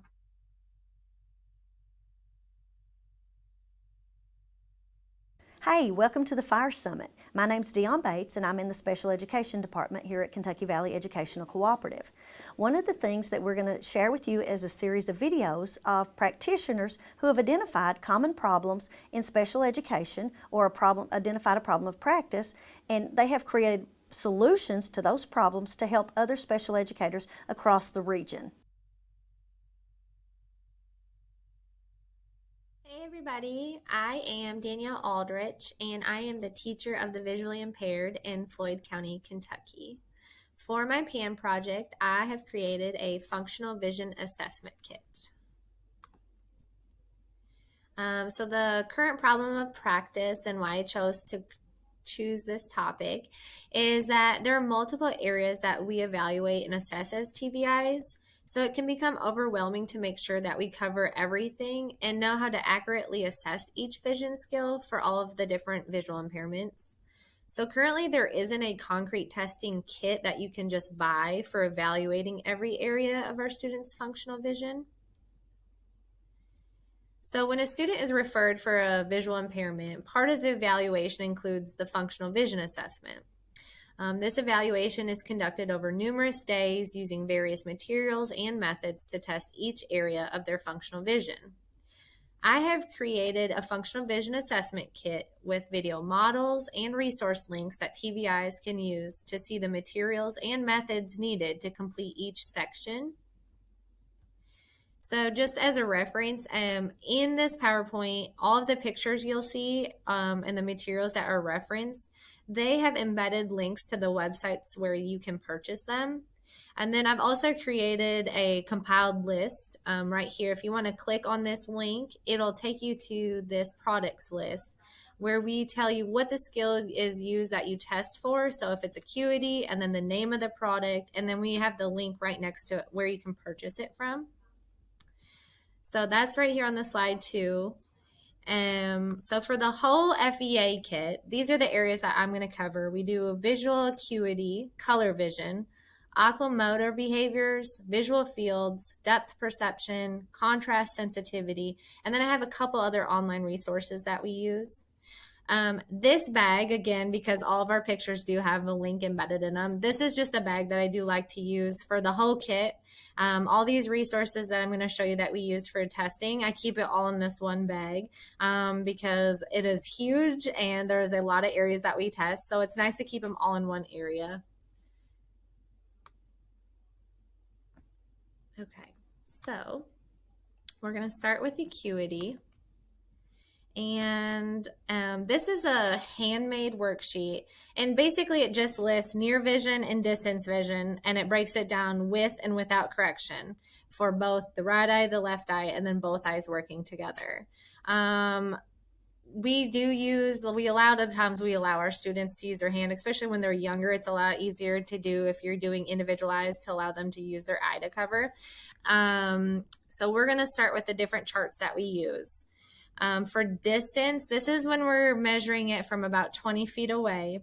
And first thing you need to do is determine if the student needs pictures, letters, or numbers to choose the right chart to use to get their distance acuity. So some of the charts that I reference on here, the Snellen chart uses letters, and it has the basic red-green lines for the color vision. The kindergarten test chart uses pictures. And then we have a low vision distance chart that uses numbers. So it just depends on the student really, and you do kind of need to know like what their basics are to see which chart for distance would be best to use with them. So they do have the letters, the numbers, and the pictures. And again, if you click any of these, it has the link where you can purchase these from. And then you're going to want to do their near vision.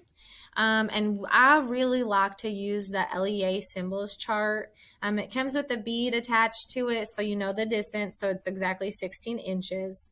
What I really like about this chart is that it comes with the cards with it. Let me show you on the next slide. So it comes with the matching 4 symbols of what the student would be seeing on the chart. So if you have a student with communication issues or more of our low incidence population, sometimes they cannot express this is a house, this is a square, etc. So they can actually point to those cards or they can hold them up.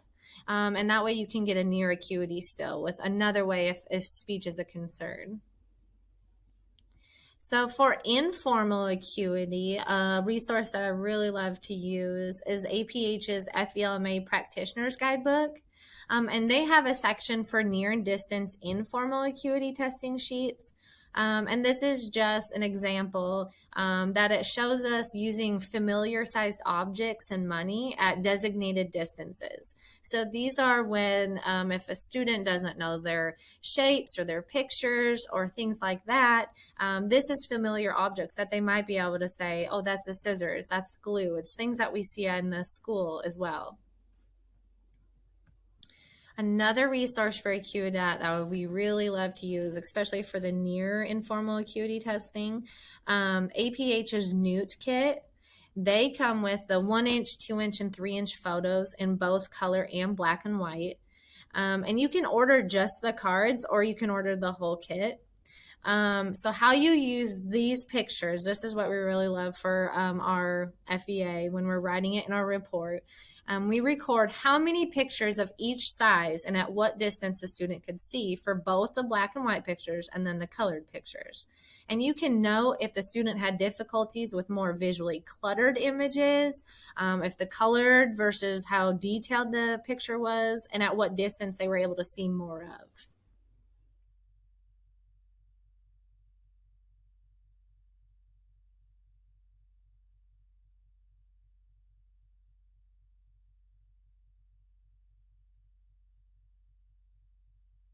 Hello, my name is Tyler Branham. I'm a special education teacher at Pikeville High School in the Pikeville Independent School District. My professional action network project was I created a companion guide to writing present levels for students with other health impairments. Some problems of practice that caused me to choose this topic is oftentimes we find in our present levels in our student IEPs, especially those with other health impairments, that we have vague student descriptions that don't give us a clear, specific statement on the overall student to describe who that student is, what their impairment is, how that impairment affects their ability to access the general curriculum and or the general education environment. We often see a lack of measurable terms used in the present levels with data, and we often see a lack of and or depth of information just overall regarding students with OHI.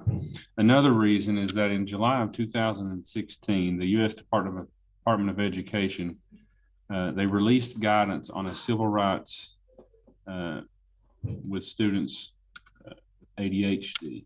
And if a student has ADHD, then they qualify if it impedes their learning, that impairment impedes their learning. They'll qualify for specially designed instruction and or related services under the disability eligibility category of OHI. And the most common complaint was that students with ADHD who had academic and or behavioral difficulties were either never referred for evaluation, not evaluated in a timely manner, or were inadequately evaluated. And even when students were identified as having a disability such as ADHD, they did not receive the necessary special education and or related services to meet their needs. So my purpose here for this problem of practice is to try to come up with a way to help teachers and educators professionals that work with students with OHI to meet that need in order to be able to better meet those students' needs. My project was to research requirements for writing high quality present levels of academic achievement and functional performance for students with OHI. My anticipated results is that we would have better information so we can develop better present level statements, high quality present level statements with good data, a depth of data, and that can inform our decision making, which will lead to better IEPs. And if we have better IEPs, IEPs drive the students' educational career. It'll drive their path. If we have better IEPs, then our students' needs are going to be able to be met better. Findings from my research, based on interviews with directors of special education, as well as other colleagues in special education, as well as teachers, and after reviewing some current IEPs, it's evident that the present level statements are lacking adequate information in identifying students with other health impairments. And also it lacked some really in-depth information on how that health impairment affects their progress in reaching the general curriculum. And so my solution was to come up with a companion guide. This companion guide can be used in conjunction with the Kentucky Department of Education's IEP guidance document, which is a great tool. But I'm hoping that this is a one-pager, if you will, front and back, just a checklist that assists teachers to make sure that they have adequate information, to have all the information that they need in order to write a high-quality present level statement. It also contains some extra guiding questions that may or may not be on the Kentucky Department of Education's guidance document. And so I've tried to expand on that to try to help teachers be more specific in their writing, especially for these students with OHI or who may have OHI. Also, I've provided some examples of student limitations in regards to OHI and some helpful links. And let's take just a real quick look at this, what I've created. This checklist looks like, or this companion guide looks like this. Here's a checklist, and we've got these specific things here that a teacher can use this this companion guide and go down through here to make sure that they have all the information that they need, in addition to what KDE has on their guidance document, as well as they can run themselves through these guiding questions to better put the meat on the bones, so to speak, to fill this thing in and give us some depth of data and information on students who may have OHI. Here's some examples of student limitations and some helpful links. Now, the reason I created it the way that I did is I really wanted it to be a short thing. It's, as a teacher myself, I don't want another 10-page document that I have to look at. Give me something that can help me right now, today, that won't bust my brain, and just something that's functional and easy to use. And I feel like this is. I feel like it will be practical and functional for teachers. Back to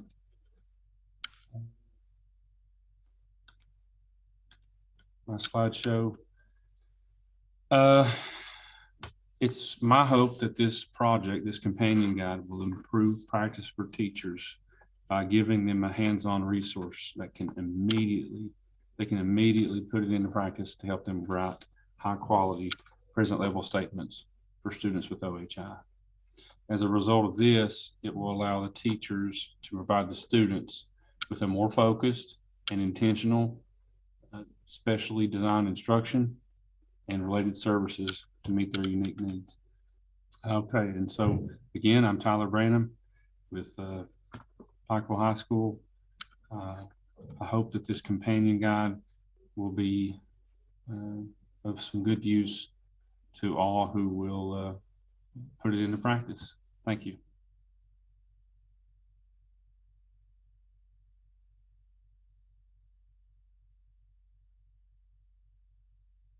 I'm Justin Combs. I want to talk to you today about post-secondary transition. I'm a special education teacher at Bernadette County High School. I teach 9 through 12. I collaborate mostly in English and math. My problem with practice is kind of two-pronged. Most high school special education teachers don't have enough time to meet with their students to discuss post-secondary transition as much as we want to. And our special education students really require this intense instruction for guidance and planning after graduation. It's starting at the middle school level, completing the ILPs. I don't get to meet with my kids as much as I'd like. A lot of us, we're running all the time, doing different things, pulling for tests, or running around, trying to do everything all the time, and we really don't get to do post-secondary transition as much as we want to. So what I would like is, I found different resources online, but I never found anything that was like really student specific. So I made this checklist, and that was to prepare our special education students to be ready for real world after graduation, beginning at the 6th grade level and continuing to the 12th grade. This checklist did provide students 3 extra years of work to determine what kind of career path they want and to actually explore many different things. I know in 6th grade you're not going to know, right off what you want to do, but it gives you a chance to start actually exploring careers, and as they get older, they'll actually get used to looking for careers, and that'll help doing the ILPs. And the thing about this checklist, it'd be interactive. It's got hyperlinks in it. It has, really valuable resources for the students to use. And, the purpose of it would be to increase positive post-secondary transition outcomes. If you look at the research, a lot of our special education students, they do move on to something after high school. They either go to a college, they transition into the workforce, they enroll in training programs.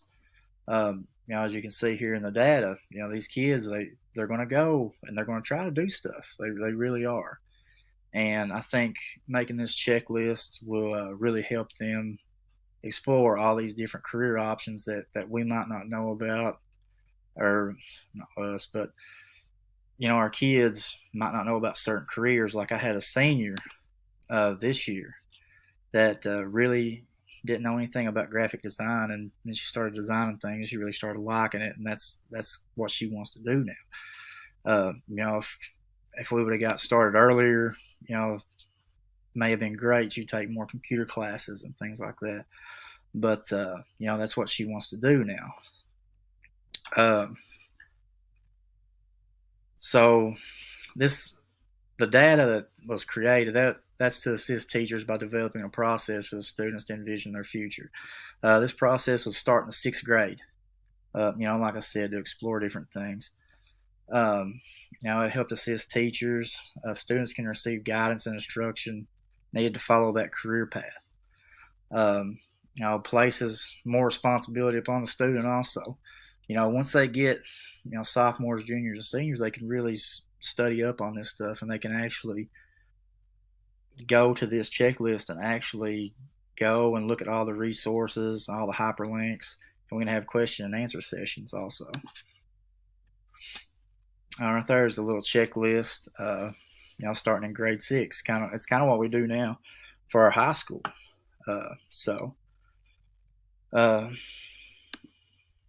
So how will this improve for teachers? I really think that the checklists and everything that's going to help with resources.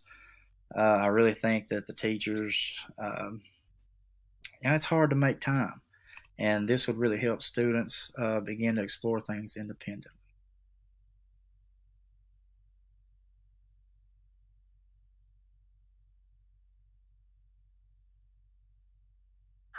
I'm Angie Cordell. I'm a special education teacher at Prestonsburg Elementary.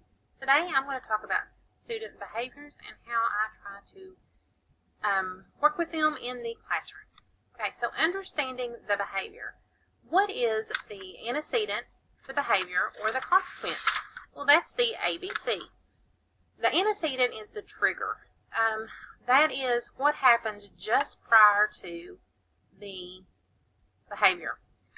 What event do you think caused the behavior? Then the behavior is the student's response, and then the consequence. It's the following action after the behavior. That's what we do to try to maintain the behavior, to correct it, so to speak. So one of determining triggers is very important, and the way that we can do that is we build relationships with our students. Trying to figure out our students, giving them the opportunity to trust us and build the relationships so they will talk to us. Parent conversations is an amazing way to find out what their child likes, doesn't like, what may make them angry, things that make them sad. Great way to figure out that. Observations. Watch the students. You don't have to say anything. Just go in the classroom and watch them. See how they react to their peers, to other teachers. You don't have to say anything. Go in, be quiet, just watch them, respond to different students. They don't have to know that you're watching them. Locations. Where does the behavior happen? Is it in the hallway? Is it when they're going to the restroom? Is it only happening in lunch? Does it happen first thing in the morning when they get here? Does it happen before they go home in the evenings? Could it be during math time, reading time, writing? All that goes into play. And of course, then the times. Is it a certain time of day? Is it happening every day at 12 o'clock? Or is it happening, every day at 8 o'clock in the morning? Just kind of determine where the triggers are happening, when, and get to know your student. Students' feelings. It's very important that we learn our students, that we know them. We need to know how they're feeling. We need them to know how to respond to how they're feeling. We need them to be able to tell us, hey, I'm feeling sad, or I'm happy. We need them to be able to tell us, but they need to be able to recognize it themselves. So some of the things that I have learned is the zones of regulation. So this book you can get off of their website. You may be able to order it elsewhere, I'm not sure. But this has been researched, and it's full of great information. I've used it regularly. As you can see behind me, I've got things highlighted here. It shows the different zones. It's just full of amazing information. But if you look over here to my side, you can see how I have the zones in the blue zone, the green zone, the yellow zone, the red zone, and I have the students' feelings in the middle so that they know which zone they may be in. I had students, I had a boy and a girls, and I had different ones, and they had their names, and when they would walk in the mornings, they can put their picture or how they're feeling in whatever zone they feel like they are in. Another thing that we do in this classroom too, and I use them kind of coinciding with each other, is conscious discipline. This is also another research-based program, and we had a training on it a couple of years ago, right before COVID, and of course we weren't able to use it until recently to use it to its full ability. But one of the things is that they have the dolls, and you can see I've got them labeled, and I tried to make their faces as close as I could to angry, scared, sad, happy, frustrated, anxious, disappointed, and calm. And if a student comes in and just say that they are very anxious because they're just not, they don't understand something, they're feeling overwhelmed, they can get this doll, and they can actually go. I've got a rug that they will go and they'll sit on that rug, and I've got some little things that are just like calming tools, and they can take the doll and then they can go over and sit it down, and that lets me know that they don't have to come and say, hey, Miss Portal, I'm feeling this way. I can see, because I have the dolls hung up on the wall, and I can see how little Jane's feeling, that she's having a hard time with something. So she'll get it, she'll go sit down on the rug, she'll get some of the calming tools over there and try to calm herself down. Very great way. And then, of course, I have the PBIS is the system that we use across the district. PBIS is the world that I have up here is a great way to help you develop behavior plans if you need one. They've got for ADHD, they've got for anxiety, anger. I mean, there's just a whole list. So you can click on any of these 3 and it'll take you to the websites and help you. It'll guide you through what you might need. It's very great information. So how can we help the student? So one of the biggest things that I try to do is, I have some students who just really have a hard time. I mean, you've got different disabilities, and they may have a hard time, and they need to know how everything's going to play out for the day. Now, that's a normal day. That doesn't, we may have a fire alarm go off. There's things that we can't plan for, but we try to plan, or I try to plan the best that I can. So I use a visual schedule. Now, I created this myself. This, I think, is like a second grade schedule. And I just put the times for each subject. So I started with morning work. So the students come in 7:45. So from 7:45 until 8 o'clock, they'll do their morning work. It's desk work. Then they have SEL time from 8 to 8:30. Then they'll do phonics from 8 to 8:20. Then they'll do their phonics from 8:20 until 9.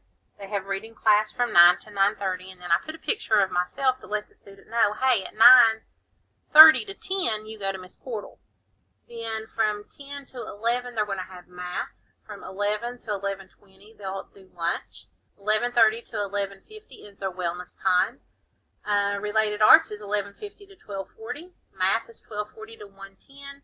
Then they get Reader's Choice 1:10 to 2, and that's just they'll get a book. It could be a comic book, any type of whatever they have an interest in to work on. And then 2 to 2:50 is their science and social studies time. Then 2:50 to 3 is snack time, and then 3 o'clock is when they get to go home. And so another thing that I also have that goes along with the zones of regulation is I created this little flip book. And this is what I was talking about, getting to know your student and the triggers. Parent contact. Great. Parents can tell you, hey, little Jane doesn't like loud noise. For instance, this child, if they get the triggers, what triggered this child is loud noises, when they get hungry, if they're tired, if they hear something like a baby crying or somebody screaming in the hallway, dogs barking, or unexpected routine change. So if we know, like if I know with this student, if I know there's going to be a fire alarm, I'm going to let them know, hey, there's going to be a fire alarm today. It's okay. As I said, things happen and you can't control it. But this just goes with them. And they can carry this. So if they have an aide, if they go to a different teacher's room, everybody knows, hey, this is what triggers this kid. Let them know. This student may get upset over, a change in routine. Hey, let them know. Well, we're going to have to change this today. Now, the blue zone, I just put this student in here, but if it's a boy, I have a little boy forum. If it's a girl, I use a girl one. And then I have a baggie on the back that has every zone in it. And It allows them, it tells how they're feeling, and it gives them things that they can do to help them get into a different zone. Because the main zone is to be in the green zone. And if you look at the back, I've got this on there too. It says the blue zone is when they're sad, sick, tired, bored, or just moving slowly. And the green zone's where we all want to be. Happy, calm, feeling okay, focused, ready to learn. The yellow zone is frustrated, worried, being silly or wiggly, excited, or loss of some control, but they're still in control. They're just almost, they're losing a little bit. And then the red zone is when they're mad, angry, terrified, yelling, hitting, elated, or out of control. And this helps the student recognize how they are feeling. And it gives them a sense of recognition as well, because it lets them know what they need to do and self-monitoring, so to speak. So back to the schedule. When I use the schedule, and we talk about rewards. So I get, knowing the student, I have created the schedule. And inside is a first and then down here is the rewards.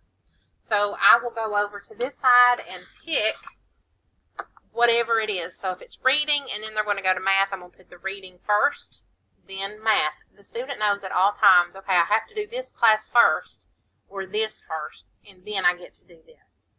Then I go down here, and they get to choose their reward. Now, this is specific to each student.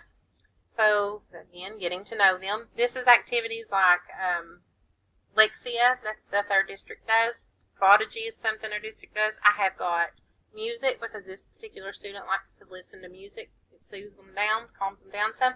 Just take a break. Have a bean bag. Whatever it is they want, just 5 minutes. Give it to them. Drawing.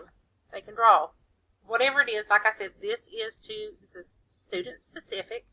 Everybody's different, so I have different ones for different kids. Depends on what they like.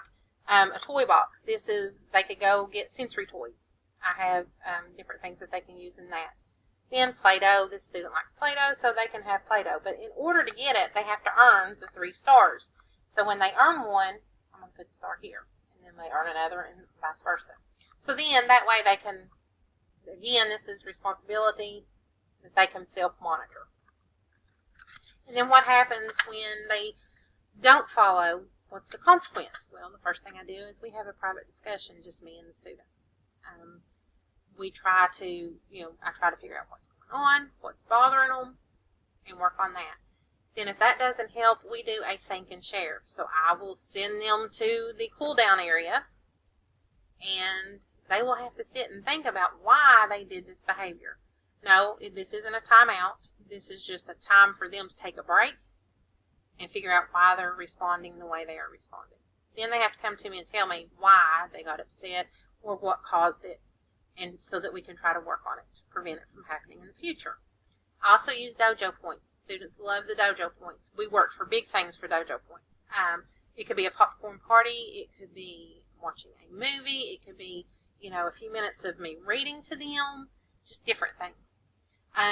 The next thing is a parent contact. That's when I'll call the parent and say, hey, little Jane, she hit so-and-so today, and, we tried to talk to her. We went through our steps, and it didn't help. Then the last thing is, of course, referral to the office. One thing that I will that I really do not ever like to do, or I don't do, is don't take their recess or playtime. That is something, we all need our time. Some of us, it might be a hot bath for an adult, It might be just a hot bath, no disturbances, just my time. It may be sitting on the porch swing, anything like that. So this is the same thing. Students need their recess, and they need their playtime. Don't take that from them. 15 minutes, however long you get. If they can't get along with other students, take them to a place that they're by themselves. The aide and you can watch them, take them to a certain area, let them run, let them play, let them, basketball, whatever it is. But they need their recess. They need their time. I highly recommend it. So again, if you you can go to the Conscious Discipline site and look up their book. You can, or, I'm sorry, their book there, their dolls, how it works, and you can also go to the Zone of Regulations, and it is amazing too. Thank you, and I hope you have enjoyed.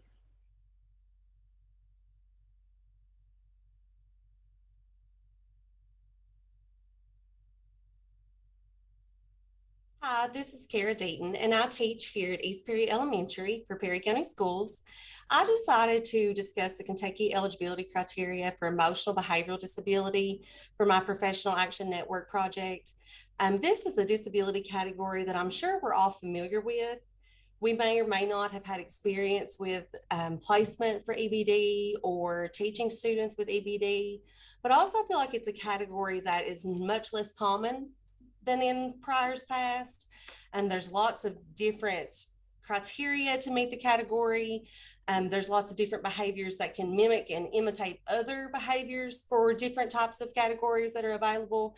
So I really wanted just to sit and just kind of dive into what the disability is, just an overview of that, and also just to kind of how to even kind of interpret, I guess you could say, the disability criteria. And so I kind of touched on this back in the fall. The reason I did this is because EBD is so commonly misunderstood, and it's often very under-identified. You know, there's lots of different carry-in that our students have, lots of trauma response from COVID and environmental factors. And oftentimes it can be hard to kind of interpret between, is it emotional behavioral disability causing these behaviors, or is it a trauma response that could be an isolated event that could be solved through some type of behavior intervention? So that's one thing that I think is most intriguing about emotional behavioral disability, is because it takes a lot of studying just to really understand a student with EBD and how to relate to them and what they will respond to. So this is some of the things that I've added here in the spring, now that I've really kind of done some more information and research on EBD. As you can see here, I've got EBD, and I did the acronyms. You guys know: emotional behavioral disorder, functional mental, mild mental disability, developmental delay, autism, specific learning disability, and speech, and then multiple. So here in this little small sliver, 5% of the disability categories, 5% of them are emotional behavioral disability. So when you compare it to something like autism, we're 11%, and specific learning disability, you've got 33%, and speech only 19%. Emotional behavioral disability is very, very minimal. It's not diagnosed and not a placement that is very widespread and common. So, and keep in mind that this is not an exhaustive list by no means. There are so many different types of behaviors that could, correspond with emotional behavioral disability placement. These are just some basic overall diagnoses that are frequently related to. And keep in mind, just because a student may have anxiety disorder does not mean that they're automatically qualified for EBD. So for example, anxiety disorders, bipolar disorder, conduct disorders, eating disorders, OCD, psychiatric disorders, all of these disorders are kind of windowed under the emotional behavioral disability category. But again, just because there's a diagnosis of these does not mean that it's an automatic qualification. And I've put here, behavior observations and behavior rating scales and performance in the classroom, those are all very, very crucial to make sure that you determine the appropriate amount of data and locations for observations. And that's the main key when properly when properly qualifying a student for emotional behavioral disability. We can't just say, oh, the student has ADHD, or oh, the student has anxiety, or oh, the student's OCD, they're automatically EBD. We can't do that. And so for behavior, the most important part, that everybody's different. Every single student is different. So I didn't want to take the time to sit and show multiple different types of behavior rating scales or behavior check sheets, or because district by district, there's going to be different types of rating scales that are utilized to help make decisions. You know, and again, I said help make decisions because that's not going to be the determining factor of whether or not a student qualifies. You know, for instance, in my district, we use the Connors rating scale, first teacher and parent, very often. And I'm sure there's many others that you guys use throughout your districts. We utilize that. We really like it because it gives a teacher and a parent aspect, because as you all know, you probably say it in meetings all the time, a student's behavior can be different at home than it is at school and vice versa. So it's really important that we take the time to just kind of analyze the behavior that happens at home and the behavior happens at school and see if it's the same. Because if not, it could be a completely other factor. You know, if a student's working great at home but not at school or vice versa, then it may very well not be an emotional behavioral disability, because it, you know, that's a behavior that's just an isolated event for one activity to another. And also, of course, it has to impact the student's education. You know, there's all kinds of students that have anxiety, but they are more than likely, you know, not going to be placed EBD as long as they can maintain that and it's not impacting their educational value or the education that they're receiving. So I just wanted to kind of look at the actual eligibility determination form. So I'm a special education teacher, of course, but if I don't do a lot of referrals and I don't do a lot of new suspected disabilities, I usually don't look at that eligibility criteria there on KDE if it's not something that I'm working with commonly. So let's say that you're an FMD teacher and you have students that come to the unit that are already placed and you're typically doing reevals. I'm going to say 96% of the time, you're not going to take and suspect an EBD disability for an FMD student that's came to you at 2nd or 3rd grade. So most likely you probably haven't reviewed the Kentucky eligibility criteria for EBD in a while. And I think it's really important that we do that, because when we are doing referrals, it's so easy, and I've been there and I've done that, it's so easy to get wrapped up in SLD, autism, MMD, DD. You know, those, to me, I feel like those are the main 4, especially at a younger age. You know, those are the main 4 categories, versus saying, okay, yes, the student does have some behaviors, you know, the student does have some significant OCD or some significant outbursts. Let's take let's look into this might be in a behavioral disorder versus just a mild mental disability. So that's really why I wanted to review this eligibility document from the Kentucky State Guidance document. You know, and remember, I'm really just giving you a really basic overview of what the determination is and how to interpret that. But again, this is not exhaustive. And there are different ways that people collect the data and a different data that's, you know, recommended by your district. But all in all, the most important takeaway from all of this is to know your student, know specifics about your student, and know exactly the behaviors that you're targeting and that you're wanting to observe and document in order to be able to do what's best for that student. This is when it really comes into, it's not just another referral. You know, I know it's hard sometimes when we are K2 teachers and there's 25 different people that are like, I'm going to refer this and I'm going to refer that, I'm going to refer that. But this is one of those situations where it's more crucial than ever to truly know a student. You know, we've got to learn how to determine, is it EBD versus trauma response? Is it EBD versus autism or versus intellectual disability? You know, there's so many different takeaways, and that is something that hopefully I'll be able to come back next year and do a different kind of a different branch of this Professional Action Network project, and maybe go more into depth on comparing EBD versus intellectual disability, or EBD versus trauma response, and kind of going about that. But this is, again, it's just a really basic overview just to kind of introduce the category and hopefully help people be a little more familiar with and comfortable with the next time that they do run into a student that may possibly be EBD. So this portion of it here is the very first thing that you're going to see. And remember, your yes boxes should be checked for a student to place emotional behavioral disability here.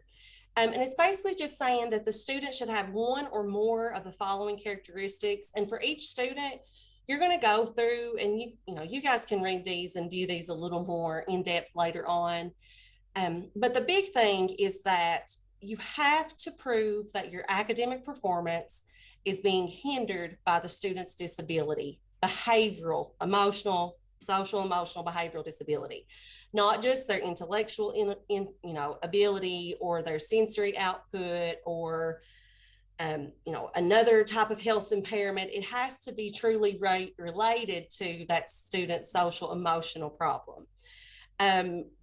See if the student has an overall just unhappiness or depression. Is that hindering the student's performance in the classroom? Is it a social aspect, social competency, or appropriate behaviors that's causing them the inability to maintain and build appropriate relationships with staff and adults and same age peers? That goes back to my first question when I read that is, well, how in the world do I know it's that versus another factor? That's why it's so important, especially with students with behavioral concerns. Every I has to be dotted and every T has to be crossed when it comes to making an appropriate placement, because as you guys know, this is the students, it's their future. Labeling a student EBD it's not mild by no means. EBD, it truly means that we're saying a student has a true, significant social emotional concern that has to be significantly supported. So we really want to make sure that we've done our research on our end of it, which is the checklist and the behavior observations and data across multiple different settings, not just in the classroom, but how it impacts them at lunch and how it impacts them outside and how it impacts them in just everyday transition throughout the building. We want it more than just their ability to sit down in a classroom and listen to a lecture. Okay, and the second thing, the academic performance is not a result of isolated inappropriate behaviors. So kind of going back what I was saying, it's not just a result of, oh, this student doesn't like math, therefore they're not going to pay attention in math class, but every other aspect of the day, they're perfectly okay.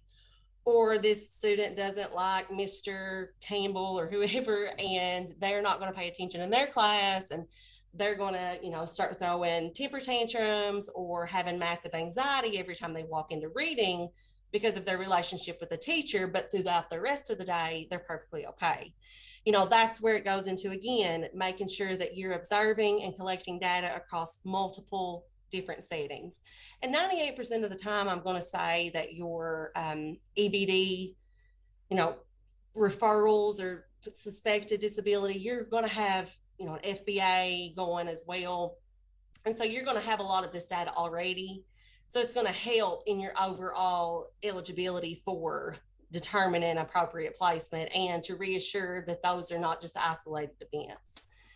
And of course, evaluation data that there's an adverse effect on educational performance. Again, you could have the most mean or just overly anxious or however else student that you've ever seen, but they can sit in a class and ace every single test. That's not impacting their education. So just because they have those factors or that they're diagnosed with OCD, if it doesn't impact their educational performance, it does not qualify them for emotional behavioral disability. And then lack of instruction, we have to make sure before we're doing any referral that all of the students in the class, that the average is proficient.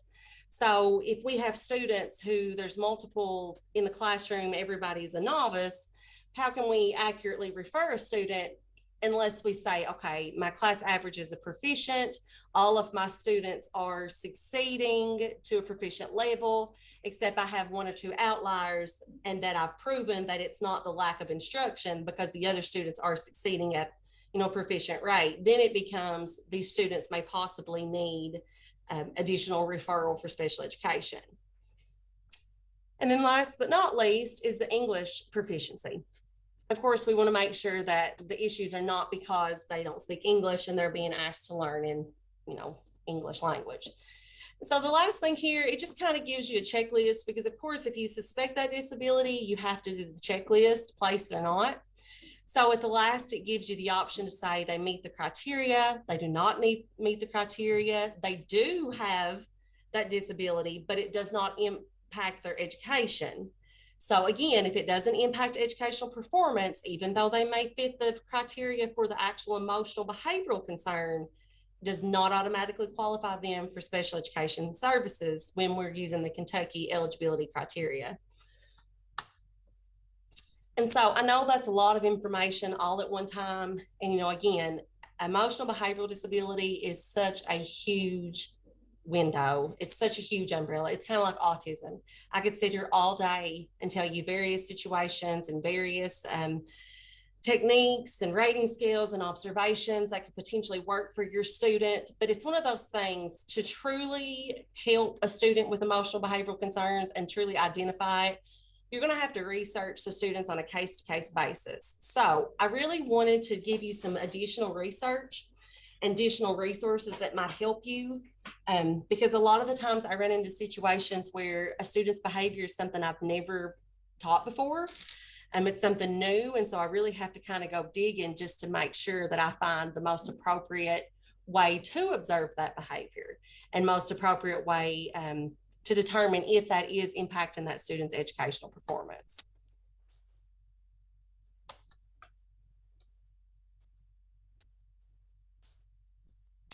So if you guys have any questions whatsoever, feel free to contact me. My email is kara.gayhart@perry.kyschools.us. I'd be more than happy to help. KVEC, also, they have great resources and opportunities where you can reach out to those just to kind of get some more solidified answers about EBD and placements and eligibility. Brenda Combs and Doug Smith, I partnered with them through this KVEC project, and they would be awesome resources for the behavior aspect and the eligibility placement aspect for the overall special education services. You know, again, EBD, it's one of those that it's kind of unique to each child and unique to each situation. And I hope that this information is kind of giving you a more understanding and broad overview of what EBD is. And hopefully the next time an emotional behavioral disorder referral comes across your desk, that you'll feel a little more confident and prepared to take that referral on. Thank you so much.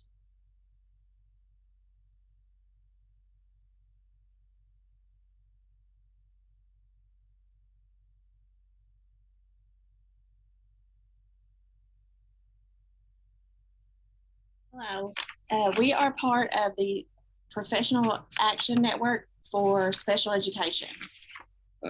Our project is called Creating Small Groups, and welcome to the Spring Fire Summit 2022. We are going to discuss creating small groups in order to differentiate for guided reading and guided math groups. I am Melissa Hall, and I teach special education, kindergarten through 2nd grade at Highland Turner Elementary in Breathitt County. And my name is Jeremy Hall, and I teach special education in grades 3 through 6 at Highland Turner Elementary in Breathitt County. Small group station teaching is an effective way to differentiate instruction and reach all students on their instructional level. Creating those homogeneous groups of students needs to be evidence-based for cohesiveness and sustainability. A systematic approach for analyzing student data to create small groups for guided reading and guided math instruction is necessary. Students are assessed numerous ways through district screeners such as MAP or running records for reading. Basically, any assessment can be given to yield individualized results. It's gathering these test results and analyzing the data to create learning opportunities that can respond to intervention and apply to individual instructional levels that can be a problem of practice for some teachers. So that leads us to creating small groups. Step 1 would be to administer an individual reading screener and/or some type of math assessment. And then once you have administered the assessment, you need to analyze the data to determine each student's specific instructional level. Usually this means you're going to label them novice, apprentice, proficient, distinguished. Or if you're doing F&P levels or DIBELS, you know what level the students are at in reading. You know that the students are at an early literacy level or they're an emerging reader. You have the students, you have a good picture of where that student is at in reading or math. And then the next thing you want to do once you have that picture, you're going to compare that data to the other students within your classroom. This way you can see maybe which students are at the same instructional levels and would make a good group. Of course, you always want to cluster students into homogeneous groups for guided math and reading groups. It's important also to factor in outside influences like behavior, group sizes, and schedules. And I know those things can be issues to work through sometimes, but if you know that two students don't get along, even if they're on that same level, it might be a good idea to separate their groups, adjust the groups a little bit as necessary.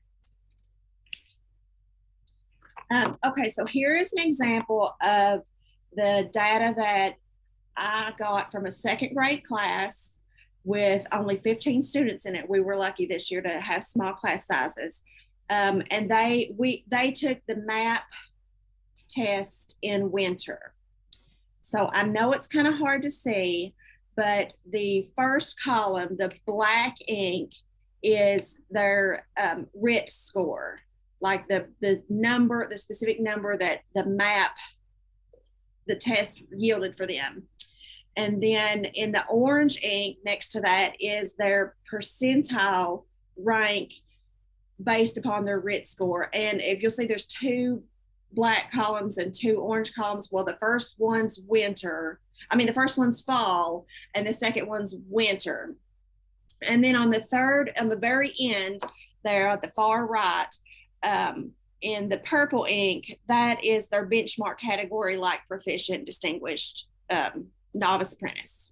So students were grouped based on, one way to group would be based on the benchmark assessment. There were 7 novice, there were 3 apprentice, there was 4 proficient, 1 distinguished. You could group some of those novice students together that have the same RIT band deficiencies. Maybe it's in foundational reading, maybe it's in literary, maybe it's in informational text. Maybe you also want to compare that MAP data to their F&P level data, and you say, okay, these students are scoring novice because they're not reading on grade level, and we need to do some guided reading activities with them to try to boost their fluency. All right, and this is the example of their math MAP data. And it's the same thing. The black ink is their RIT score, and then the orange ink is their percentile, and then their benchmark category is the purple ink. And you'll notice that that's for the fall and the winter as well.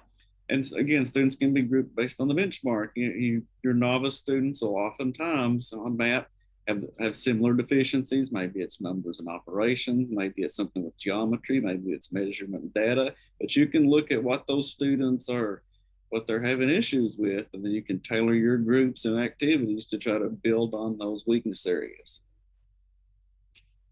Okay, now, once you have all that data together, that's when you need to create your groups and factor in your scheduling and how many paraprofessionals, professionals, teachers, co-teachers, however many people you're going to have that will be able to take a group at that time. You're going to factor all of that in and create the schedule in the small groups. For this class, like we had, one group had, I think, 3 apprentice and 2 novice. Well, I could take, the 3, there was like 8 apprentices or something. And so I took some of the lower end apprentices and the higher end novices and made them a group together. Tell them about the meatloaf and the... So when, you group the students, and the students they don't know which group they're in. They don't know if they're in a lower group or higher group, because everybody's getting pulled for groups at some point, no matter what level they are. So those groups are called meatloaf, mashed potatoes, salsa, apples, oranges, bananas, just whatever kind of name that you want to choose. But we usually do 40-minute stations that are divided up into 2 20-minute groups. That's what has worked for us this year.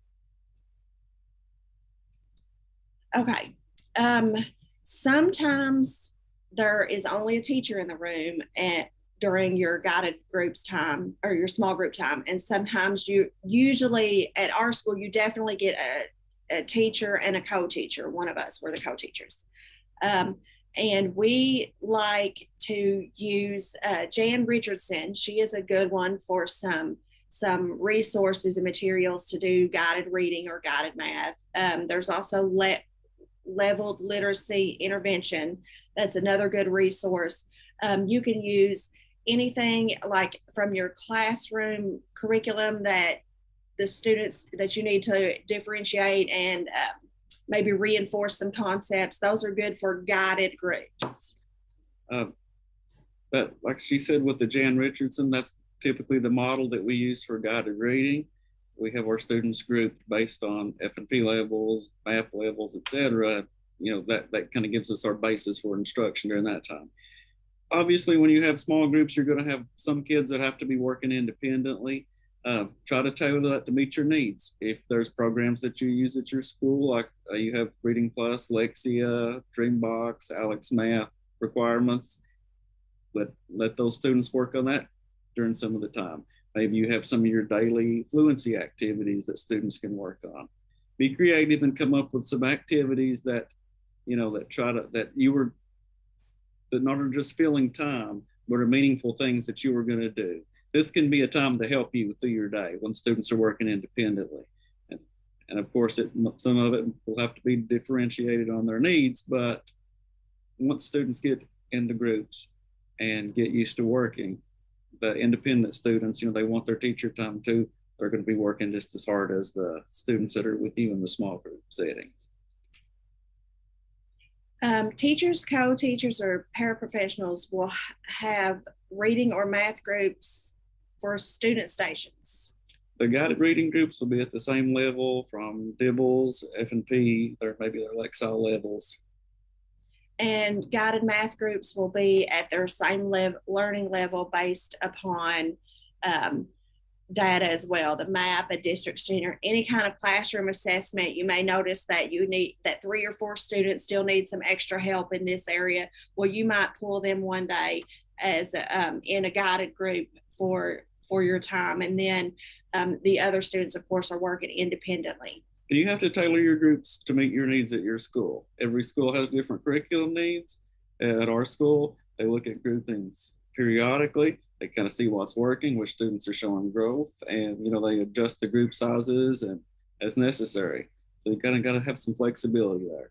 But these small groups will allow strategies and practices to take place on individual instructional levels, so you can see maximum progress and growth. I can't say enough good stuff about small groups. However, I know it can be overwhelming at first.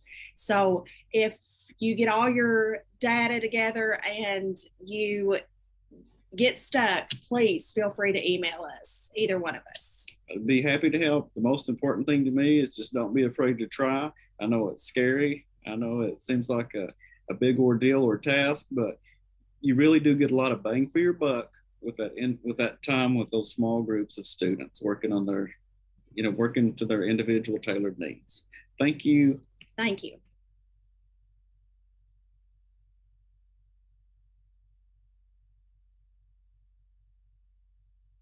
Hi, my name is Emily Kinser, and I'm a special education teacher at Letcher County Central High School.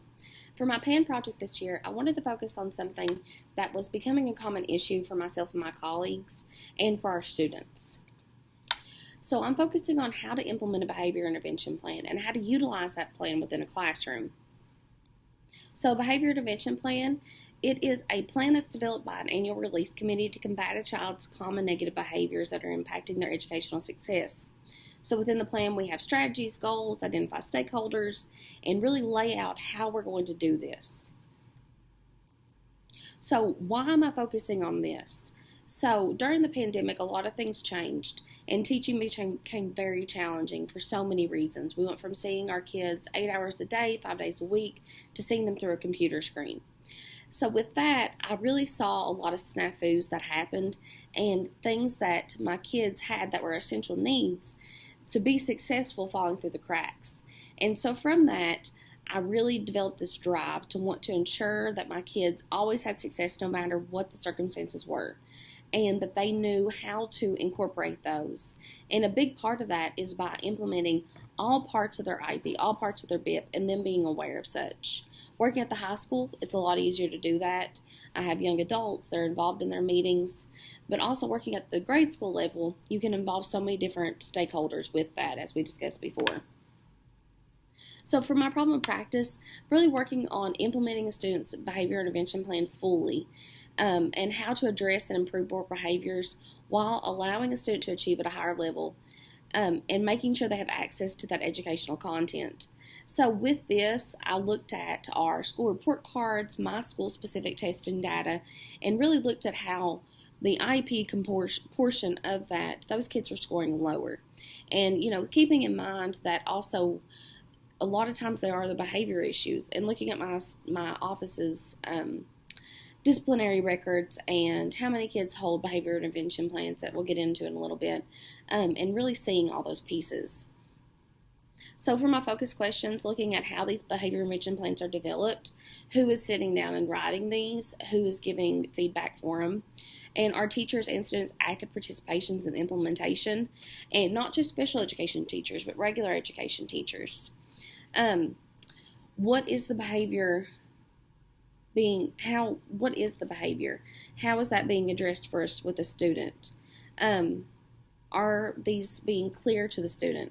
How their behavior is important for their success? Is that clear to them?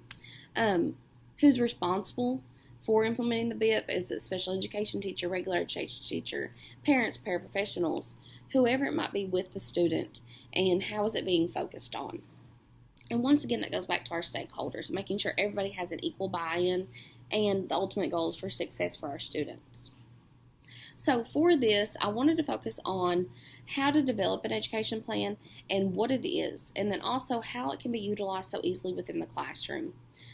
So with this, I wanted to pinpoint some of the missing pieces, and I think that goes back to just making sure that everyone understands what a behavior intervention plan is and its components and the importance of each section.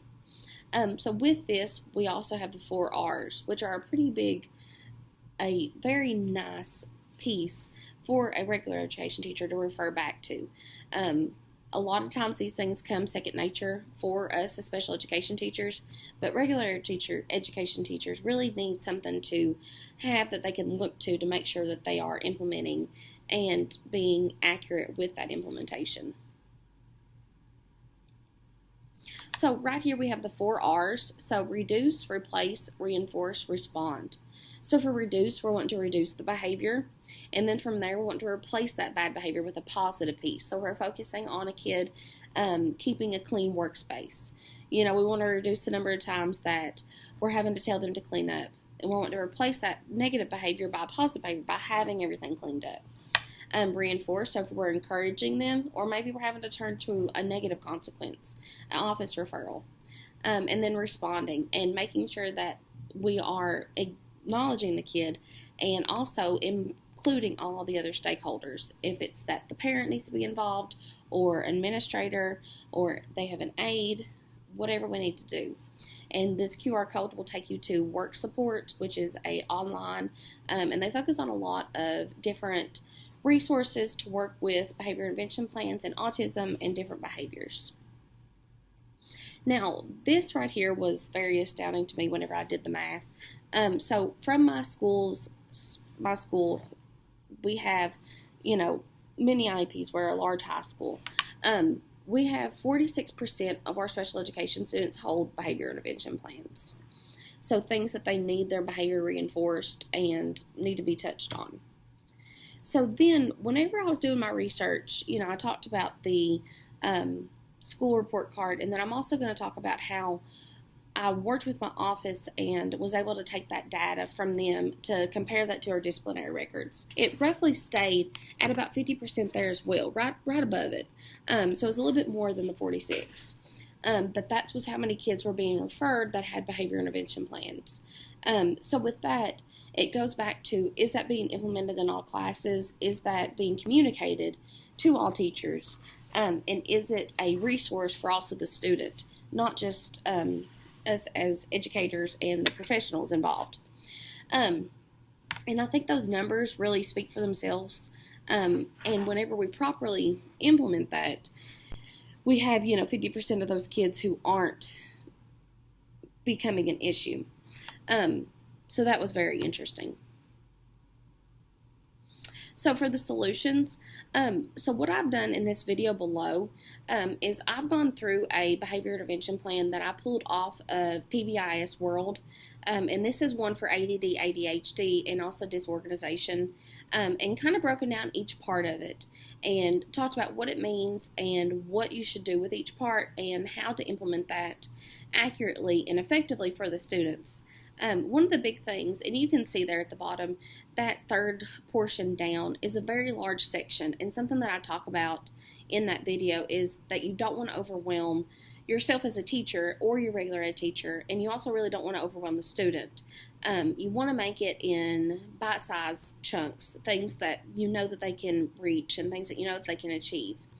And also accountability, and that accountability falls to you as a special education teacher or a regular ed teacher, but also the student and the parent. You want to have things in there that have them being accountable to the school and the school's rules, as well as the parent being involved with such. We also talk about the 4 R's and how we can relate those back to a behavior intervention plan.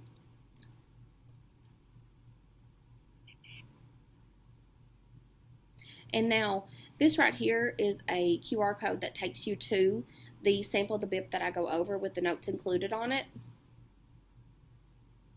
Okay, so my goal for how the project will improve teaching strategies for teachers is for them to be able to use that BIP that a kid has and take those pieces and implement them in their classroom. And something I also talk about in that video is how it's probably a lot of stuff that you're doing, but it might need to be more specific for that student who has that behavior intervention plan and might have that specific goal in that behavior intervention plan. A lot of times these kids who do have behavior intervention plans, they are kids who are ADD, ADHD, emotional behavior disorder, even MMD, SLD. There's so many different ways and methods. There's no key fit, no cookie cutter thing for a kid that's going to have a behavior intervention plan. So you really want to look at your kids in your class and the demographics with it. And you want to have that bank or that tool belt of items that you can pick from and be able to utilize.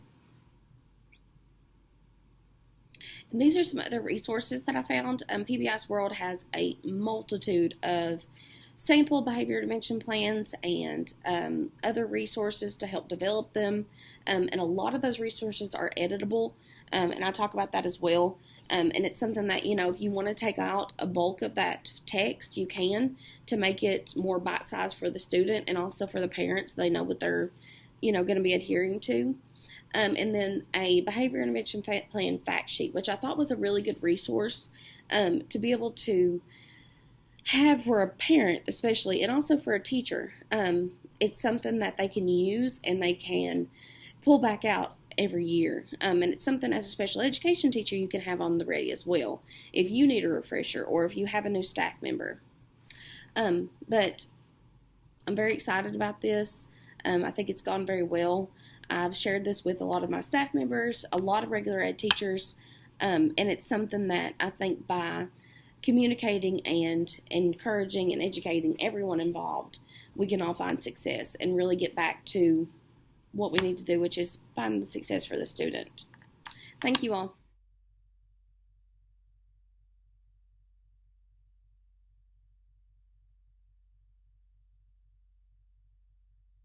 My name is Michelle Miller. I'm the teacher of the visually impaired with Breathitt County Schools. And today I'm going to be presenting about the expanded core curriculum. A lot of teachers don't really understand what it is that the teacher of the visually impaired actually teaches. And today I'm here to let you guys know about expanded core curriculum. Expanded core curriculum is a set of unique and specialized disability-related skills. It's a framework that is added to the core curriculum, which is academics. Students with visual impairments need extra compensatory skills. They need instruction in different areas such as orientation and mobility. They may need Braille instruction. They may need to navigate their environment. They need to learn their magnification devices. So that's what the expanded core curriculum does. It helps the teacher of the visually impaired have a framework to teach those students the skills that they need. So it says the ECC skills that students with visual impairments are not able to learn incidentally, and they must obtain through instruction. So like I said, Braille, learning to work their magnification device, even self-advocacy. That's an area of expanded core curriculum. So compensatory academics, that's teaching the student to learn Braille, to be able to write independently. If they have a visual impairment, they can write using Braille. They can read using Braille.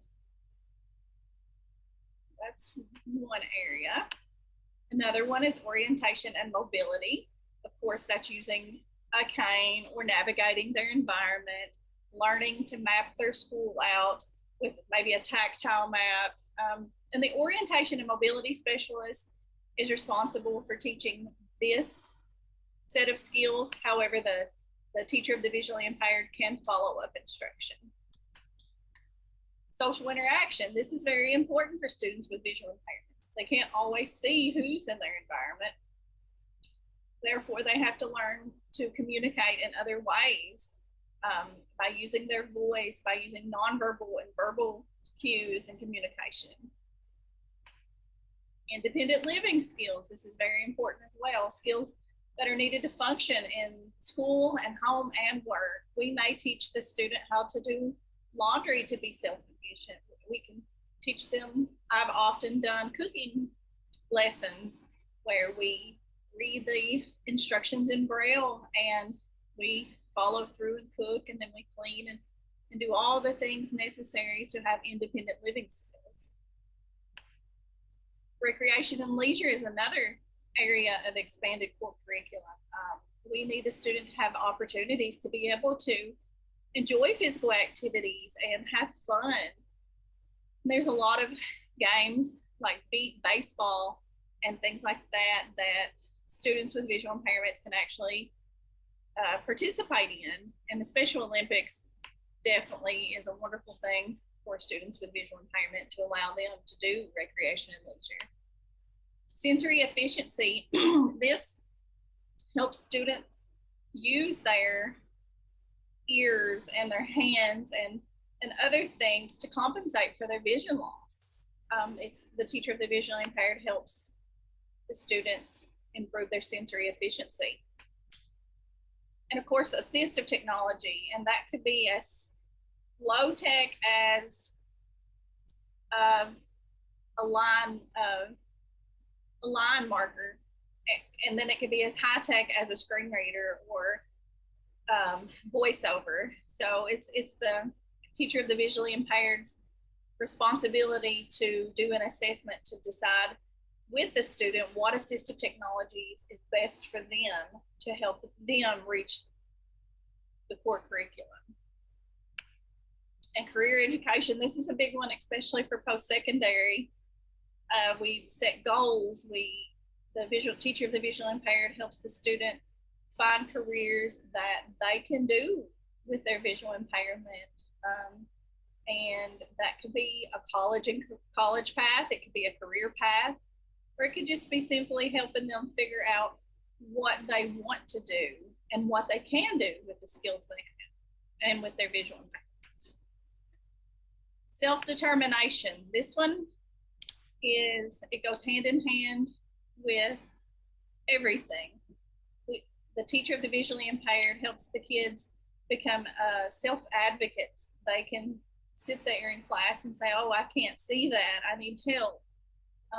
Or this is how I see better, or this is what I need to be successful in the classroom. And it's up to the student to be their advocate and be self-determined to be able to succeed. So there are definitely some questions, and I get them almost daily from school staff. They'll stop me in the hall and they'll say, oh, what is it that you do exactly? So here's just a few of the major questions that I get. The first one is, who needs expanded core curriculum? And it's students who meet the eligibility to have a visual impairment. Who teaches the expanded core curriculum? That's the teacher of the visually impaired, which is, or the TVI, that's me, and also an orientation and mobility specialist teaches the O&M part. When and where is the expanded core curriculum taught? Well, expanded core curriculum can be taught in any setting there is, in the regular education setting, in a resource setting, in the community, at home, wherever that student needs to learn those compensatory skills to be successful, that's where expanded core curriculum should be taught. What is considered a visual impairment? This one's a big one too. I often will get stopped in the hallway and they'll say, oh, this kid has really thick glasses, Miss Miller. Can you take a look at him? And I'm glad to do that, because actually, if the teacher sees concerns, then they need to speak to the teacher of the visually impaired so I can assess the student and see if there is an actual visual impairment. But to be considered a visual impairment and receive special education services, the student must have a visual acuity with lenses or correction with glasses of 20/70 or worse in the better eye. Or the visual acuity can be better than 20/70, but they have any of these following conditions: a medically diagnosed progressive loss of vision, something like retinitis pigmentosa or something that's going to be degenerative, a visual field loss of 20 degrees or worse. And I just got a student actually that has that, and he's falling a lot, and his teacher saw that he was falling a lot, and she was concerned enough to stop me, and I'm so glad she did. And I checked him out, and he does in fact have a visual field loss, and it is causing him problems. They could also have a medically diagnosed condition such as CVI. CVI, cortical vision impairment, is becoming much more prevalent. It's actually not an acuity issue. It's how the brain tells, or the eyes tell the brain what it sees, and it's kind of skewed. And the last one is that they have a functional loss of vision. So those are students who would qualify to have a visual impairment. There's many reasons to support expanded core curriculum. The main reasons are that, focusing on academics alone to the exclusion that it leaves the students without these transition skills and these critical skills they need. If they don't have these skills, then how can they reach the core curriculum? They can't. So it's very important to support the expanded core curriculum. The resources that I created for this presentation is a quick guide brochure. Let me click on the link here. It's a quick guide brochure for all staff, including support staff, regular education staff. It won't show. Okay, well, I'll have it connected to the Google Classroom with my other stuff, and I will have it connected. It's a brochure that has real quick references to the areas of expanded core curriculum, and it also has who would qualify for visual impairment. That way you can kind of, as a teacher or staff, look and say, oh wait, does this kid truly have a visual impairment for me to need to talk to Miss Miller about maybe testing. Okay, so let's play a game of review. True or false? So let's see, I want you guys to play along. True or false? Expanded core curriculum is based on Kentucky core standards. If you said false, you were right. Expanded core curriculum teaches the vision related skills for students to gain, and it helps them reach the standard, but it's not an actual standard itself. True or false? Expanded core curriculum is only taught in the regular education classroom.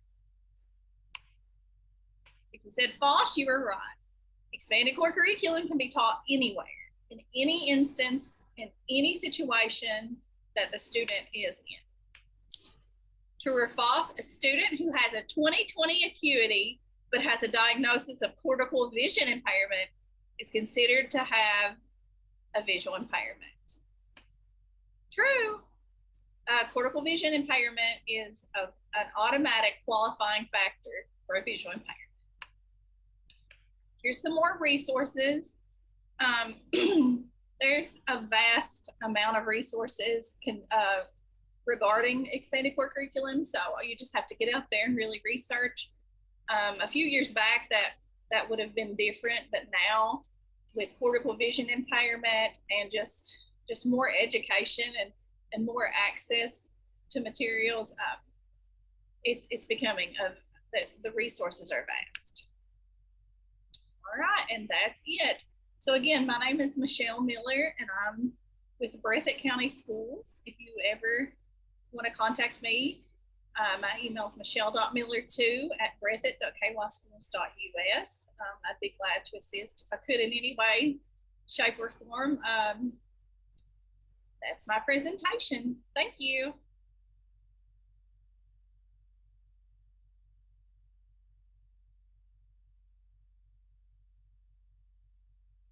Hi, my name is Elizabeth Minix. I'm the deaf and hard of hearing teacher in Breathitt County Schools.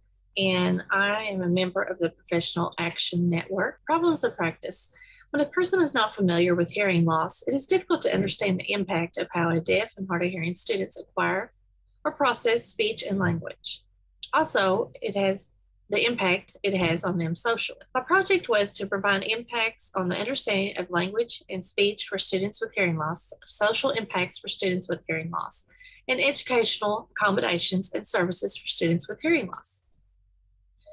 Students with a hearing loss of 16 to 25 dB, sometimes the possible impacts of understanding language and speech, the impact can be compared if you were to put your index fingers in your ears, it would have show the same hearing loss as a student with 16 to 25.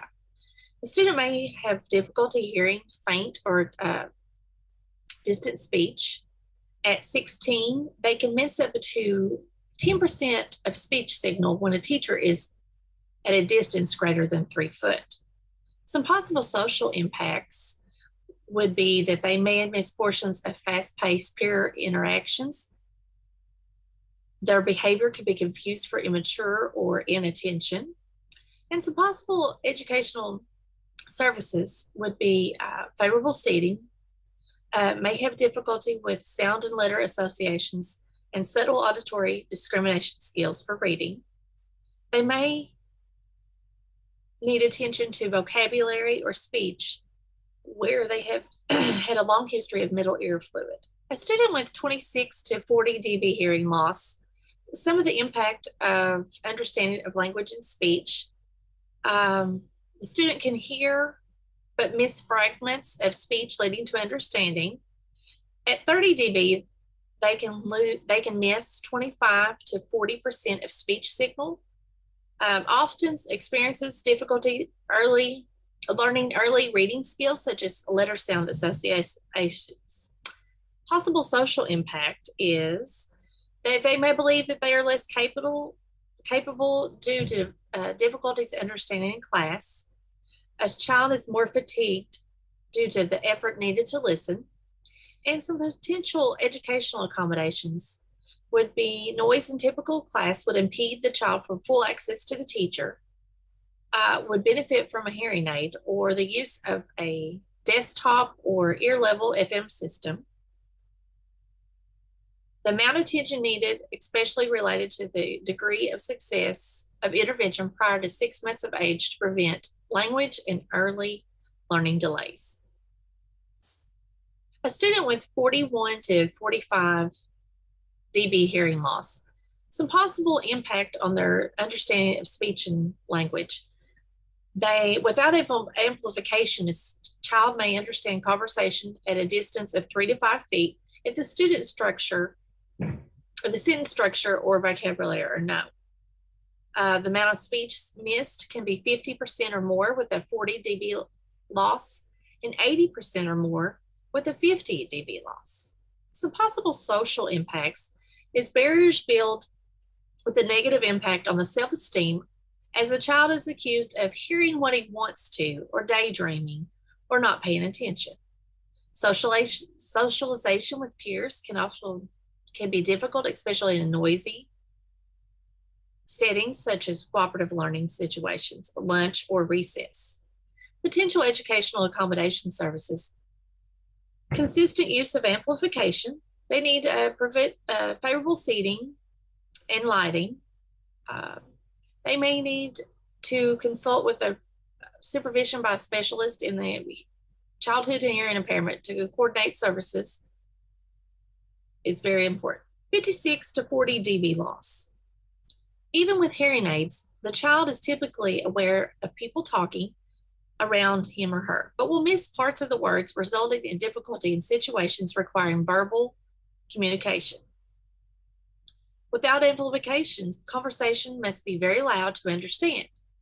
A 55 dB loss can cause a child to miss up to 100% of speech information without functioning amplification. Some possible social impacts. If the hearing loss was late identified and was not prevented, communication with interaction with peers will be significantly affected. And some potential educational accommodations and services is a full-time use of amplification. The use of sign language or a verbal communication system by the children may be needed. Note-taking and caption films are often needed accommodations. Students with 71 to 90 dB loss and 91 and above, the earlier the amplification is consistently used, will help them through have larger learning of speech and language. Without amplification, they may only hear loud noises about 1 foot from the ear. Some of the social impacts, it may be difficult interacting with hearing peers. Relationships with peers and adults who have a hearing loss can make positive contributions to the development of a healthy self-concept and sense of cultural identity. Some accommodations would be, depending on the configuration of the hearing loss, speech perception ability and functional aids or cochlear implant may be needed for access.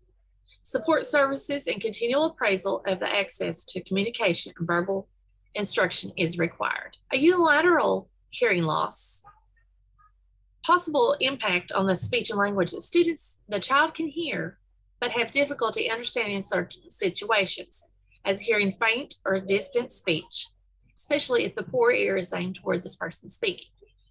Possible social impacts is the child may be accused of selective hearing due to discrepancies in speech understanding in quiet versus noise. Potential accommodations would be that the child would change seat locations, direct the normal hearing ear toward the primary speaker. Student is 10 times the risk for educational difficulties as a student with normal hearing. High frequency hearing loss. Possible impact of the understanding of speech is the child can hear but miss important fragments of speech. Consonant sounds such as T, S, F, TH, K, SH, and CH likely heard inconsistently. Speech projection may be affected. Possible social impact is they may be accused of hearing, selective hearing due to discrepancies in the speech, may be misinterpreted peer conversations. Some potential accommodations would be early evaluation of speech and language is suggested, would benefit from a personal hearing aid or the sound field FM system in a classroom.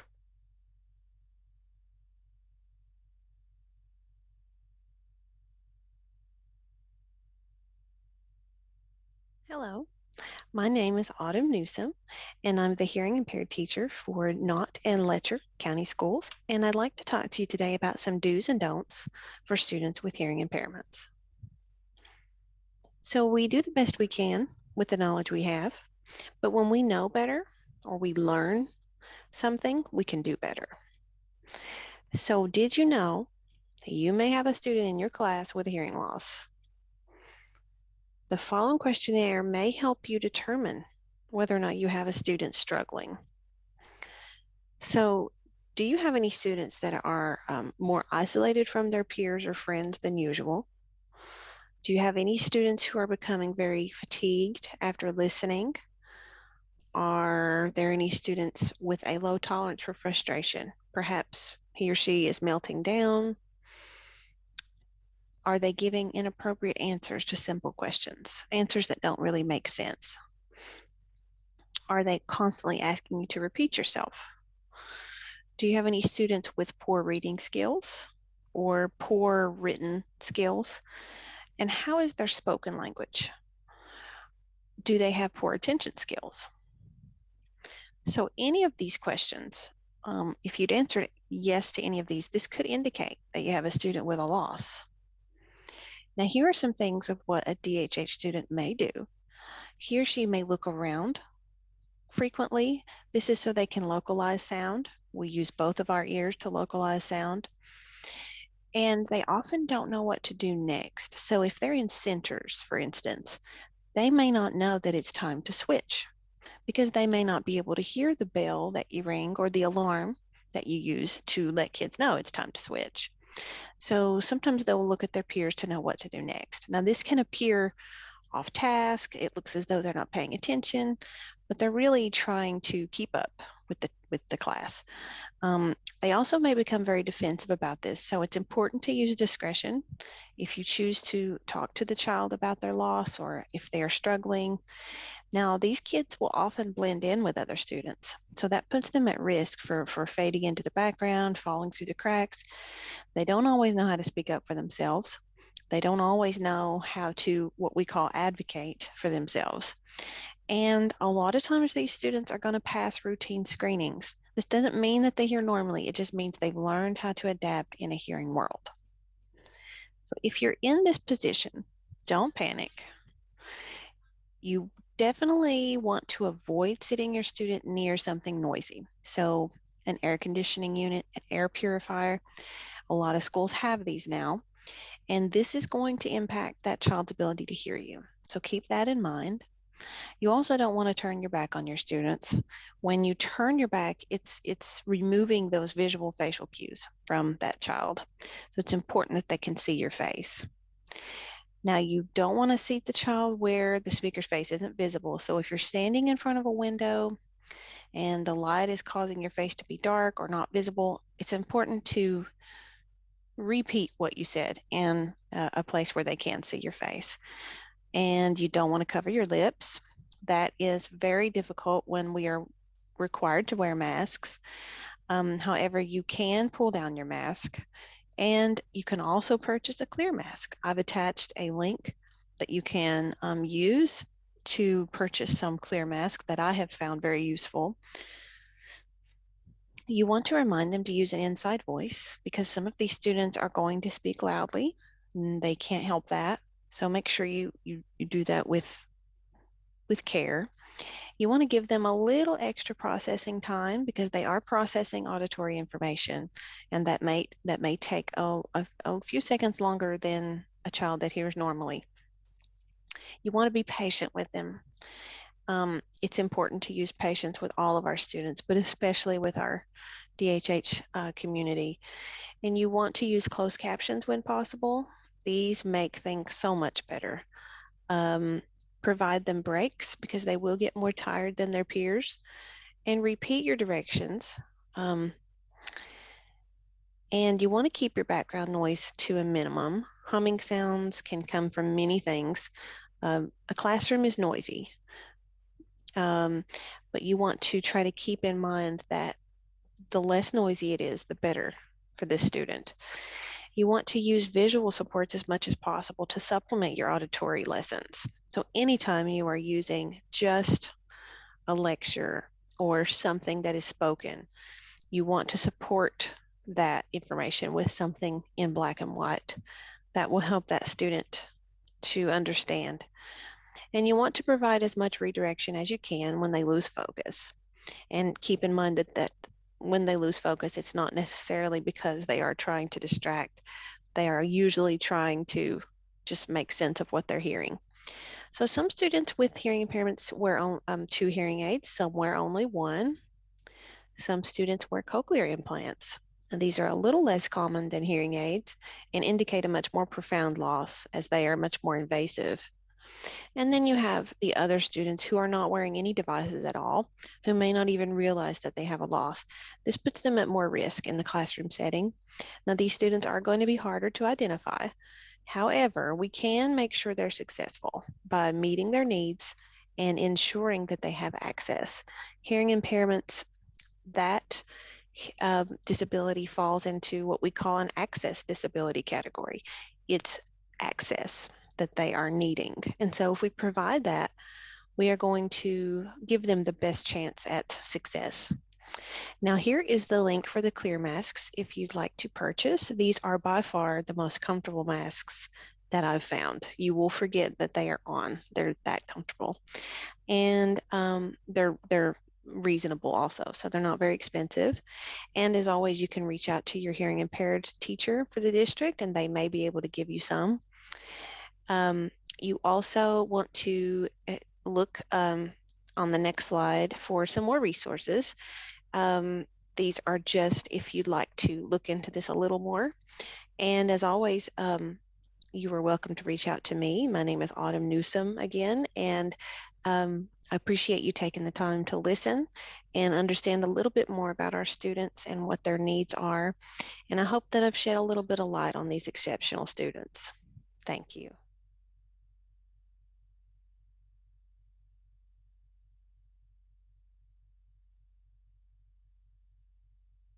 Hello, this is my Professional Action Network project. It is on referral tiers of intervention. My name is Stephanie Nichols. I'm the National Board Certified Teacher at Letcher Elementary Middle School in Letcher County Public School System. My problem of practice was during the 2021-22 school year has seen many unprecedented changes in the field of education. One of these changes is the deployment of many new teachers in the KVIC region as well as my school district. Most new teachers do not understand the importance of or the process for implementing interventions and referring a student for an evaluation for a suspected disability. There's so many new teachers that they haven't received all the necessary trainings to understand how important it is for children to give that extra attention and extra services. The description of my project is an intervention data sheet. My PAN project is an intervention data recording sheet. It is not in lieu of a pre-referral or district intervention document or statewide document that is used. It is just a sheet designed to assist teachers in the organization or of the intervention data. It will allow teachers to have a document that can be used quickly each and every day during the school day throughout all 3 tiers of intervention when interventions are being implemented in the classroom. It will be beneficial in completing the district and state documents required for the referral. It just lets the teachers organize that information and have it on hand when actually filling out the referral document. And the way I like to think of it is the intervention can be used if a child can't learn the way we teach, maybe we should teach the way they learn. And so that's the reason we're using the 3 different tiers of interventions to assist those children in learning the way that is necessary for them to be successful. And their success is the sum of small efforts repeated day in and day out. So these interventions need to be done with fidelity to ensure the student's success. The results from my research are this project has yielded the results that teachers have a format now to document student data from interventions in a timely manner. It's not a long, drawn-out process of 20 pages of documentation. It's simplified into a page or 2 for each tier of intervention, just to keep on hand, like on a clipboard of things to assist the teacher in day-to-day operation or recording of the information. The data sheets assist teachers in understanding how often data is gathered throughout each tier of intervention. Teachers have the knowledge of interventions, how to analyze the data to determine if the student will proceed to the next tier of intervention, and if the student is to be referred for an evaluation of a suspected disability. I created these forms. If you'll look at the center sheet, it's the developmental delay intervention data sheet. It has the student's name, birthday, student ID, the hearing screening information, the vision screening, the speech screening, the motor screening. Did they pass those screenings? And if not, what actions are going to be taken? Are they going to be sent to an audiologist or to have a more extensive vision or hearing exam to ensure that those things are passed before going on with those interventions, because those could delay your intervention data, or if the student cannot see, then that may be hindering their success in the classroom.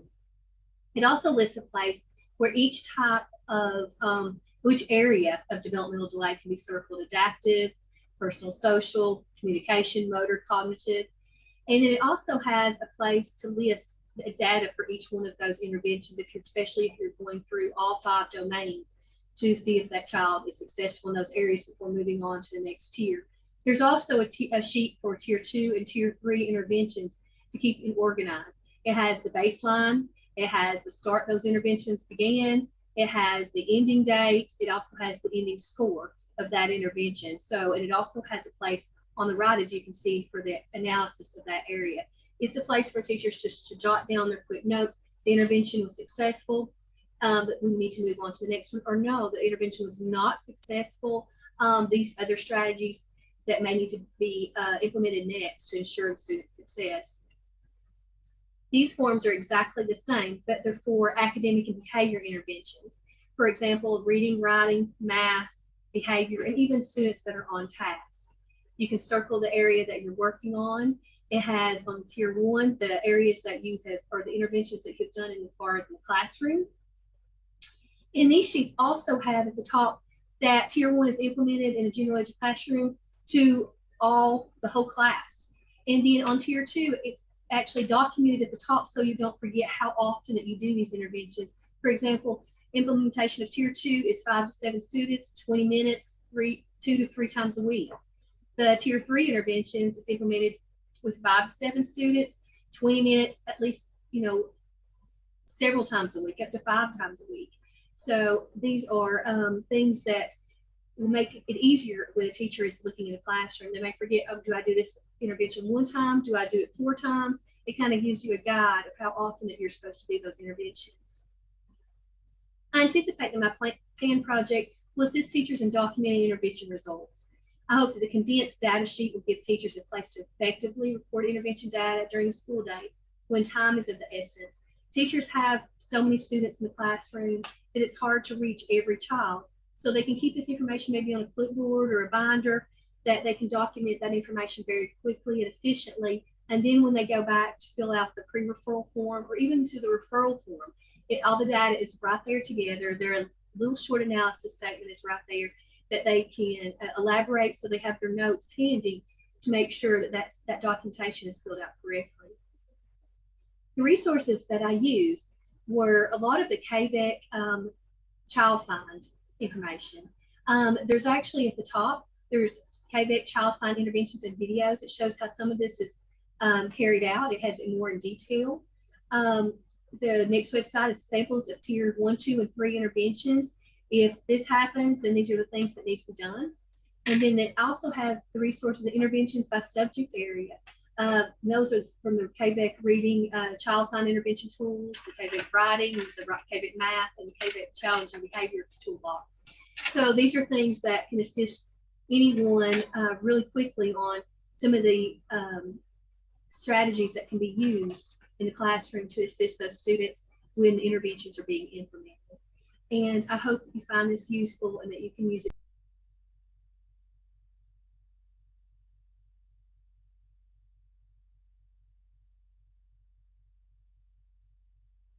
My Special Education Professional Action Network project was how to boost virtual student involvement.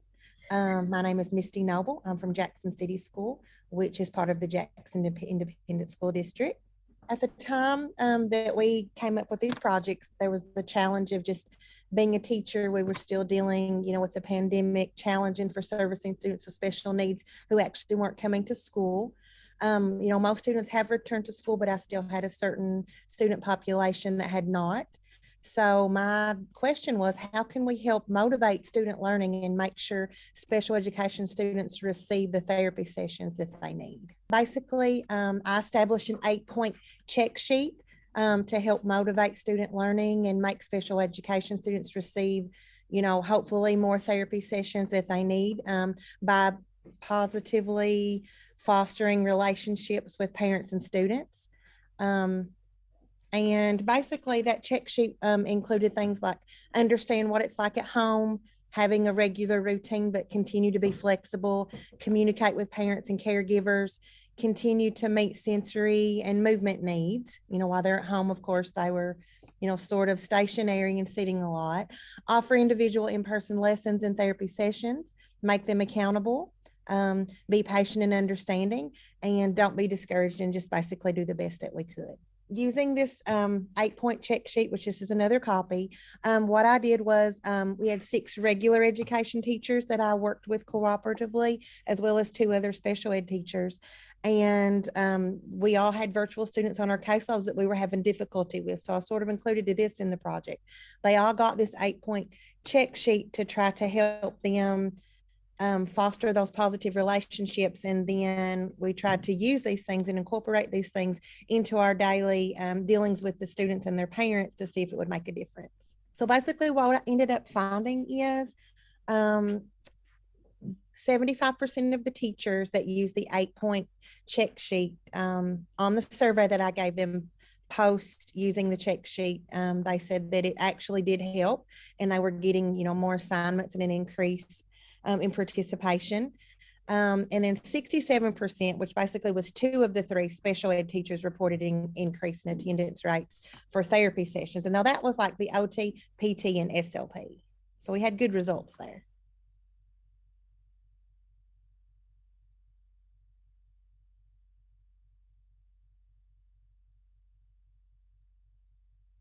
Hello, I'm Jennifer Suffridge, and I'm one of the 5th through 8th grade special education teachers at Hyman Elementary School in Knott County. Hello, my name is Tiffany Perkins, and I'm also one of the 5th through 8th grade special education teachers here at Hyman Elementary in Knott County. Our project pertained to social emotional learning, in that we're providing students with opportunities for social emotional development in the classroom. Problems of practice that caused us to choose this project or this topic for our project.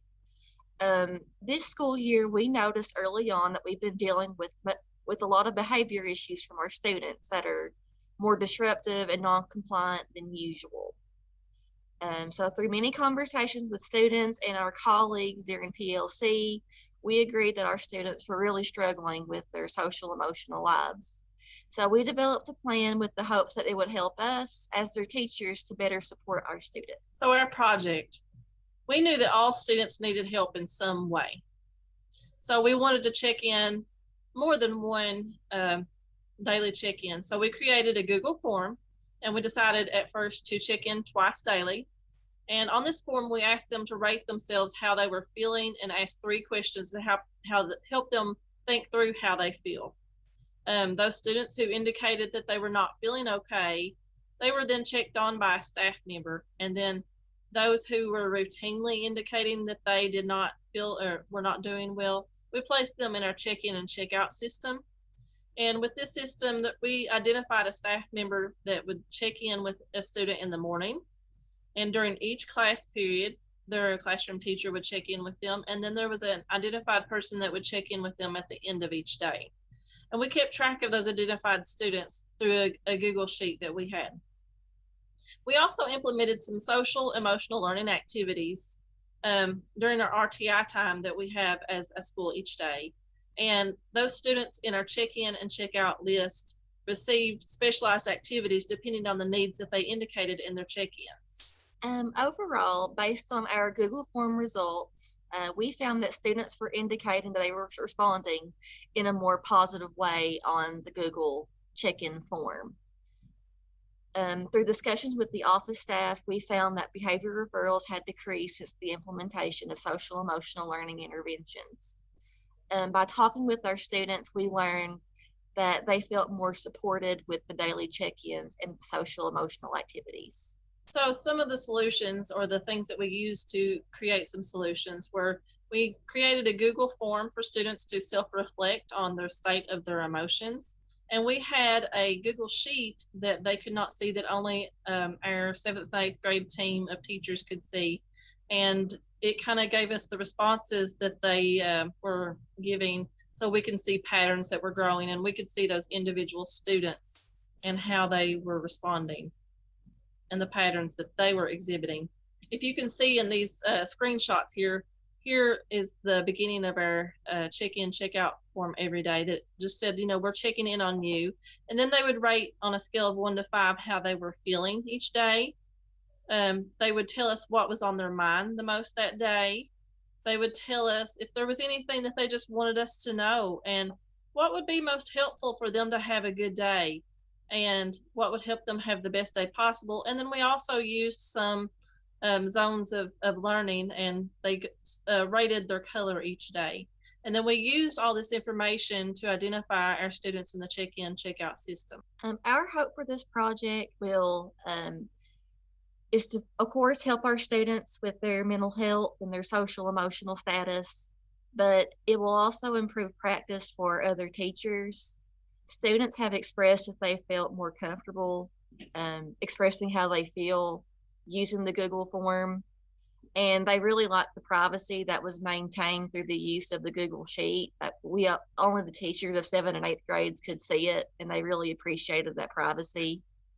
And it's also something that could be tweaked by the teachers. If you use the Google form to collect information, you can choose any questions that would benefit your classroom and what you need to know for your students to better support them. And the results from these check-in sheets can be invaluable because it provides insight into how the students are feeling and what may be going on in their lives at that time.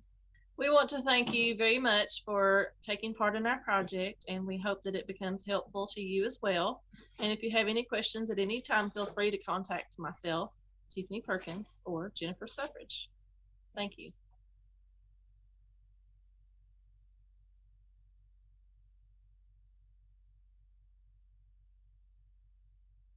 Hello, my name is Chastity Prater, and I'm part of the Professional Action Network, and my project is on mental health and wellness.